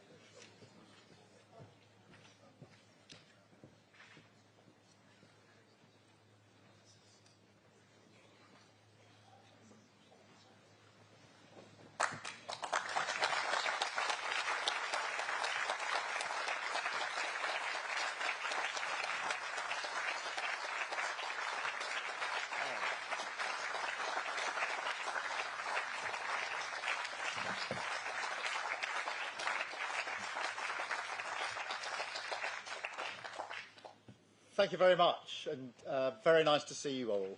And Mr. President, let me welcome you again for this unprecedented second state visit. And it's a great pleasure for me personally to welcome you to my home from home here at Chequers. And thank you very much for taking the time to say hello to the staff, who are absolutely, they've done a brilliant job, and they've been preparing for weeks, and it's really so good to have you here. So thank you so much. You are among friends, and I think we all agree there's so much to celebrate in the special relationship between our two countries. By standing together in war and in peace, this bond is the very foundation of our security, our freedom, and our prosperity. But what is the relationship all about when it comes down to brass tacks? It comes down to leaders, of course, leaders who respect each other, leaders who genuinely like each other. And it comes down to our unique relationship on defence, the closest the world has ever seen. It comes down to the connections between our people, ties of family and friendship. The President himself is a shining example of that. But it also comes down to business, to all of you here, and thank you so much for coming here this afternoon. It's fantastic to have you with us as the best evidence of that people-to-people, business-to-business relationship that thrives in the special relationship. In so many ways, this story is a story about enterprise. The US is our single biggest, largest trading partner. Companies like BP, GSK, Rolls-Royce and AstraZeneca employ thousands of people in the United States. American companies like Microsoft, Citigroup, Boeing, Amazon and Blackstone do the same here. Together, we support over 2.5 million jobs across both economies. So this relationship is embodied in each and every one of you here today. We have, if you like, the great and the good of British and American business sitting with us. Leading lights in tech like Jensen, Ruth, Demis and Satya. Finance, Jane, Larry and Steve. And of course in pharma, in defence, energy and manufacturing. It is really great to see you all again, I should say, because of course we were together yesterday and we know each other very, very well, which is exactly as it should be. And just look at what we're achieving today together. The deals and investment that you're announcing today break all records. What a day. £250 billion flowing both ways across the Atlantic. It is the biggest investment package of its kind in British history by a country mile. So thank you so much for your contribution on your part in that as the embodiment of that special relationship. And let me spell out what that means. It means life-changing investments across the United Kingdom. It's expected to create 15,000 jobs in Belfast, in Birmingham, Hartlepool, the Humber and well beyond. It means thousands of working people will feel and will be better off. And it shows the potency of this partnership. US capital and entrepreneurial spirit combined with British ideas and ingenuity. The UK is one of the world's largest economies. Maybe not quite on the scale of the United States, I concede, but my word, we punch above our weight. And we lead the world in expertise on quantum, on AI, life sciences, financial services and more. We have the only trillion-dollar tech sector in the West, outside of the US, again, I caveat. We have the best investment, the best universities, the most Nobel Prizes, and we have Demis here, outside the US. That's what we bring to the table, and we are proud of it. That's why we both benefit from this incredible relationship. Look at the economic prosperity deal that we struck back in May. It was the first trade deal that the President made.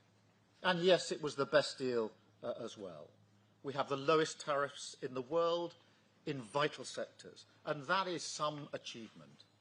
It was a tough negotiation, but we did it for a reason, because it's a win for both sides, and because we knew that by working together, we could deliver more for working people. We could help the businesses here today to thrive, and help you create good, well-paid jobs in communities up and down our country. And ultimately, that is the test of the special relationship. How much it delivers for honest, hard-working people to make them safer and better off. We've already taken a big steps forward, and we're going further today, much further. In a moment, the President and I will sign our groundbreaking new technology partnership, the Tech Prosperity Deal. It's a blueprint to win this new era together, shape it according to our shared values, and seize the incredible opportunities that are on offer. I want to thank all of you for supporting this vision. We have huge new investments from NVIDIA, Nscale, OpenAI, Google, Salesforce, and many more, backing cutting-edge British jobs for years to come. And of course, tech needs energy. So to fuel this revolution, we've struck a new deal on civil nuclear power. We discussed this, Mr. President, last time we were together, and the opportunities we had. Generating energy for millions of homes and businesses, driving down bills on both sides of the Atlantic, and driving up energy security. So I want to thank everybody here for supporting this too, with brilliant job-creating investments from Momentum and others, including building up to 12 advanced nuclear reactors in the northeast. So this is a great day for the special relationship, a celebration of what has gone before, of course, but more than that, a moment to deliver investments, jobs and deals which will improve people's lives now and light up the special relationship for years to come. So thank you all. And now it is my pleasure to hand the floor to my friend, our friend, President Trump. Thank you very much. Thank you. And great job.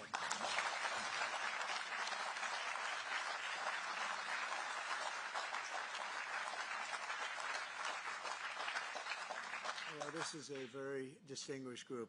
I can tell you that's what I do for a living. It was before politics. I would have to deal with you, and you are the best. You're the best in the world, and you're here. And it's an honor to have all of these great leaders. Really an honor. But I'm sincerely grateful to Prime Minister Starmer and Lady Starmer for welcoming us to this very special home, this beautiful place. And I was here a number of years ago, but somehow today it looks even better, even more beautiful, and even more historic. Melania and I are forever thankful to His Majesty King Charles III and Her Majesty Queen Camilla. We had a fantastic evening last night. But the exquisite honor of a second official state visit, the first ever, it's the first time it's ever been done, was, really was an honor. Such great history, and to think it's a first. It's always nice to have a first. But the ties between our countries are priceless, and it's really an inheritance. It's a beautiful inheritance. Today we're making those ties closer than ever before. We've done some things that financially are great for both countries, and we work together, and it keeps us together, and I think it's an unbreakable bond we have, regardless of what we're doing today. I think it's unbreakable. But this is very big, and I want to thank all of the incredibly talented business leaders, the best in the world, biggest in the world, here this afternoon for investing in the Anglo-American Alliance, and you personify an important part of the unique national bond and really a world bond. What you've done is incredible. Our two countries do a great deal of business together. $340 billion last year was the number.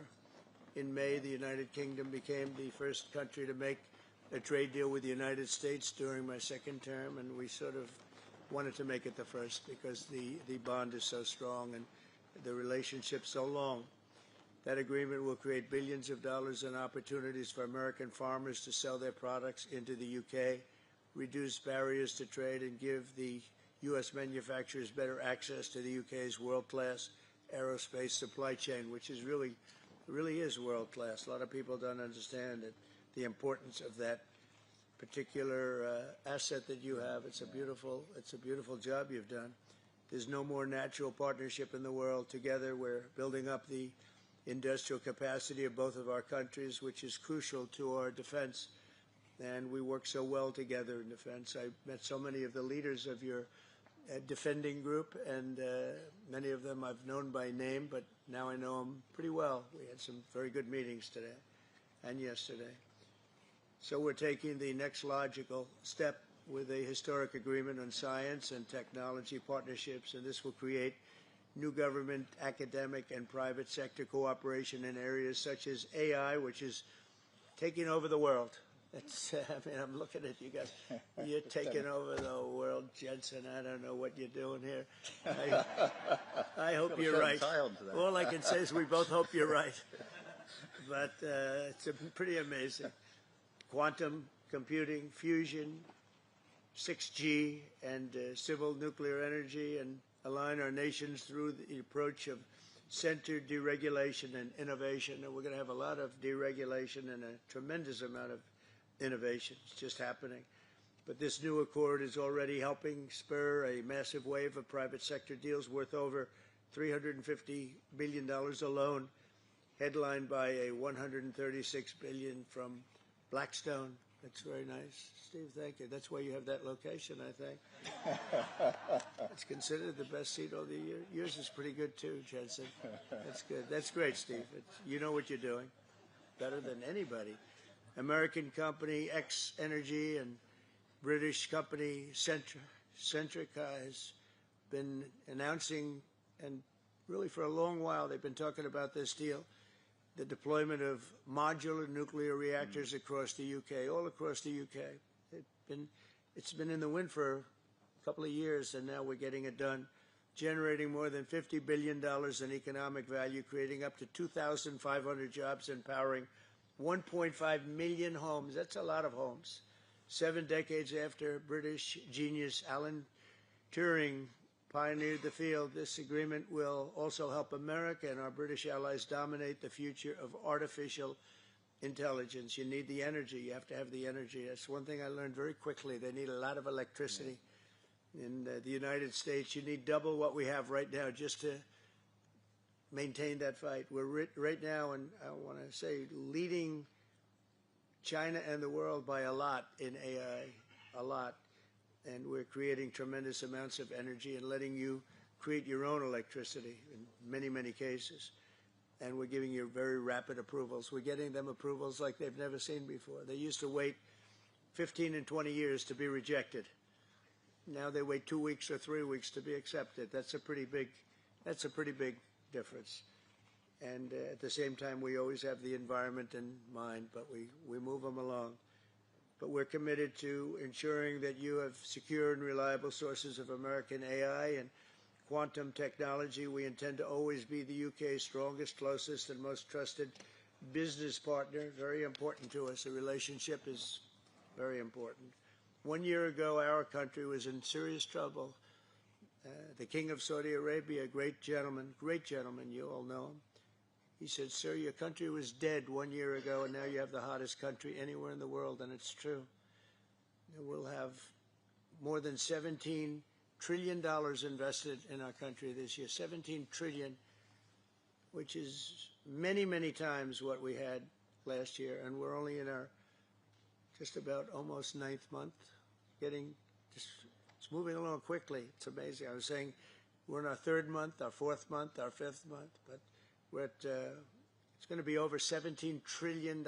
No country has ever had anything like that, even close. GDP last quarter was 3.3%.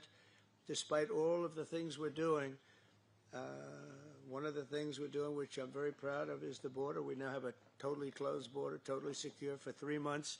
0 people came into our country, bad people.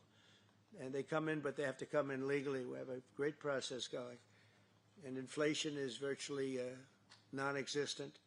As you know, we're taking in trillions of dollars from tariffs, and they've been so incredible for our country, so incredible. We're keeping our companies happy. We're keeping them solid and sane, and they're very, very thrilled at what's happened. They can't even believe it. And we've never seen investment like this. Without the tariffs, we would have just a fraction of that. And we're really the only one that can do tariffs. Nobody else is able to do them. With us, it works because people have to be there. But we've slashed 30-year-old regulations. And as you know, in my first term, we had a very successful first term. We had the greatest economy in the history of our country. And we had the biggest regulation cut in the history of our country. And now we're doing it again. We're slashing them at a level that is even beyond what we did in the first term. The first term, we did more regulation cutting by 4 times at any other time that any other country has done or that we've done. And we think we're going to exceed that this time. And we'll have regulation, but it'll be sane regulation. It'll be regulation that allows you to compete and do your thing, or regulations that you're able to get around and do things and you no longer have that regulation.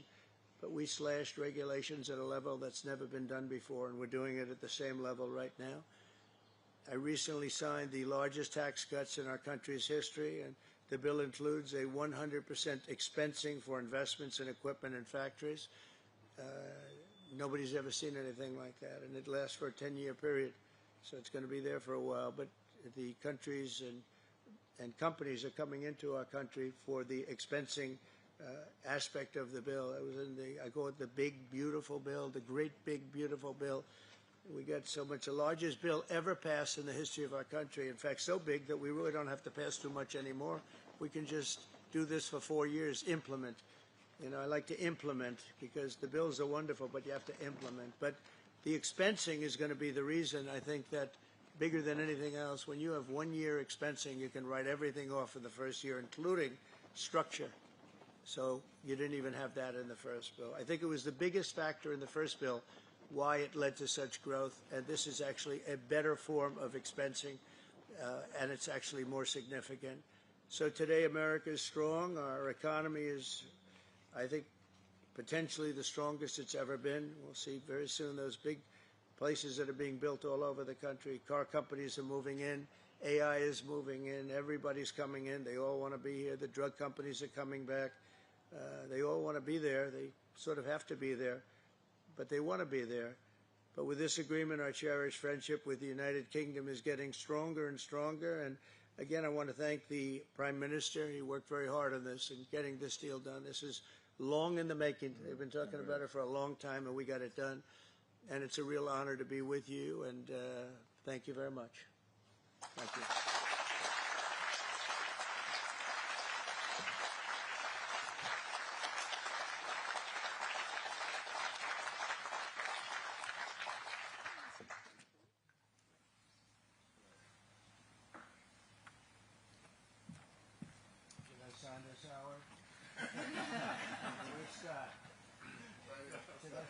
Are you sure, Scott?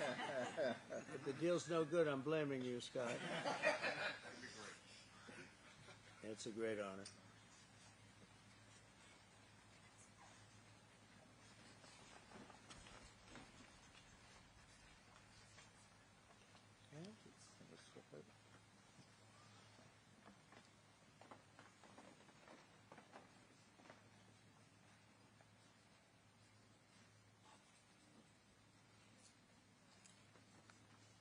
Okay, hold that up. Yeah.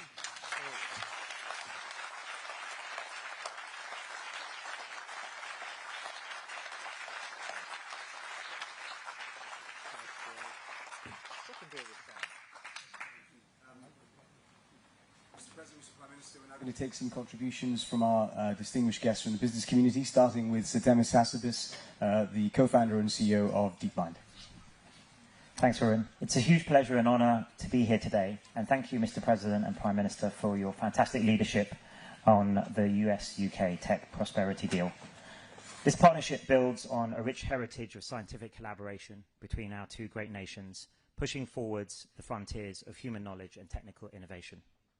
The fruits of that historical partnership, from inventing the World Wide Web to mapping the human genome, have gone on to benefit all of humanity.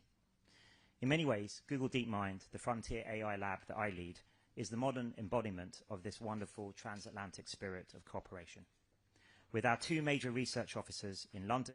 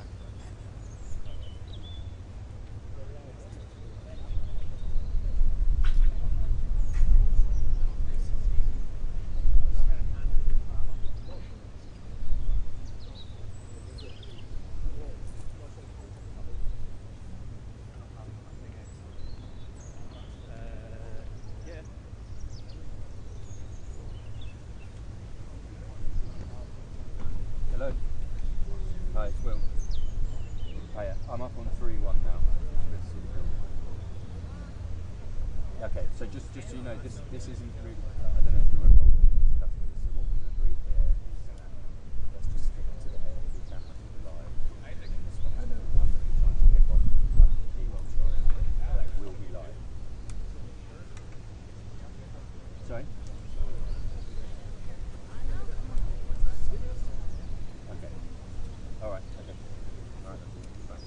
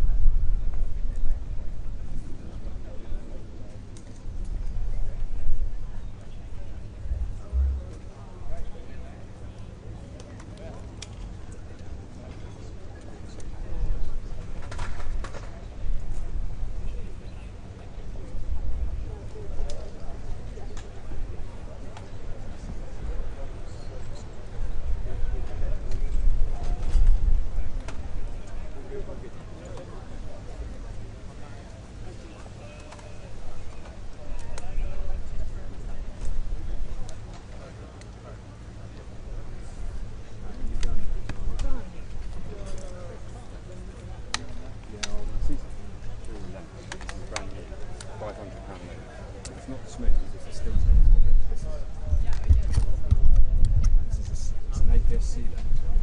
Yep. That's a 24-16, but 24 That's nice and wide. You'll go into 300, which is like it's like having an E&G lens. But obviously it's not super smooth. No, but but I mean, bang, if you're bang, doing, bang, bang. yeah. And it's 500 quid. Sigma. It's Sigma quite lens. a new lens. It's worth looking at. It's honestly Thank you. it's the only. I might take a photo There of isn't. that. There literally isn't.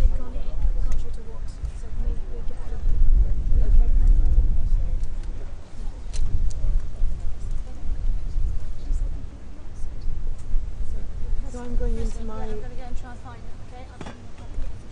Which way am I going? That way? Stand up position. Right, okay, cool. Right, we're all done. Yep, that's ideal, fine. Yeah. I'm happy, yes. Should I not be? Or should I? No,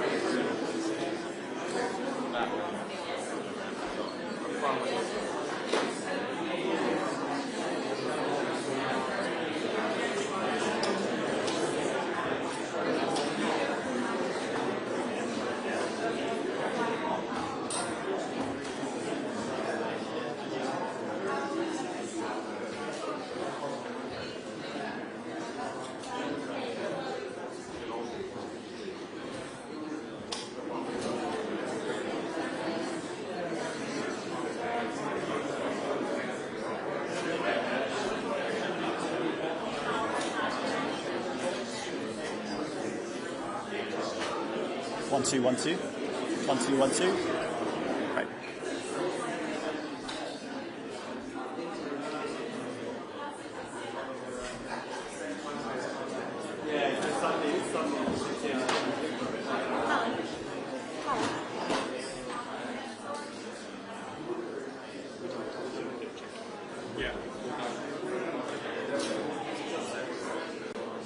As in this puts over there.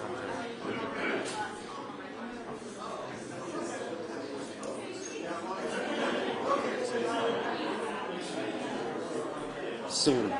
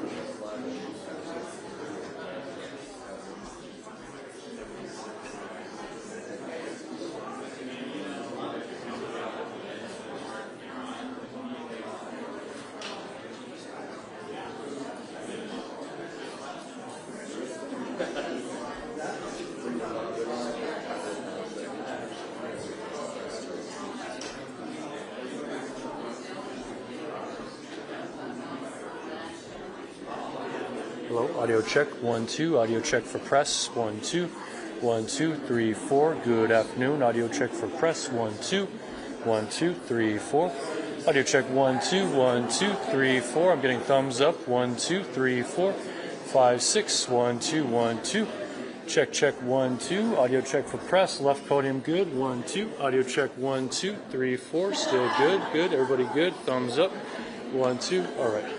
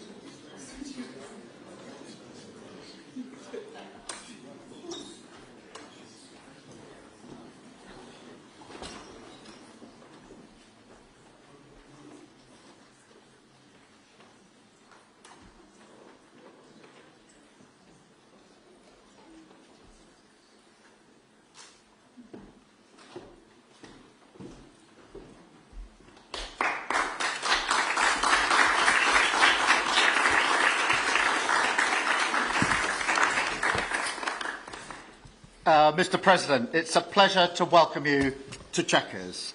This historic second state visit is a moment to celebrate the unique bond between our two countries. But today we've gone far beyond that. We've renewed the special relationship for a new era. The United Kingdom and the United States stand together today as first partners on defence, first partners in trade, with the groundbreaking deal we struck in May, and now with the new agreement that we've just signed this afternoon. We're confirming our status as the first partners in science and technology, ready to define this century together, just as we did the last. This tech partnership has the power to change lives. It's our chance to ensure that technologies like AI, quantum, and others amplify human potential. solve problems, cure diseases, make us richer and freer, strengthen the cause of democracy, not tyranny. This is the territory on which the future will be won. So this partnership today is a signal of our determination to win this race together and to ensure it brings real benefits in jobs, in growth, in lower bills, to put more hard-earned cash in people's pockets at the end of each month. That's what we're determined to deliver. And we're bringing businesses with us. We've just come from a fantastic meeting with business leaders where we set out this vision. They have responded with new deals and investment, breaking every record that we have. £250 billion flowing both ways across the Atlantic. That is a record. Expected to create 15,000 jobs here in the United Kingdom. High-skilled jobs in cutting-edge sectors where people can build careers for the long term, changing lives in communities up and down our country. And look, while we shape this bond for a new era, the fundamentals have not changed. Security remains the cornerstone of this special relationship. We have the deepest, most advanced defence relationship in the world. Our warriors train together and they fight together. Our industries build together, everything from fast jets to the new AUKUS-class submarines. So now, as we drive up defence spending, we're going to sweep away the barriers to working together on new defence technologies so we can stay ahead of our adversaries.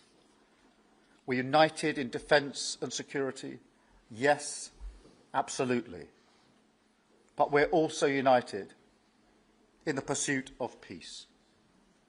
We are working together to end the humanitarian catastrophe in the Middle East, get the aid in, free the hostages, and ultimately bring Israel and the region back towards a comprehensive plan which can deliver peace and security for Israelis and Palestinians alike.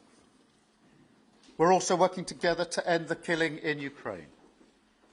In recent days, Putin has shown his true face, mounting the biggest attacks since the invasion began, with yet more bloodshed, yet more innocents killed, and unprecedented violations of NATO airspace.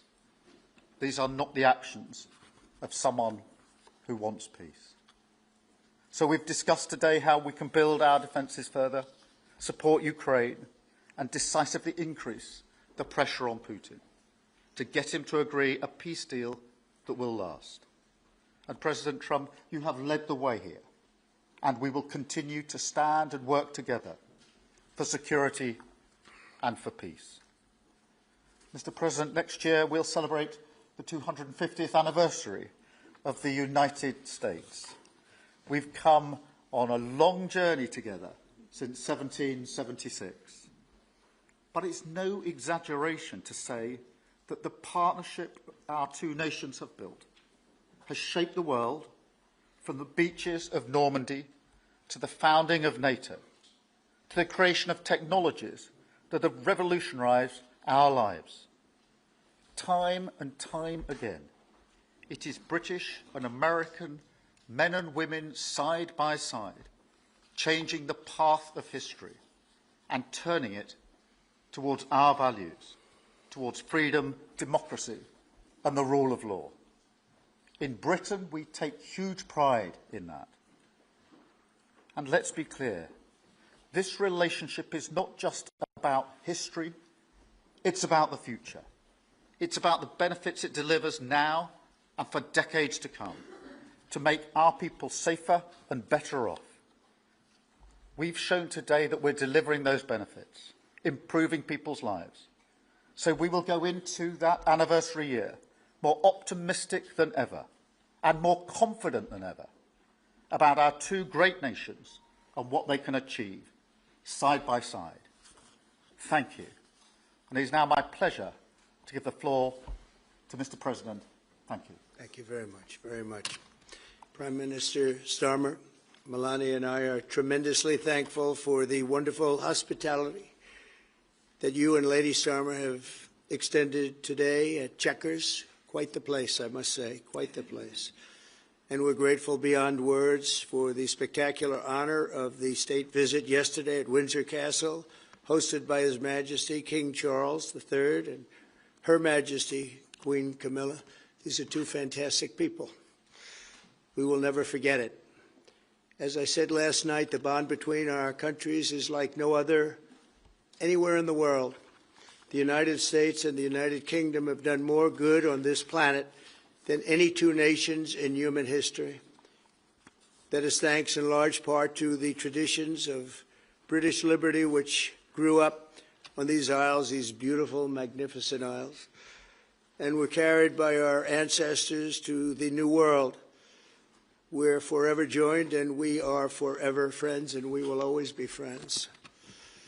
This enduring connection is why I was thrilled that the United Kingdom was the very first country with which we made a historic trade deal, and a very good trade deal. He's a tough negotiator. I think it was a better deal for you than us, but these are minor details. It's a very good deal for both of us. He's a great negotiator who will extend our unparalleled security alliance into the realm of economic security for the first time, and I look forward to finalizing it very soon. We'll have it done very quickly. We have also just signed a historic technology prosperity deal, one of a kind, to ensure our countries lead the next great technological revolution side by side. In fact, we just left the business leaders, the biggest in the world. Some are in this room right now. And that was quite a meeting we had on business and trade and technology. This trip has galvanized $350 billion in deals across many sectors, and we're committed to ensuring that the UK has a secure and reliable supply of the best AI hardware and software on Earth. And we supply that, and we'll make sure we supply it in quantity to the UK. We also are joining forces on quantum computing and nuclear power, a natural partnership for close allies. The United States, as you probably have heard, is doing better than it has ever done in terms of business and investment. The stock market has hit a new high, as you know, and that's for many, many days out of our fairly short 8 months. And we seem to be hitting new highs, and I think we're going to do much better even as time goes by. Jobs are at a record, and most importantly, we have more than $17 trillion, $17 trillion, and this is during an 8-month period being invested in the country, which is not only a record, but if you compare $17 trillion to the last year of the Biden administration, they did $250 billion. They didn't do $1 trillion for the 4-year period. We did $17 trillion of investment coming in. A lot of it's because of tariffs, and a lot of it's for a lot of other reasons, but there's never been anything like it. It's an economic superstar. That's what's become. It was mismanaged and badly handled for a long period of time, but it's not badly handled anymore. So that's a record, and remember, that's up until 8 months. We have another few months to go, and that number is going to get significantly higher, especially if we win a certain case that we're waiting to hear. That will be something like the world has never seen. I want to congratulate the United Kingdom on making the vital commitment to spend 5% of GDP on defense at the NATO summit this year. We've worked together very closely in so many ways. I'm very honored to tell you that we've solved 7 wars, wars that were unsolvable, wars that couldn't be negotiated or done. The U.S. has done 7 of them. The one that I thought would be easiest would be because of my relationship with President Putin, but he's let me down. He's really let me down. It was going to be Russia and Ukraine, but we'll see how that turns out. But that turned out to be, I thought it might be among the easiest of the group, But we have settled just about every conflict, and as you know, we're working very hard on Israel and Gaza. All that's happening over there, complex, but it's going to get done. It'll all get done right, and likewise Russia and Ukraine will get done. But you never know in war. You know, war is a different thing. Things happen that are very opposite of what you thought. You thought you were going to have an easy time or a hard time, and it turns out to be the reverse. As we saw in the unforgettable parade yesterday at Windsor Castle, what a place it is. The British Armed Forces carry on one of the finest military traditions in the world, one of the greatest marching bands, one of the most magnificent sights I've seen. I know that our service members look forward, and we do look so forward, to working even more closely with yours as you push toward that 5% goal. And I think, Mr. Prime Minister, you're just about there. You're going to be there very quickly, along with a lot of other great countries. I want to thank NATO and our wonderful head of NATO, who's really worked very hard, Mark, for the job they've done. As you know, NATO was at 2% GDP, and they didn't pay it. Now they're at 5%, then they pay it. And we appreciate that. And we're sending a lot of weapons to NATO. NATO is paying for those weapons in full. But we're sending them, and we're doing a great job at getting them what they need. And we appreciate the fact that they're taking care of it, because the United States is into that war for $350 billion. And just really very sad. Just got out of control. They didn't know what they were doing. But over the generations, British and American warriors have shed their blood side by side in defense of liberty and freedom.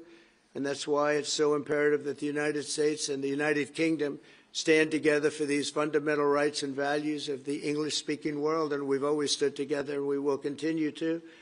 Just last week, a great American, Charlie Kirk, was heinously assassinated for speaking his mind. He was a great young man, incredible future. Some people said he might be president someday. I told him, I said, Charlie, I think you have a good shot someday at being president. And he just wanted to take care of youth. He loved youth. I've never seen anybody relate to youth like Charlie, and they related to him, and they're devastated. But I appreciate the many British citizens who have offered their condolences. And again, Charlie was a great person. We'll be going out to a service on Sunday. I'll be leaving with some of the people in this room just to celebrate Charlie and all that he's done. So incredible. Never seen anything like it. But I hope that together our nations can lead a movement to defend the glorious traditions of freedom on both sides of the Atlantic. There could be no greater tribute to the immortal bonds of affection and loyalty that unite the British and the American people for all of time. We have a relationship like no other. It will always be that way. We will always be united. We'll always be together.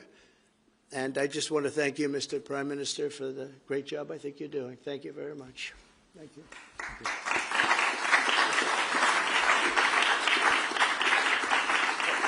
Thank you very much, Mr. President. We're going to take some questions. I'll pull 2 or 3 to start with, and then I'll pass over to the President. I've got Chris Mason from the BBC first. Chris.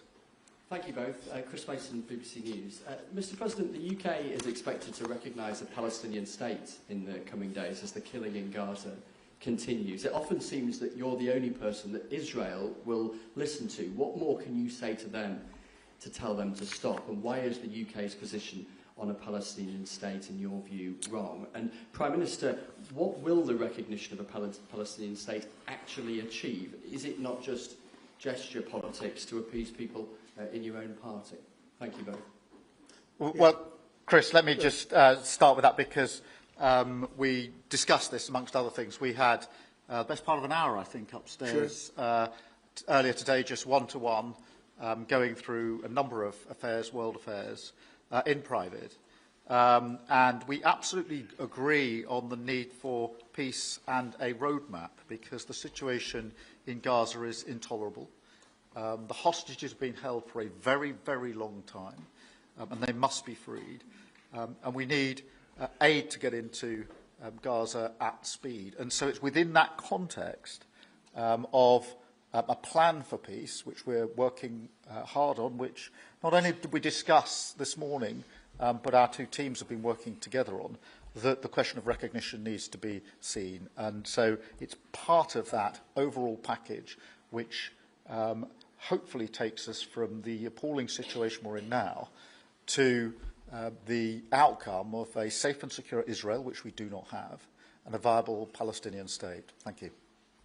Well, simply, I want the hostages released now, right now, not 1, 2, we'll give you 3 more tomorrow, and, you know, like it's been, but we're the ones that got all the hostages released. We got many, many came to the Oval Office, and I've heard stories like I've never thought even possible.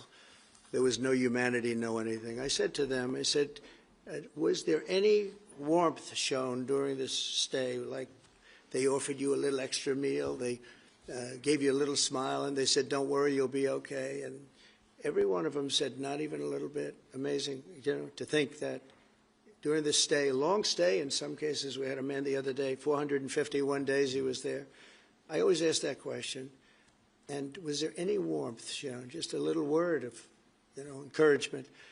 And the answer is every time, absolutely not. I'm shocked to hear it, because in the worst cases, there's always somebody that comes through. We have to remember October 7th, one of the worst, most violent days in the history of the world, not just there, the history of the world. And I got to see the tapes, and I wish I didn't see them, actually, but I got to see them.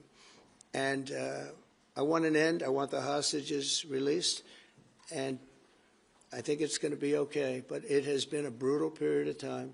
But this has been going on for a long time. This is not something that's over the last year, 2 years, but this has been for decades and decades.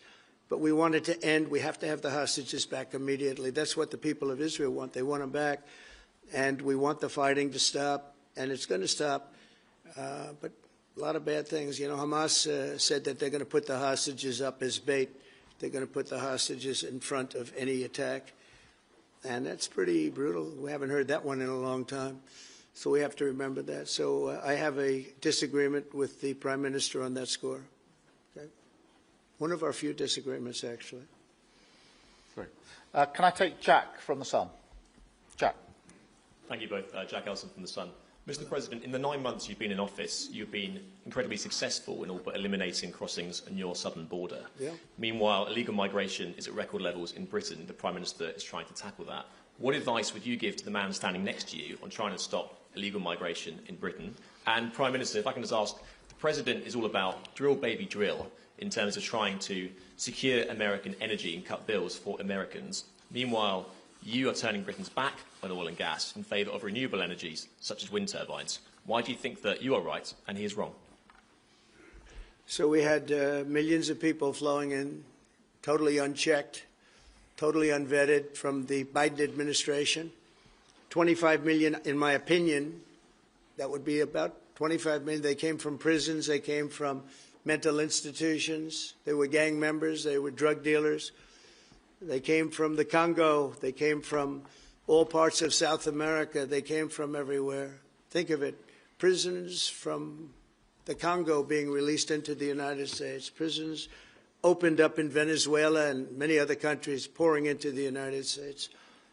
And I couldn't believe it. And one of the reasons I decided to run. I decided to run because I don't want to be controversial. But you see what's happened, and you see all the information that's come out. We won in 2020 big, and I said, let's run. We got to run, because I saw what was happening. And the worst thing that I saw was all of these people. You know, we've already solved inflation. We've solved prices. Oil is way down. Energy is way down in the United States.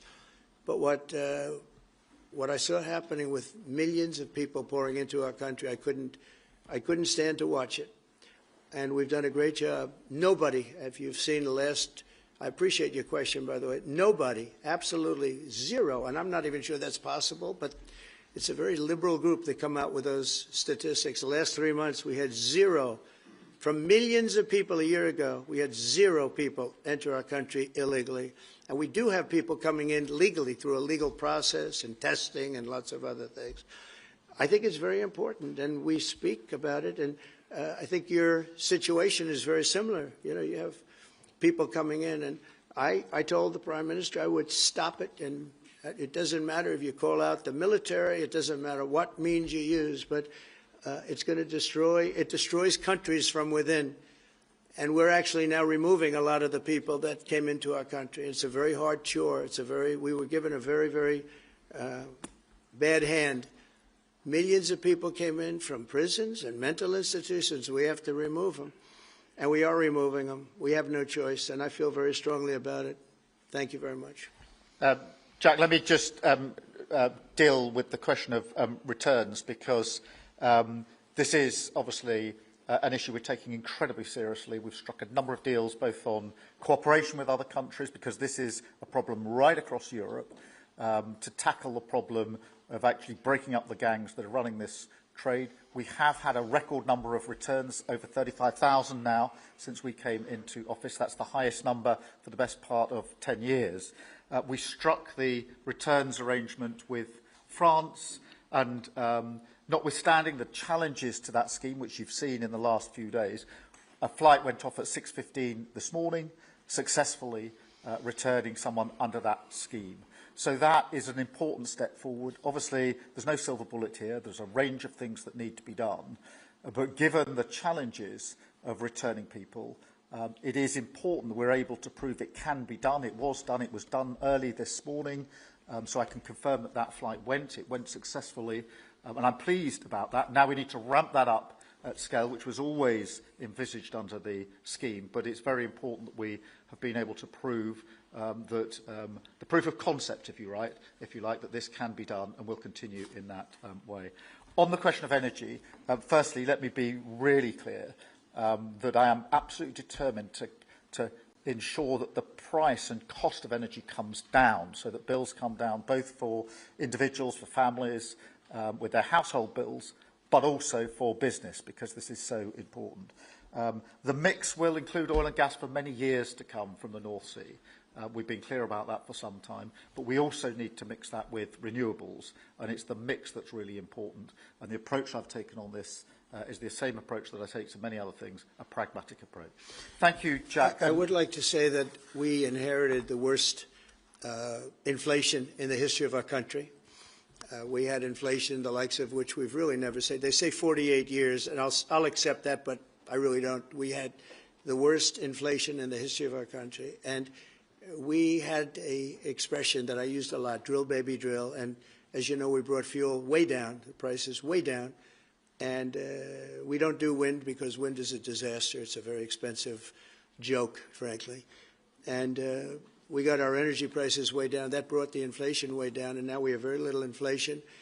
And we have a very, very strong economy. So that was very important. Drill, baby, drill.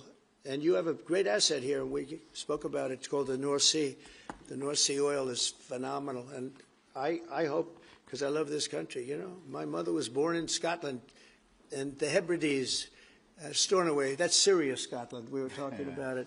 And I want this country to do well. And you have great assets that you're going to start using, I believe, under this Prime Minister. Thank you.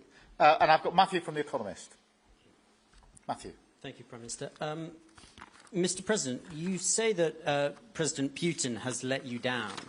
Have negotiations run out of road, and what are your next steps to compel an end to this war? Well, he has let me down. I mean, he's killing many people, and he's losing more people than he's killing. I mean, frankly, the Russian soldiers are being killed at a higher rate than the Ukrainian soldiers. But, yeah, he said, let me down. I don't like to see. It's death. You know, it doesn't affect the United States. We have, other than unless you end up in a world war over this thing, you could. This was a thing that would have never happened had I been president. If I were president, it would have never happened. And it didn't happen for 4 years. Most people agree it didn't happen, nor was it close to happening. And I spoke to President Putin about Ukraine. It was the apple of his eye. I've said that many times. It was. But he would have never done what he did, except that he didn't respect the leadership of the United States. They just went through the Afghanistan total disaster for no reason whatsoever. We're going to leave Afghanistan, but we're going to leave it with strength and dignity. And we're going to keep Bagram, the big air base, one of the biggest air bases in the world. We gave it to them for nothing. We're trying to get it back, by the way. Okay, that could be a little breaking news. We're trying to get it back because they need things from us. We want that base back. But one of the reasons we want the base is, as you know, it's an hour away from where China makes its nuclear weapons. So a lot of things are happening, but I am very disappointed in the fact that that one's not settled. To think that we settled Azerbaijan and Albania, as an example, it was going on for years. It was never going to be settled. If you remember, the Prime Minister and the presidents, they were there for many years. They said, when they were in my office, we settled. And they started off at both sides of the Oval Office, so far away. I didn't know you could be so far away. And as we were together for an hour, they kept getting closer, closer. And by the time we finished, we all hugged each other. And one said, I've been in this position for 22 years, and all I've done is kill their people. The other was there for 7 years, and all he did was kill their people. And we got it settled. And we did others, as you know. The Congo, we settled the Congo with Rwanda. That was going on, and that was a machete war. That was a gruesome war. Many people, close to 10 million people killed. We got that settled. My biggest disappointment, but it's, you know, look, we did 7, and most of them were not thought to be settleable. We did India and we did Pakistan. That's 2 nuclear. That was purely for trade. You want to trade with us, you're going to have to get along. And they were going at it hot and heavy. But the Russia situation, I hope we're going to have some good news for you coming up. But again, it doesn't affect the United States. And look, it doesn't so much affect you. Of course, you are a lot closer to the scene than we are. We have a whole ocean separating us. But I will say this, it's millions of people have died in that war, millions of souls. And they're not American. The soldiers, mostly soldiers, as you know. The soldiers are being killed at levels nobody's seen since the Second World War. But they're being killed, and I feel I have an obligation to get it settled for that reason. Thank you. And just to add on that question, because we have to put extra pressure on Putin. And it's only when the President has put pressure on Putin that he's actually shown any inclination to move. So we have to ramp that pressure up. I think it's important to have this conversation in the context of what's happened in recent weeks. We saw damage and bombing to the British Council in Kyiv. These are targets that it was thought until recently were not targets that would be hit. The British Council, the European Union Embassy, the Council of Ministers, where President Zelensky's ministers' work was hit. Again, these were thought to be places that wouldn't be hit. And then the incursion into Poland last week. And if you put that together, what you can see is either an emboldenment or at least an increased recklessness on Putin's part. And that's why I said earlier that they're not the actions of someone who wants peace. So we have to ramp up. And we discussed earlier today, we have built the coalition of the willing with British leadership and French leadership, stepping up with military planning in the seas, in the sky, on the ground, and ramping up what we do with the Ukrainians themselves. And of course, that, taken with an American guarantee, is now an example, I think, of the challenge of Europe stepping up to the plate, which it has done in the last few months, to show, through what we and the French have done, that we're prepared to take the lead in this and take the necessary measures. But that's a war that could have been a Third World War, and I don't think we're going to be there now. But that was heading to a Third World War, and what a shame it is. What a shame it is. Mr. President, do you want to call some of the I would love to call a few of them. Bev, do you want to have a question? I've got to come back to you. Bev Turner, GB News. Thank you. Having been in DC for a few weeks, it's really interesting to see how you run the country as a proud Christian leader. And it really begs the question to the Prime Minister, if you don't mind, are we still a Christian country? But also... when you say we, are you talking here or... Here. The UK. I'm still British. I might I'd live in America. Have him I'm still British. That question. But also, I can't give you that answer. That's for the Prime Minister. But also, despite what we talked about in Scotland a few weeks ago, we still have 12,000 people a year here being arrested for social media posts, for free speech violations. Does that not remain an important area that there is still a lot of disagreement on? I'd like to have you answer that. Yeah, look, I mean, in terms of a Christian country, I was christened, so that is, my church has been all my life, and we are, that is wired into our informal constitution. Of course, we celebrate many other faiths as well, and I'm really proud that we're able to do so as a country. And on free speech, that has long lived in this country, free speech. It's one of the founding values of the United Kingdom, and we protect it jealously and fiercely, and always will, and we will bear down on any limits on free speech. I draw a limit between free speech and the speech of those that want to peddle paedophilia and suicide social media to children, and therefore I'm all for free speech. I'm also for protecting children from things that will harm them, paedophiles, those that peddle suicide, which had a terrible consequence for individual, particularly teenagers. And so that's the balance we strike. But we have had freedom of speech in this country for a very long time, and we will always protect it. Thank you. Thank you very much. Brian, please. Thank you. Prime Minister, it's good to see you again. You have a beautiful country. Thanks for having us. Thank you for being Two here. questions. One, just recently, President Trump labeled Antifa domestic terrorists. Would you consider doing something like that in your country? Well, we obviously will take decisions for ourselves. I don't want to comment on the decisions of the President, but we take our decisions ourselves. And my question to you, President Trump, is there any update on the auto pen? Yeah, it's just gotten worse from their standpoint. The people that used it, and one in particular, one person, was never told by Biden to do it. Only spoke to Biden twice, and that was just talking about the weather, not talking about any order. And he was taking orders from people other than Joe Biden. Joe Biden wasn't giving those orders. You know, Joe Biden didn't believe in open borders. He didn't. I've known him for a long time. He was never the brightest bulb in the ceiling, as we know. You can go back 40 years ago and you'll see that. Go back and take a look at the hearings on Justice Thomas, and you'll see that very much. But he didn't believe in open borders and all of this nonsense that they're peddling now, which is why they're not in office any longer. It's a shame. The auto pen was illegal. It was illegally used. He never gave the orders. He never told them what to do. And I guess the only one he signed, or one of the few he signed, was the pardon for his son. But you had the congressman who, when they got the information, they found out they were guilty, and they deleted and destroyed all information, everything. You couldn't get any of it. They found out that Nancy Pelosi actually was offered the 10,000 soldiers, and she turned them down. They found out many things that were very bad. So they deleted and destroyed all information. You talk about freedom of the press and freedom of speech. How about that one? And there's not a thing. This is after a year and a half of hearings. They destroyed everything.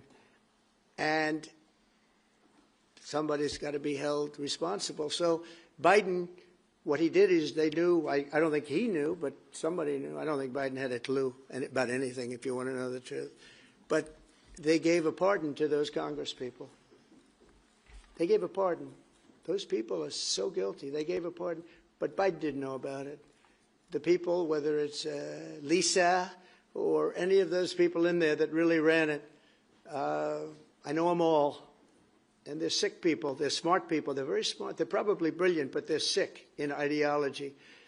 And they were running the auto pen. And it was totally illegal what he did. And I hope it's going to be so adjudged. Do you want to take one more, and then I'll Okay. go back to British? Let's see. Peter, go ahead. Thank you, President Trump. In the deal that you're working on for the Chinese to sell TikTok to an American buyer, are the Americans going to have to come up with their own algorithm, or are they going to continue to use the successful but addictive Chinese algorithm? So what we're doing, and we're speaking to President Xi on Friday to see if we can finalize something on TikTok, because there is tremendous value, and I hate to give away value, but I like TikTok. It helped get me elected. In fact, Charlie said, "Sir, you ought to get on TikTok. You'd be great." I said, "Really? Tell me about TikTok." And we, as you know, we did unbelievably well with youth, like at a level that no Republican has ever even dreamt of. And in what, look, I think we won it for a lot of reasons, but that was a reason we won the election by such a big number. TikTok has tremendous value. The United States has that value in its hand because we're the ones that have to approve it. I specifically get the right to approve it. The people that are investing in it are among the greatest investors in the world, the biggest, the richest, and they'll do a great job. And we're doing it in conjunction with China. But we are getting, the United States is getting a tremendous fee plus, I call it a fee plus, for just making the deal. And I don't want to throw that out the window. I can say this, that you'll have a lot of very unhappy youth. And I use TikTok very legitimately, very straight, just statements every day, little statements, short statements. "Sir, make it short, please." And TikTok Jack, we call him. He was pretty good. Did a good job for me, I guess. But no, I'd rather reap the benefits. I mean, the kind of money we're talking about is very substantial, and it'll be owned by all American investors and, the best investors and the, very rich people and companies are going to be owning it. Very, very straight, very legitimate companies, and really companies that love America. So they're going to be owning it. It's a big thing. And on a much bigger scale, and probably that's why we were able to get that, but on a much bigger scale, we're pretty close to a deal. We may do an extension with China, but it's an extension based on the same terms that we have right now, which are pretty good terms. And my question for Prime Minister Starmer, if you feel so strongly about officially recognizing Palestine for statehood, why are you waiting for President Trump to leave the country? Why can't you just do it right now? And isn't there a risk in rewarding Hamas with that? Well, let me be really clear about Hamas. They're a terrorist organisation who can have no part in any future governance in Palestine. And what happened on October the 7th was the worst attack since the Holocaust. We have extended family in Israel. I understand firsthand the psychological impact that had across Israel. So I know exactly where I stand in relation to Hamas. Hamas, of course, don't want a two-state solution. They don't want peace. They don't want a ceasefire. I'm very clear where I stand on Hamas. Okay. On the question of recognition, I made my position clear at the end of July as to the timing, which has got nothing to do with this state visit, and I've discussed it with the President, as you would expect amongst two leaders who respect each other and like each other and want to bring about a better solution in the best way that we can. Thank you so much. Can I go back then to Robert at ITV? Robert Person, ITV. Mr. President, you uniquely, you alone in the whole world, have the power to persuade Prime Minister Netanyahu to stop the demolition of Gaza City, to stop the starvation of Palestine, and to stop the killing of civilians. If not now, when will you exercise that power and tell him to stop? Sure. And then for both of you... But you do understand about October 7th. You do understand. So believe me, I understand. One of the worst days in the history of humanity. What happened, I have seen the tapes. Babies that are 4 months old and just chopped up to pieces. And you've seen the tapes and I've seen the tapes. You're a professional and so am I. And people forget about October 7th. I can't forget about it. So I want it to end, but I want the hostages back. I don't want the hostages used as human shields, which is what Hamas is threatening to do. But as soon as they're back, that's the moment you will tell Netanyahu well, to stop. It would certainly help, but I have to have the hostages back. And I don't want them back piecemeal, as I said before. I want them back. And on a separate issue, free speech, your Vice President, Vance, said that free speech is under attack in the UK. Do you agree with him? And Prime Minister, we saw the dismissal of a very well-known chat show host in America last night, Mr. Kimmel. Is free speech more under attack in Britain or America? Well, Jimmy Kimmel was fired because he had bad ratings more than anything else, and he said a horrible thing about a great gentleman known as Charlie Kirk. And Jimmy Kimmel is not a talented person. He had very bad ratings, and they should have fired him a long time ago. So, you know, you can call that free speech or not. He was fired for lack of talent. Yeah, please, go ahead. Yeah, I mean, firstly, on the question of Charlie Kirk, can I just express how shocking that is, I think, to everybody who believes in free speech and in democracy.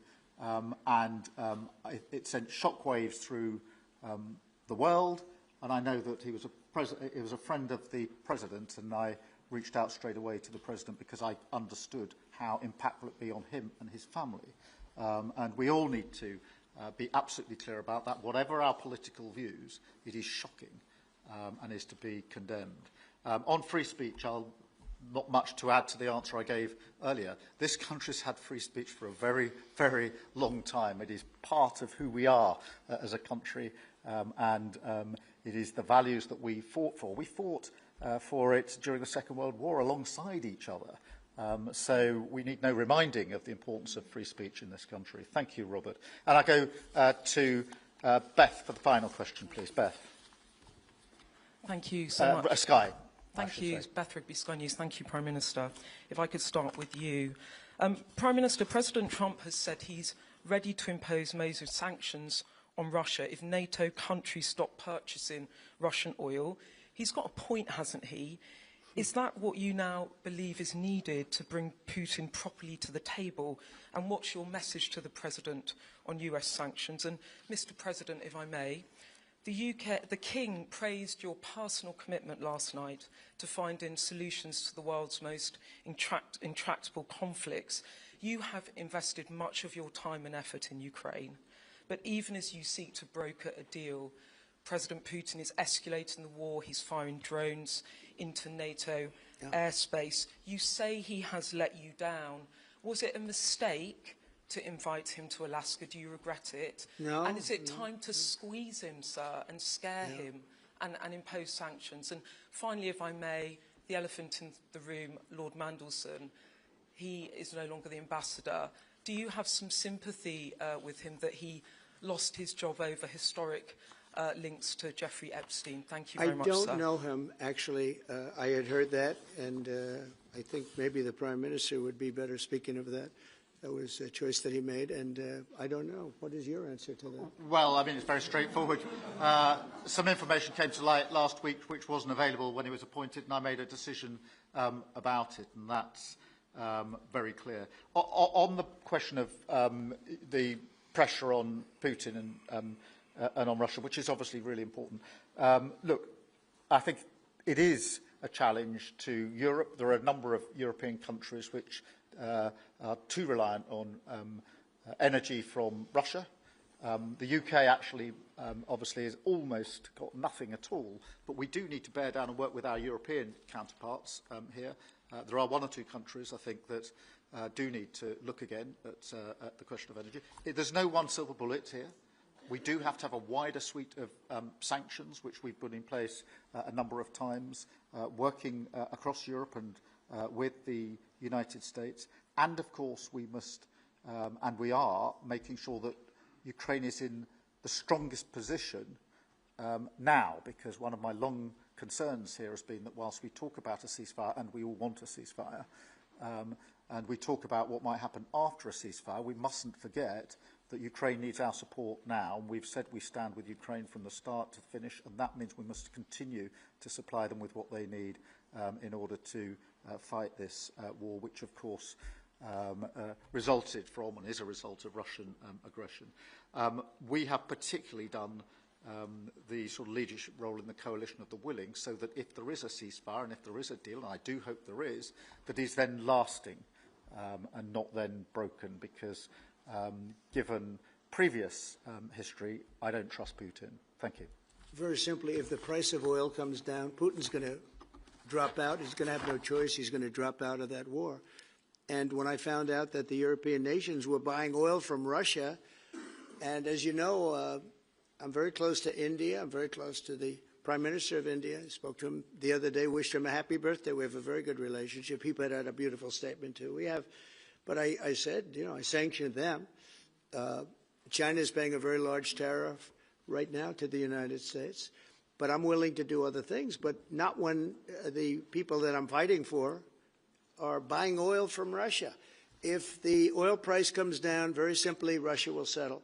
And the oil price is way down. You know, we got it way down. We're drilling and we produce more oil than anybody else in the world. We're doing a lot. But I was disappointed to see that. And the Prime Minister was disappointed to see that. And it wasn't him. It was other countries.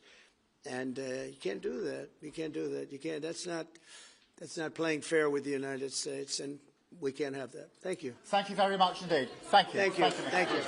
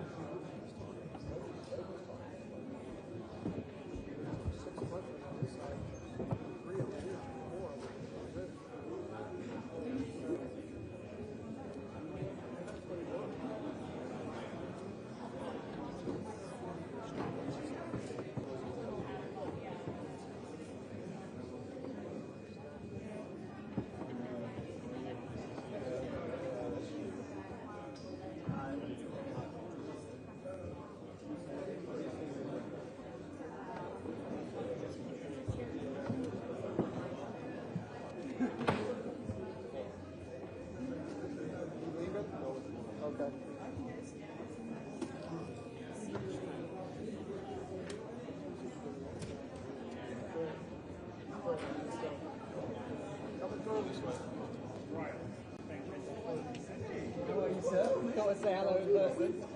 You should come back on. You can always come. I appreciate it.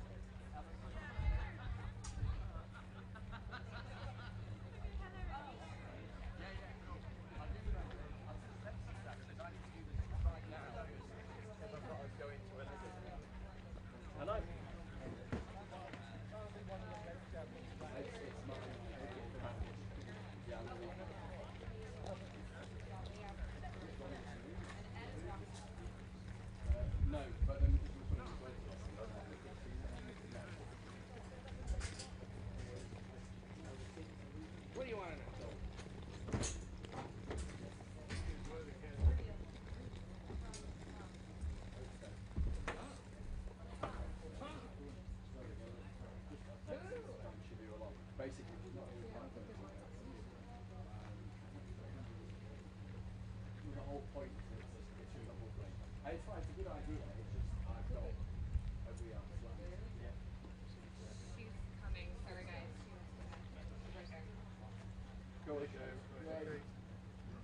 Yeah. Sarah. This is quite tight, isn't it? Because we fit it to sort of 90 seconds or Yeah, just keep it super tight. Snappy. What's going on? We're not hearing it. I've just gone to Andrew Neil. So go to Andrew Neil. Sarah. Snappy, 90 seconds to 2 minutes. I've got bits out. Yeah, I think that. Okay, excellent. And it's just too short, isn't it? Yeah. Thanks. We done?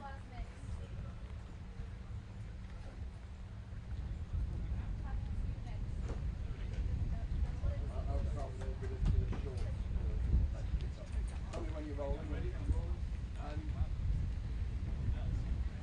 it'd be fantastic to know the whole thing I've noticed, I know this might sound superficial, but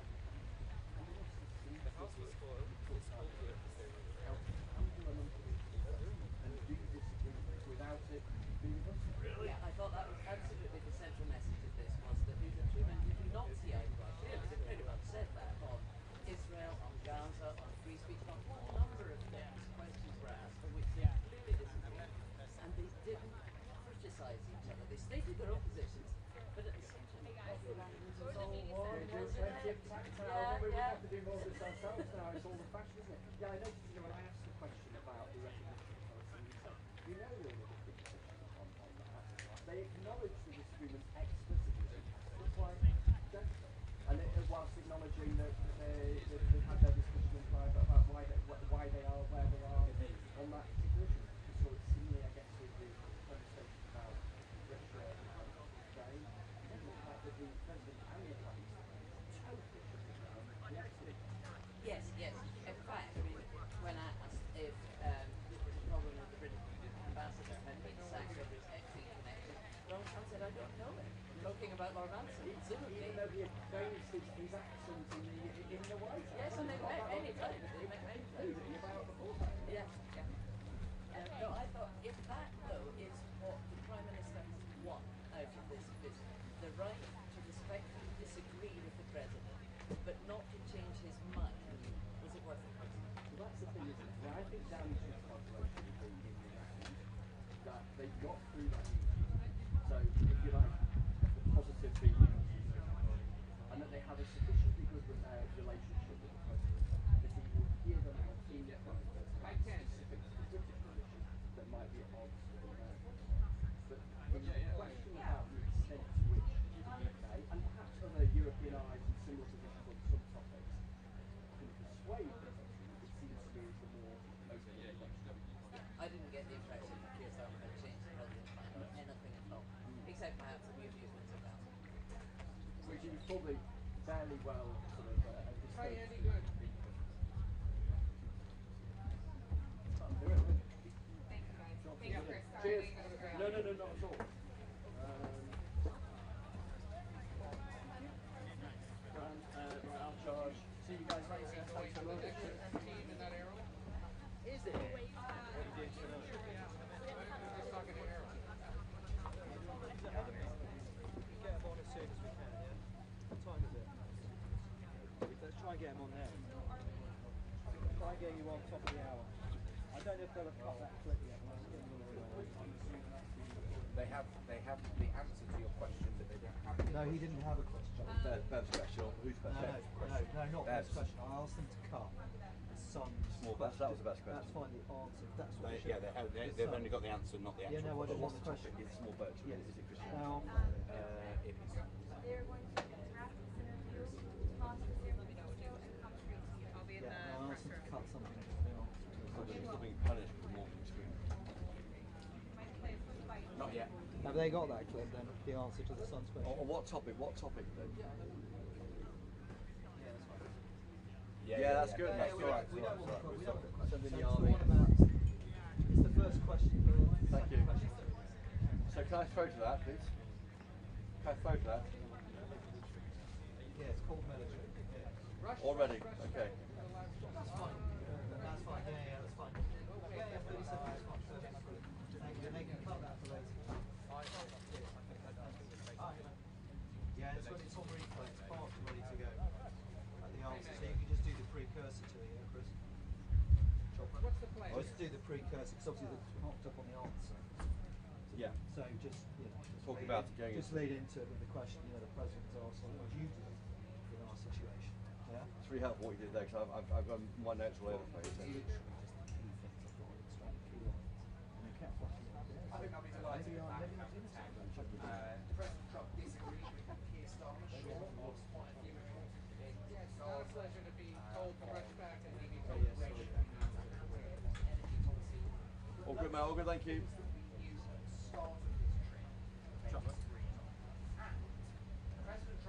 I can hear it clearly, yeah, thank you. Tiny step back to your left, tiny step, that's it, sir.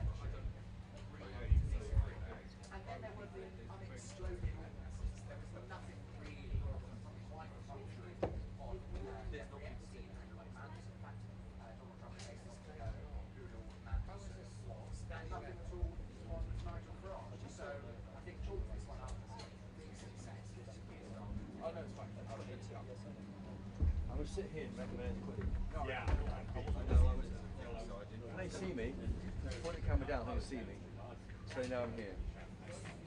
Because you couldn't have hoped that to go anywhere. Donald Trump was in one of those kind of reflective, I don't want to say low energy, but sort of not quite in one of those sort of full-on moods that he can be. It's been a long visit, and that has taken its toll to some degree.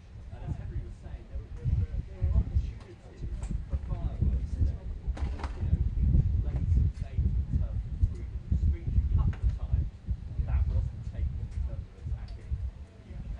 When it came to recognition of Israel, all he said was, we disagree. It's one of the few things we disagree. And then he stopped and he said nothing more. So you look at things like that, and you look at some of the other issues around, particularly around. I'm going to say I wasn't called. I wasn't chosen for question number 10, I'm going to say that. I'm sitting in the front row with my hand in it.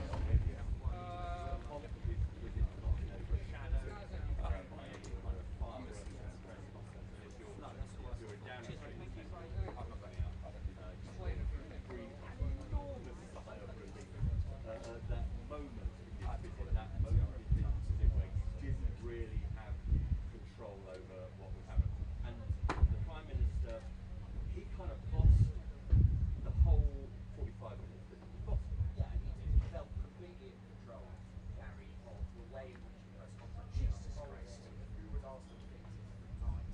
And that, I think, was the risk damage. He ceded that control, deliberately or otherwise, to President Trump, and then lost control. But I mean, you're absolutely right. President Trump did not take opportunities which, in other circumstances, Literally 6 feet from the President and Sir Keir Starmer, of course, our Prime Minister. It seemed very friendly. I think the two appear to get on very well. They've met, by my count, once every 8 weeks since he became President. So they meet quite a lot, and they have forged this rather unusual relationship between two such different politicians, one from the left, Sir Keir Starmer, one from the right, of course, the President of the United States. But they rode across all sorts of areas there. A big issue coming up, I thought, the American journalist asked a question about Palestine this weekend to Sir Keir Starmer. Are you waiting until the guy next to you leaves the country on Air Force One before you recognise the state of Palestine? That was awkward, I think, for Keir Starmer, but the slap on the back was very welcome, according to number 10 aides. Clearly, when Keir Starmer said we're not going to have Hamas running Gaza, that can't happen. That was a big slap on the back, and that wouldn't happen with the recognition of Palestine. Difficult questions on issues of freedom of speech. Sir Keir Starmer there saying we are the home of free speech and making those points, but asked twice about that. He gave that answer. But I thought the most interesting answer, I think, was one about small boats. What would you do to stop the boats? And the answer from Donald Trump, well, it had much more bang for its buck than Sir Keir Starmer. Here's what the answer was. behind closed doors, they've established this war report, and I think actually what we got a bit of in public was the way in which Keir Starmer manages to smooth over those points of difference and maintain the report. Yeah, I think that's absolutely right. I mean, we saw some elements of Donald Trump in terms of some of the things that he returns from time to time again, which will be a bit bewildering to our viewers watching. There's this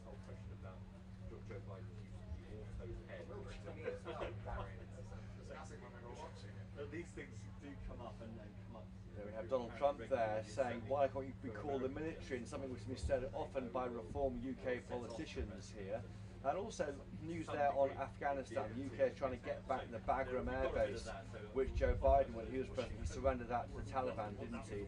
But the Bagram Air Base, of course, 1 hour, he said, from where China develops its nuclear weapons, or have a nuclear facility at least in China. So clearly, America is thinking around the world on this strategic level. But yes, interesting. I think it was an informative press conference, one much more friendly, I think, when you see with France and America. I thought in many ways we're back to where we are with this country. Are we going to choose to be the US's best friend or towards the European Union? Again, it was somewhere in the middle.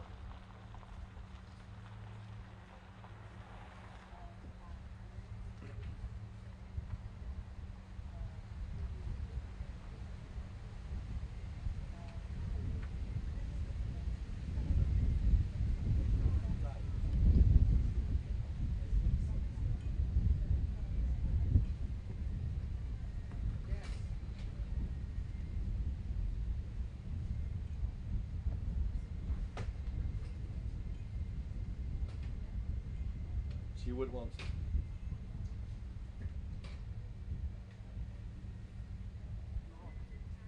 I think that's right. I think you heard that in his tone, didn't you? He was, I wouldn't say overwhelmed, but he was clearly subdued by what had happened.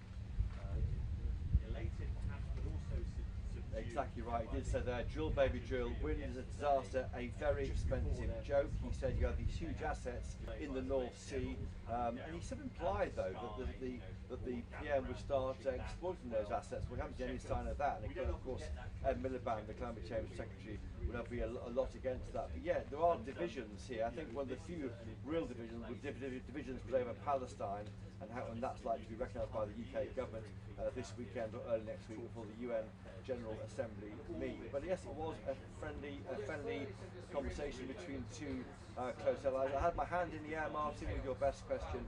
Sadly, I wasn't selected by number 10 down the street to ask a question today, but I'll keep my hand in the air all the time for TV News viewers.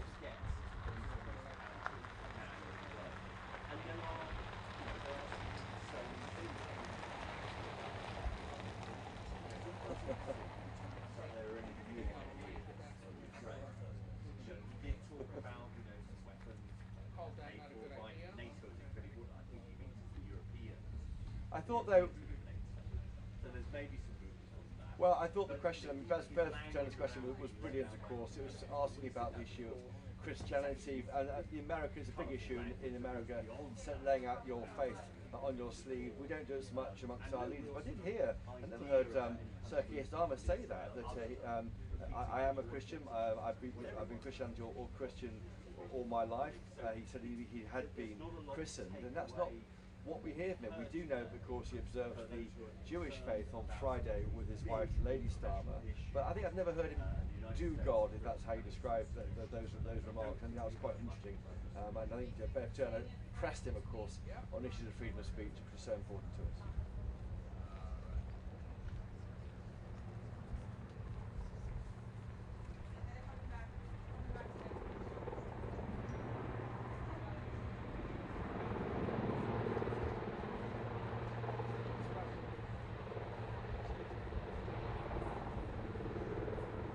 Great. Yeah, they're playing the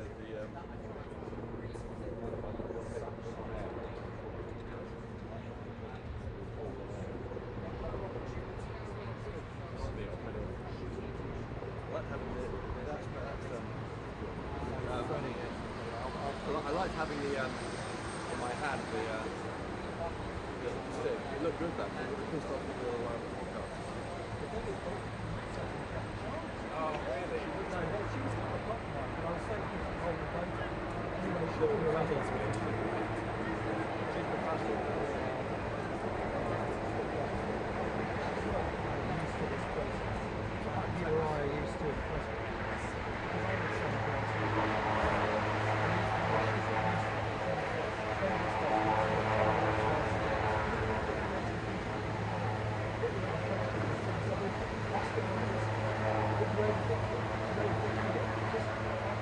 Because I would say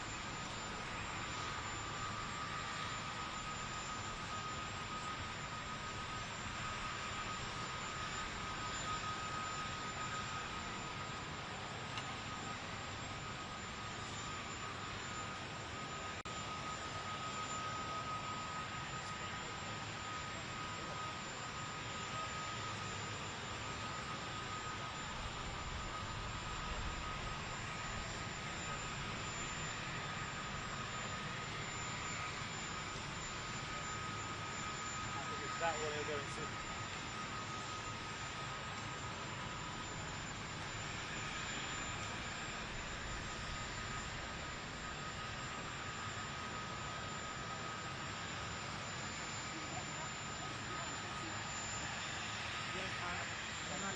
I think what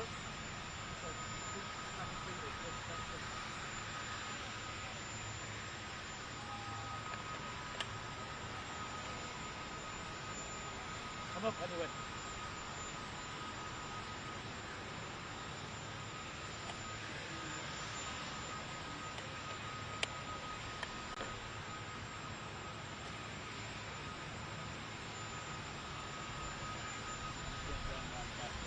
Yeah, you go.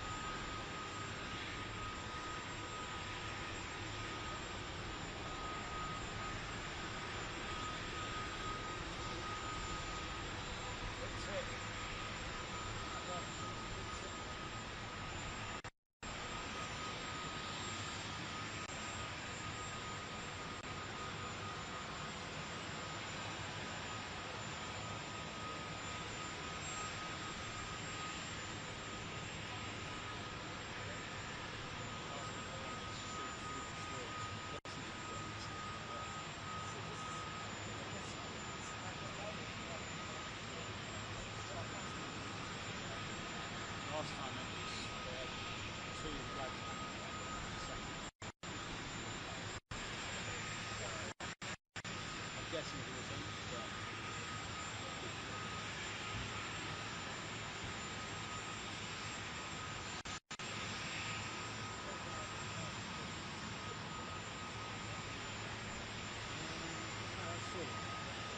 usually as well.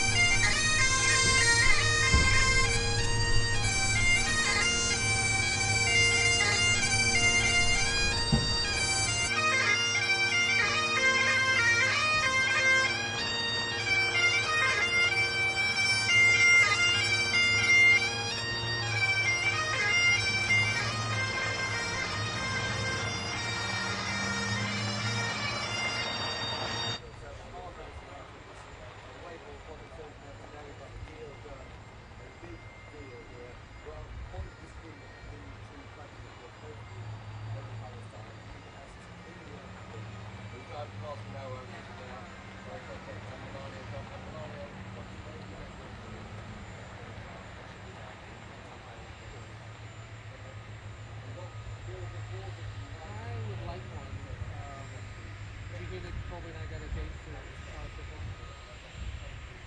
Yes, October 16th, 17th, 18th to Penn State and Iowa.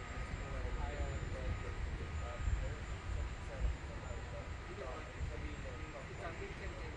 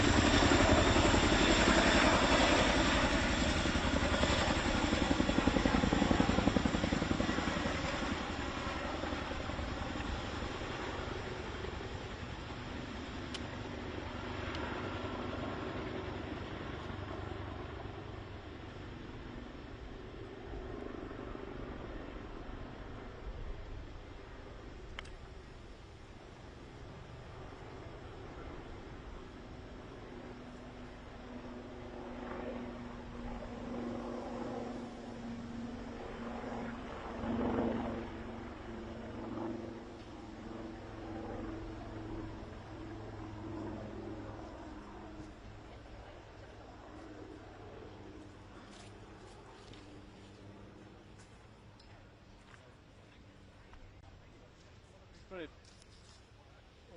Absolutely brilliant. Got to bars, end of transmission in 1 second.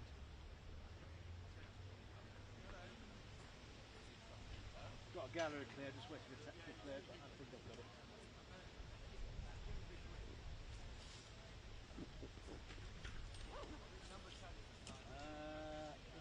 Full sound, because I've got congested bars.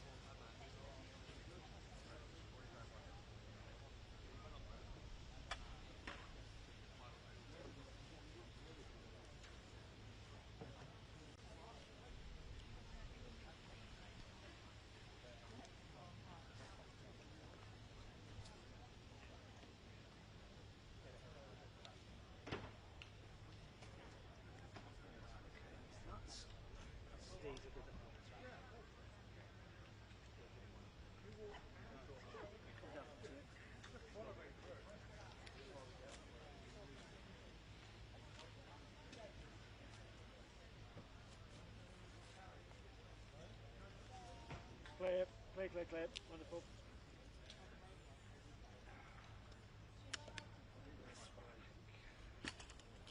Happy gallery director. That's what I like. Turn off.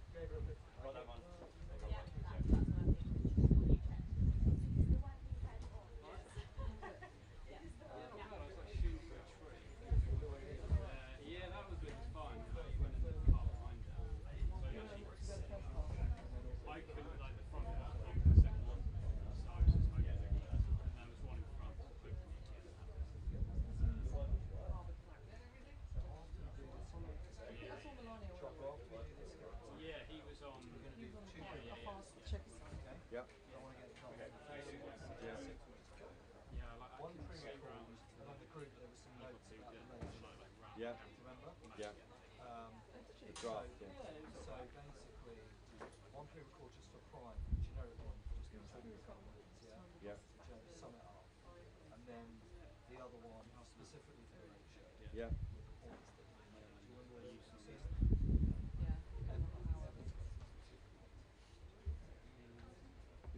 What is the late show? Is not starting on Monday. Next week. Yeah, they're piloting something they still use on social media.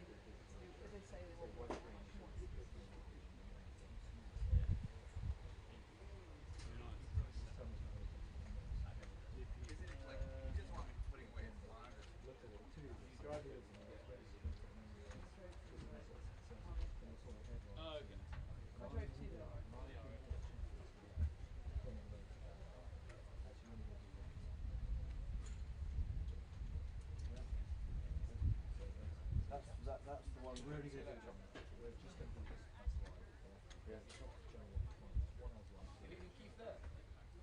What's the late show one? Is that the late show?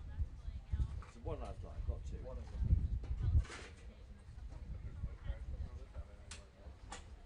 That plays out on the prime show tonight. Yeah. You call that to me that All of them go digital. It's really only there's crisps. I'm a bit hangry.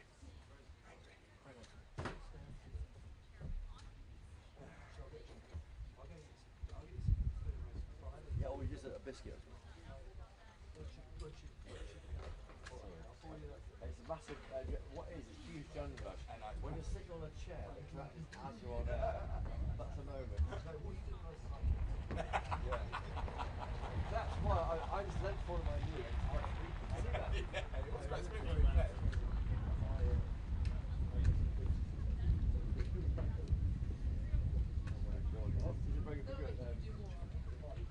I was rocking on it, that's what happened.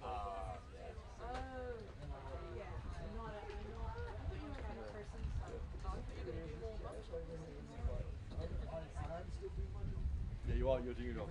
You both are brilliant. Yeah, I kept doing. I leant forward on my knee and stepped up. Huh? I think I was rocking on it.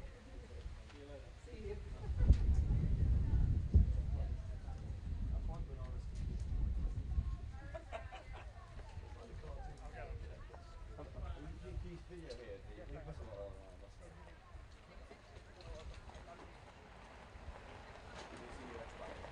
great. Very good. Yeah, yeah.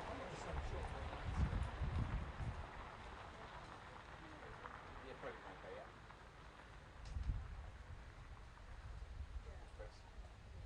Chris? Yeah, program, yeah. It's really you, actually.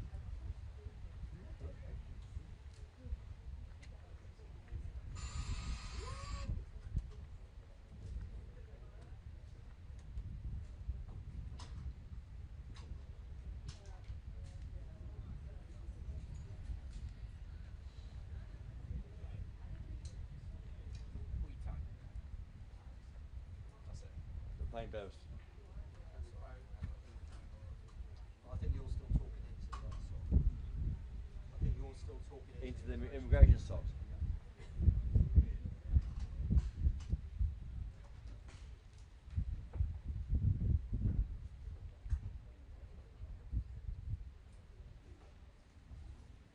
I'm going to go and get you something to eat. Would you want me to wait and then we go together? Do you want to get this hit out of the way? Yeah. Thanks, John.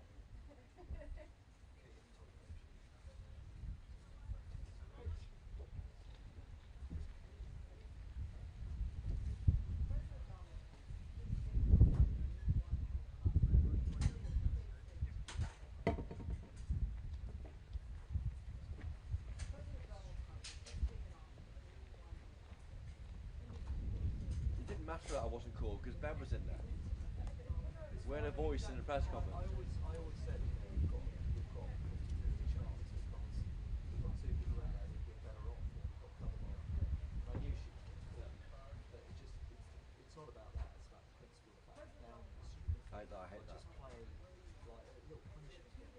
what I hate. It really pisses me off.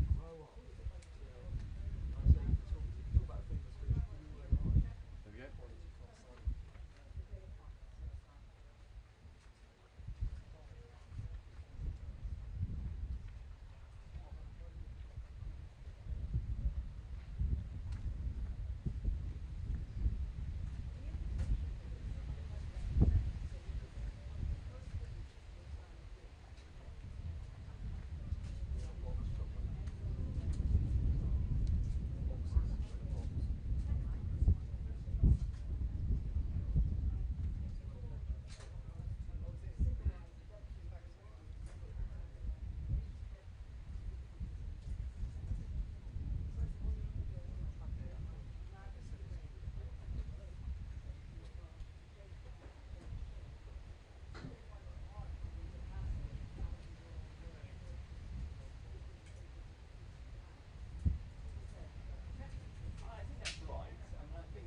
Well, I thought that point there, your first point on the small boat issue was most resonant. The President said, you have people coming in, and I told the PM I would stop it. Donald Trump told Sir Keir Starmer, and it doesn't matter if you call out the military. It doesn't matter what means you use, because it destroys countries from within.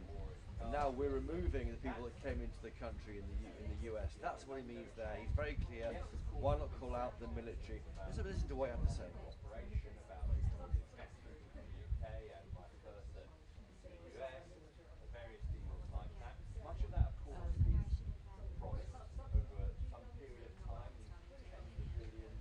I went too soon to that. Sorry. Apologies, I thought that. I thought you wanted that. Sorry, Daryl. I'll pick up. Yes. I thought of that, yeah. It's fine. Daryl's I won't. Not even for you. So that's it. A lesson now on controlling the small boats crisis on the very day that one person, I think of Indian origin, was sent back to France, and that was billed, of course, by Sir Keir Starmer as his scheme working. Also on the issue of wind farms, yet again, we know he hates them. Donald Trump, not a big fan. Wind is a very expensive joke, he said. We have a very good asset, he says, in the UK. It's called the North Sea, didn't he? He made very clear the North Sea oil is phenomenal. He said, my mother was born in Scotland, in the Hebrides. That's serious, we're serious Scotland we're talking about. I want this country to do well. He loves this country. That's very clear from what you were saying, Dan. In fact, the entire visit, he looked, in parts, deeply moved, Martin. You saw him, of course, in Windsor yesterday when he met the King and the Queen. You have great assets, he said. You're going to start using, I believe, under this Prime Minister. Drill, baby, drill, he told our Prime Minister. Also, Vladimir Putin over Ukraine has really let me down. I think it looks like we're seeing Donald Trump come back to where the UK has been for many months now. He's killing many people, and he's losing more people than he's killing. I mean, Russian soldiers are being killed at a higher rate than the Ukrainian soldiers, and that is the concern, the clear concern. And that question from Bev Turner on faith, we heard in response, Sir Keir Starmer saying, I'm a Christian, I was christened, although he does of course observe the Jewish faith on Fridays. Interesting to hear him talk about his faith, which we haven't heard before from this Prime Minister. Overall though, this visit, away from the pomp and circumstance, Martin, is about trade, is about jobs in this country. £250 billion worth of trade deals agreed. We've always been friends. Donald Trump said he called Sir Keir Starmer a tough negotiator who got a better deal than he would have got. That was denied by Keir Starmer. But we're seeing an economic security deal signed soon, as well as this £250 billion tech deal. Clearly, the special relationship is moving out of defence and security and into trade and jobs. And again, it goes back to where is our role in the world? Are we going towards the European Union or the US? It feels now, today, in Chequers, like it's the US.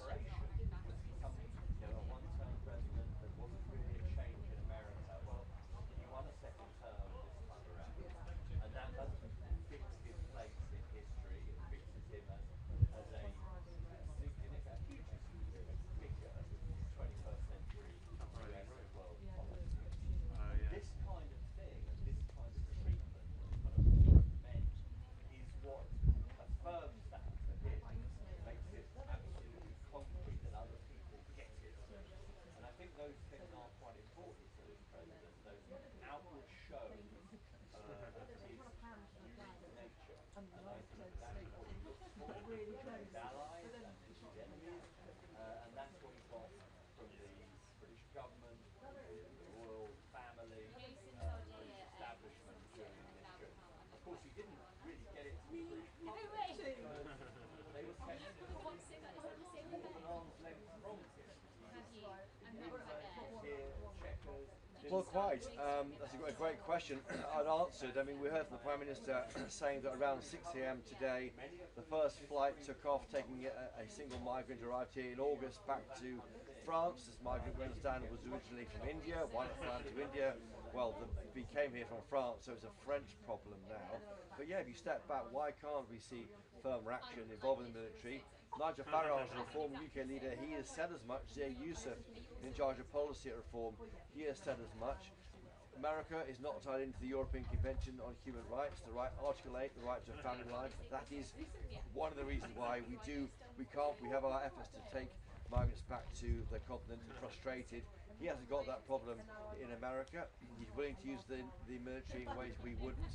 He's enforcing a land border, we've got a sea border, that's harder to enforce. But yeah, lessons here, I think, from the Prime Minister, from the President. No, that guy there, Donald Trump, he loves this country, he's proud of his roots to Scotland through his mother, he loves coming here, he's an Anglophile President. That's a great thing for this country and helps us with getting those deals done, that investment on AI, on quantum that we heard earlier from Donald Trump. But definitely a lesson there in maybe just throwing off the shackles, Keir Starmer, and stop those boats, because in my view, if he can't stop those boats, that will be the single reason why he might lose the next general election.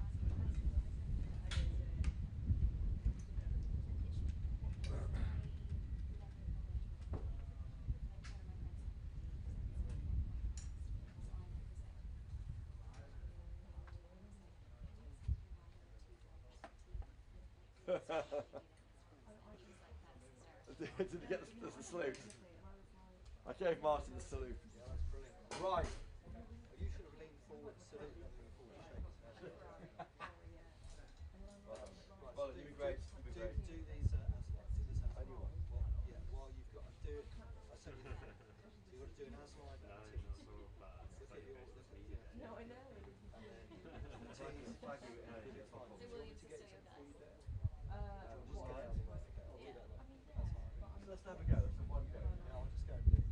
You've got this really. I mean, it's just sum up the day, but do the tease has to start. And I've been here at Checker. I was here at Checker because obviously it's a newsletter before that. Oh, that's me. I don't know when to quite early. Well, that wasn't the point. The point is that the gallery wasn't.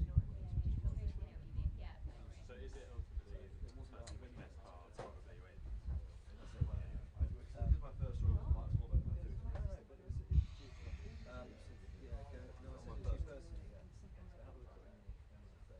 Just read that still. And the last bit is, you know. Do they drive this thing? And I've been here.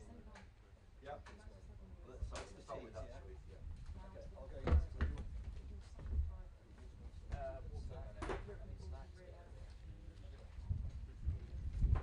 I'll take my earpiece out. Yeah, let's just flick it off your back. Wasn't it funny when I wiped out? What, the jet? Yeah. Yeah, it's so funny. Because I was on air. Yeah. So what I did, I just leaned forward and just kept talking. Yeah, you saved it well. You saved it well. Me and Tom was crying. Oh, God. Roll in whenever you're ready.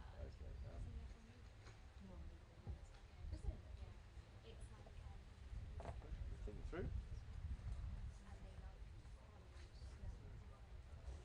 Ready? And I'm here in Chequers, the UK Prime Minister's country home, where the end of this two-day visit has been spelled out by Donald Trump and Sir Keir Starmer. Oh, I'll start this. It's a tease, not a hit. Yeah. And I'm here in Chequers, Prime Minister Sir Keir Starmer. And I'm here in Chequers, Prime Minister Sir Keir Starmer's country home, where the US and UK have agreed a £250 billion tech deal. But the fun happened in the press conference, where Donald Trump had some lessons on how to tackle both the issue of the oil and... sorry. I know what I'm trying to say, I'm just a bit... Sorry, Joe. mind that. Delete that, please. Yeah, I mean, you can take your mind back to February, beginning of this year, just a week. And I'm here in Chequers, the Prime Minister Sir Keir Starmer's country home, for the second day of the historic state visit. Deals worth £250 billion agreed, inward investment into the UK, and some lessons from Donald Trump on how to tackle that small boat crisis and how to drill baby drill in the North Sea. Stay tuned. That's good, I think. Yep. Now a tease, now a thing. So yeah, that's and I think now. Yeah, sure, okay. We've worked out how we've also got concrete stuff from it as well. Britain has this low 10% tariff, which is higher than it used to be, but it's not as high as some countries around the world. They think that's the result of the relationship we've built between Keir Starmer and I got my head going. there are some concrete small boats. There's a log jam over steel and aluminium tariffs that are 25% on British exporters. We know that steel exporters are well down on what they used to be because of that. And no deal has been got over the line on that when they were very hopeful of. Much of the investment that you mentioned earlier is still to be actually committed or we're committed, but it's still to be spent. When you're talking about $90 billion of private equity, well, let's see when it appears and what it goes into. So there are still lots and lots of questions, but I think they would say you'd rather be in Keir Starmer's position than some other of America's allies. Wayne's probably on the train. Church and elsewhere in Europe as well, they all believe that they built something pretty strong on this basis of this special relationship. Donald Trump, through his words, And finish.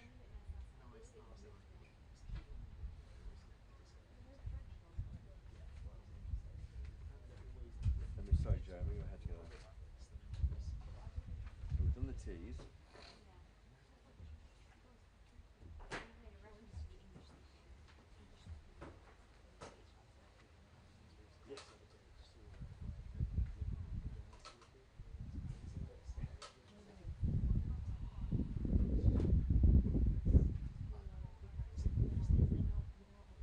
Yeah, there are occasionally Donald Trump, no more than occasionally, pretty regularly Donald Trump goes off on a kind of a little meander on some issues that are a little surprising. We got the auto pen again today, didn't we, from Joe Biden, the auto pen. The background thing did strike me. There were some references earlier in the year where the president seemed to suggest, or did suggest that China was controlling. Background, there's the biggest air base in Afghanistan. It was the centre of kind of military presence and occupation when the US were in Afghanistan. Two big runways, huge base there, about sort of, I don't know, 40 or 50 miles. I'm trying to start this thing. And the president was suggesting somehow the Chinese have now got control of that under the Taliban. And today he suggested somehow that they were going to, the US might get it back. It sort of ties into a suggestion that, when Joe Biden left Afghanistan, when America left Afghanistan under the Biden regime, on some of It's for the there should have been a deal, there was meant to be some deal on the background. Joe Biden followed through on somehow we get to reinvigorate that, but it was incredibly out of nowhere. Sorry, no, my head's still on this. Let's see. Hopefully we've got plenty of time to go back to the officials and say, what's going on, because on the face of this, it's terribly likely the Taliban are going to hand over the background to Donald Trump.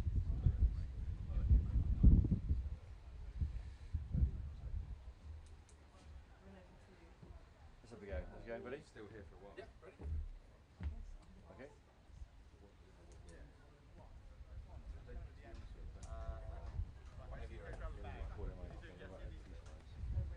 I don't think we're hearing any new ideas, are we?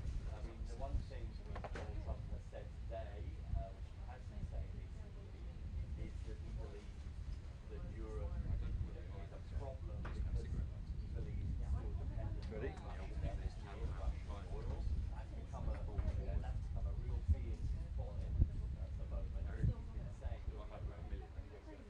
President Donald J. Trump is on his way back to the US after a historic two-day state visit to the UK. President Donald Trump is now on the way back to Washington, D.C. after a historic and successful two-day visit to the UK. It ended here in Chequers with a trade deal worth £250 billion on technology agreed between the US and the UK. It couldn't have gone any better, frankly, for Sir Keir Starmer. Elements were not discussed or not at least announced, nothing for the British Steel. So we'll go. Oh my God.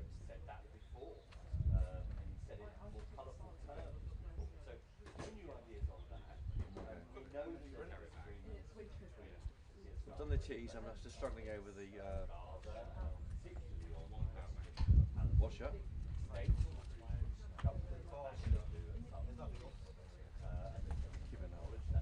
Tea and coffee.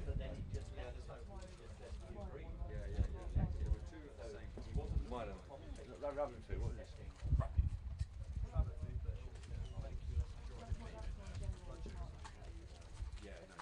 One more go. One more go on this. I'm still getting towards it.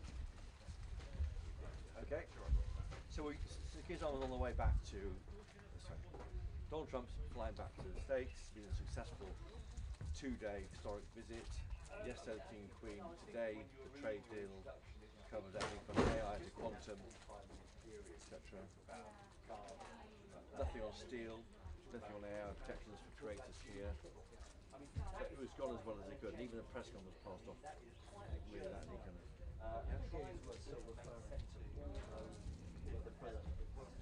yeah, exactly. On small boats. Exactly, yeah, well, we're going to get onto that. And even to our own Bev Turner.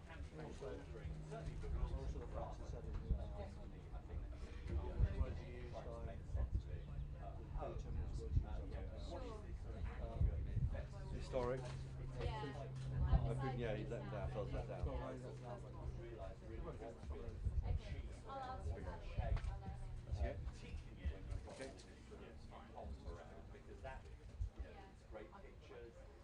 President Donald Trump is on his way back to Washington, D.C. after what will be seen as a successful two-day state visit to the UK.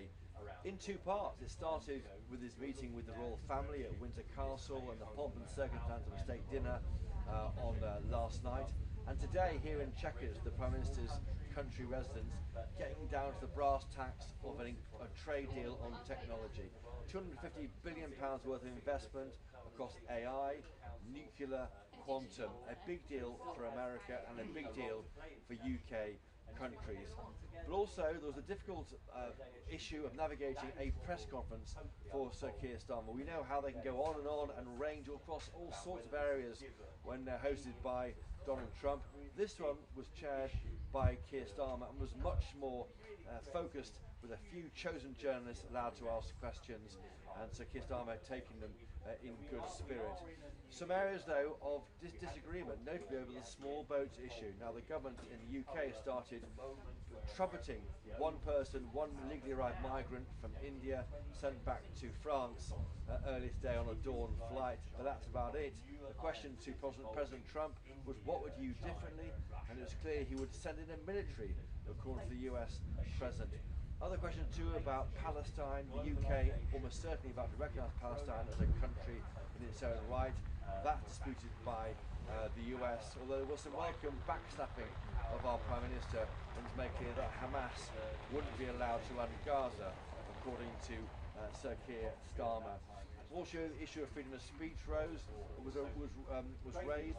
Our colleague Bev Turner, the presenter of The Late Show in the US on GB News, she said, what would you do, is our country Christian anymore, to Keir Starmer? He said, which is rare for him, I am a Christian, I was christened. I've never heard him talk in such personal terms about his own faith. And also, it's an agreement, I think, between the US and UK about Vladimir Putin. We heard there from Donald Trump saying he felt let down by the Russian leader. So all in all, I would suggest a successful visit on the trade deal, nothing on steel, nothing on AI, but otherwise broadly passed off without any damage, I think, to that crucial relationship between the UK and US, and also the personal special relationship between Sir Keir Starmer and Donald J. Trump. Christopher Hope for GB News, here in Chequers. No. I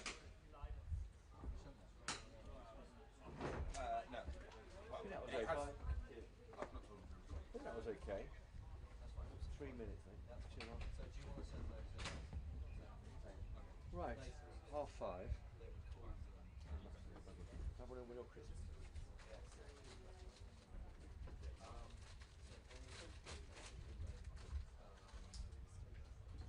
Thanks, guys.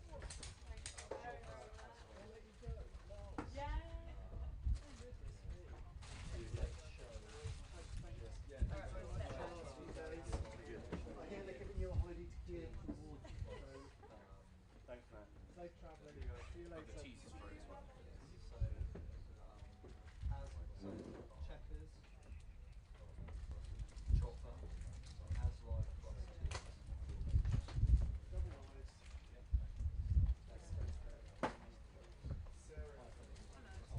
Hey, Tom. Oh. Yes. Good to meet you. Cool. I feel better now. I can't read it. I've never seen you. Every time I saw Chris, he was like, oh, and I was like, not her. Please. Changing everything.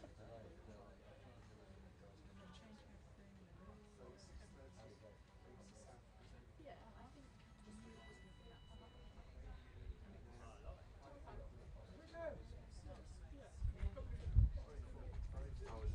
That's pretty positive.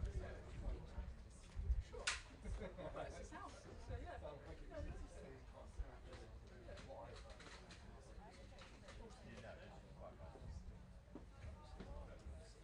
I know, they're a bit like, I'm sorry, we don't do that. Like,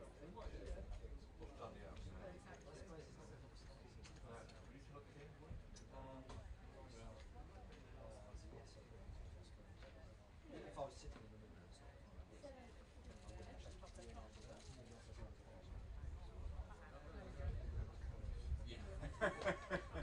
Kick him out. Get him out. Get him out.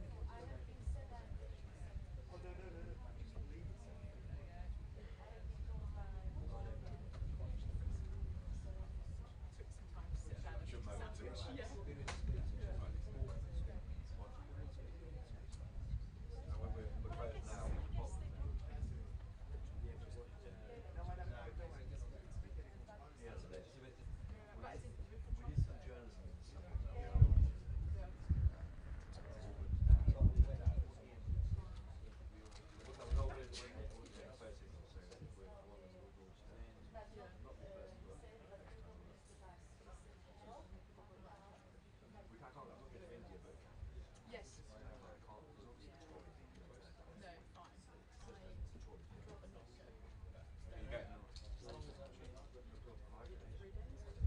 Sixth of the night.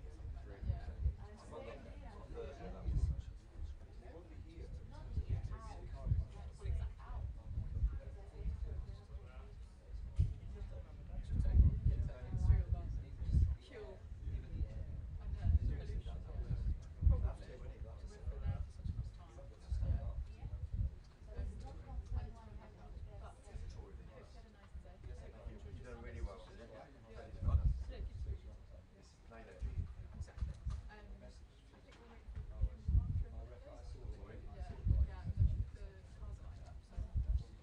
Alright, well I'll be dropping down in a bit. See you soon. No, exactly. Hello. Cheers. Yeah, good day today. I mean, apart from not being called in the first one, but Bev was called. But I won't send this back. Huh? You, Trump, or both, You get grinning at me, actually. You get smiling at me all the time. But I mean, I had my mic on my lap, which Tom put there. That was meant to get our branding into it, wasn't it? Wave it around.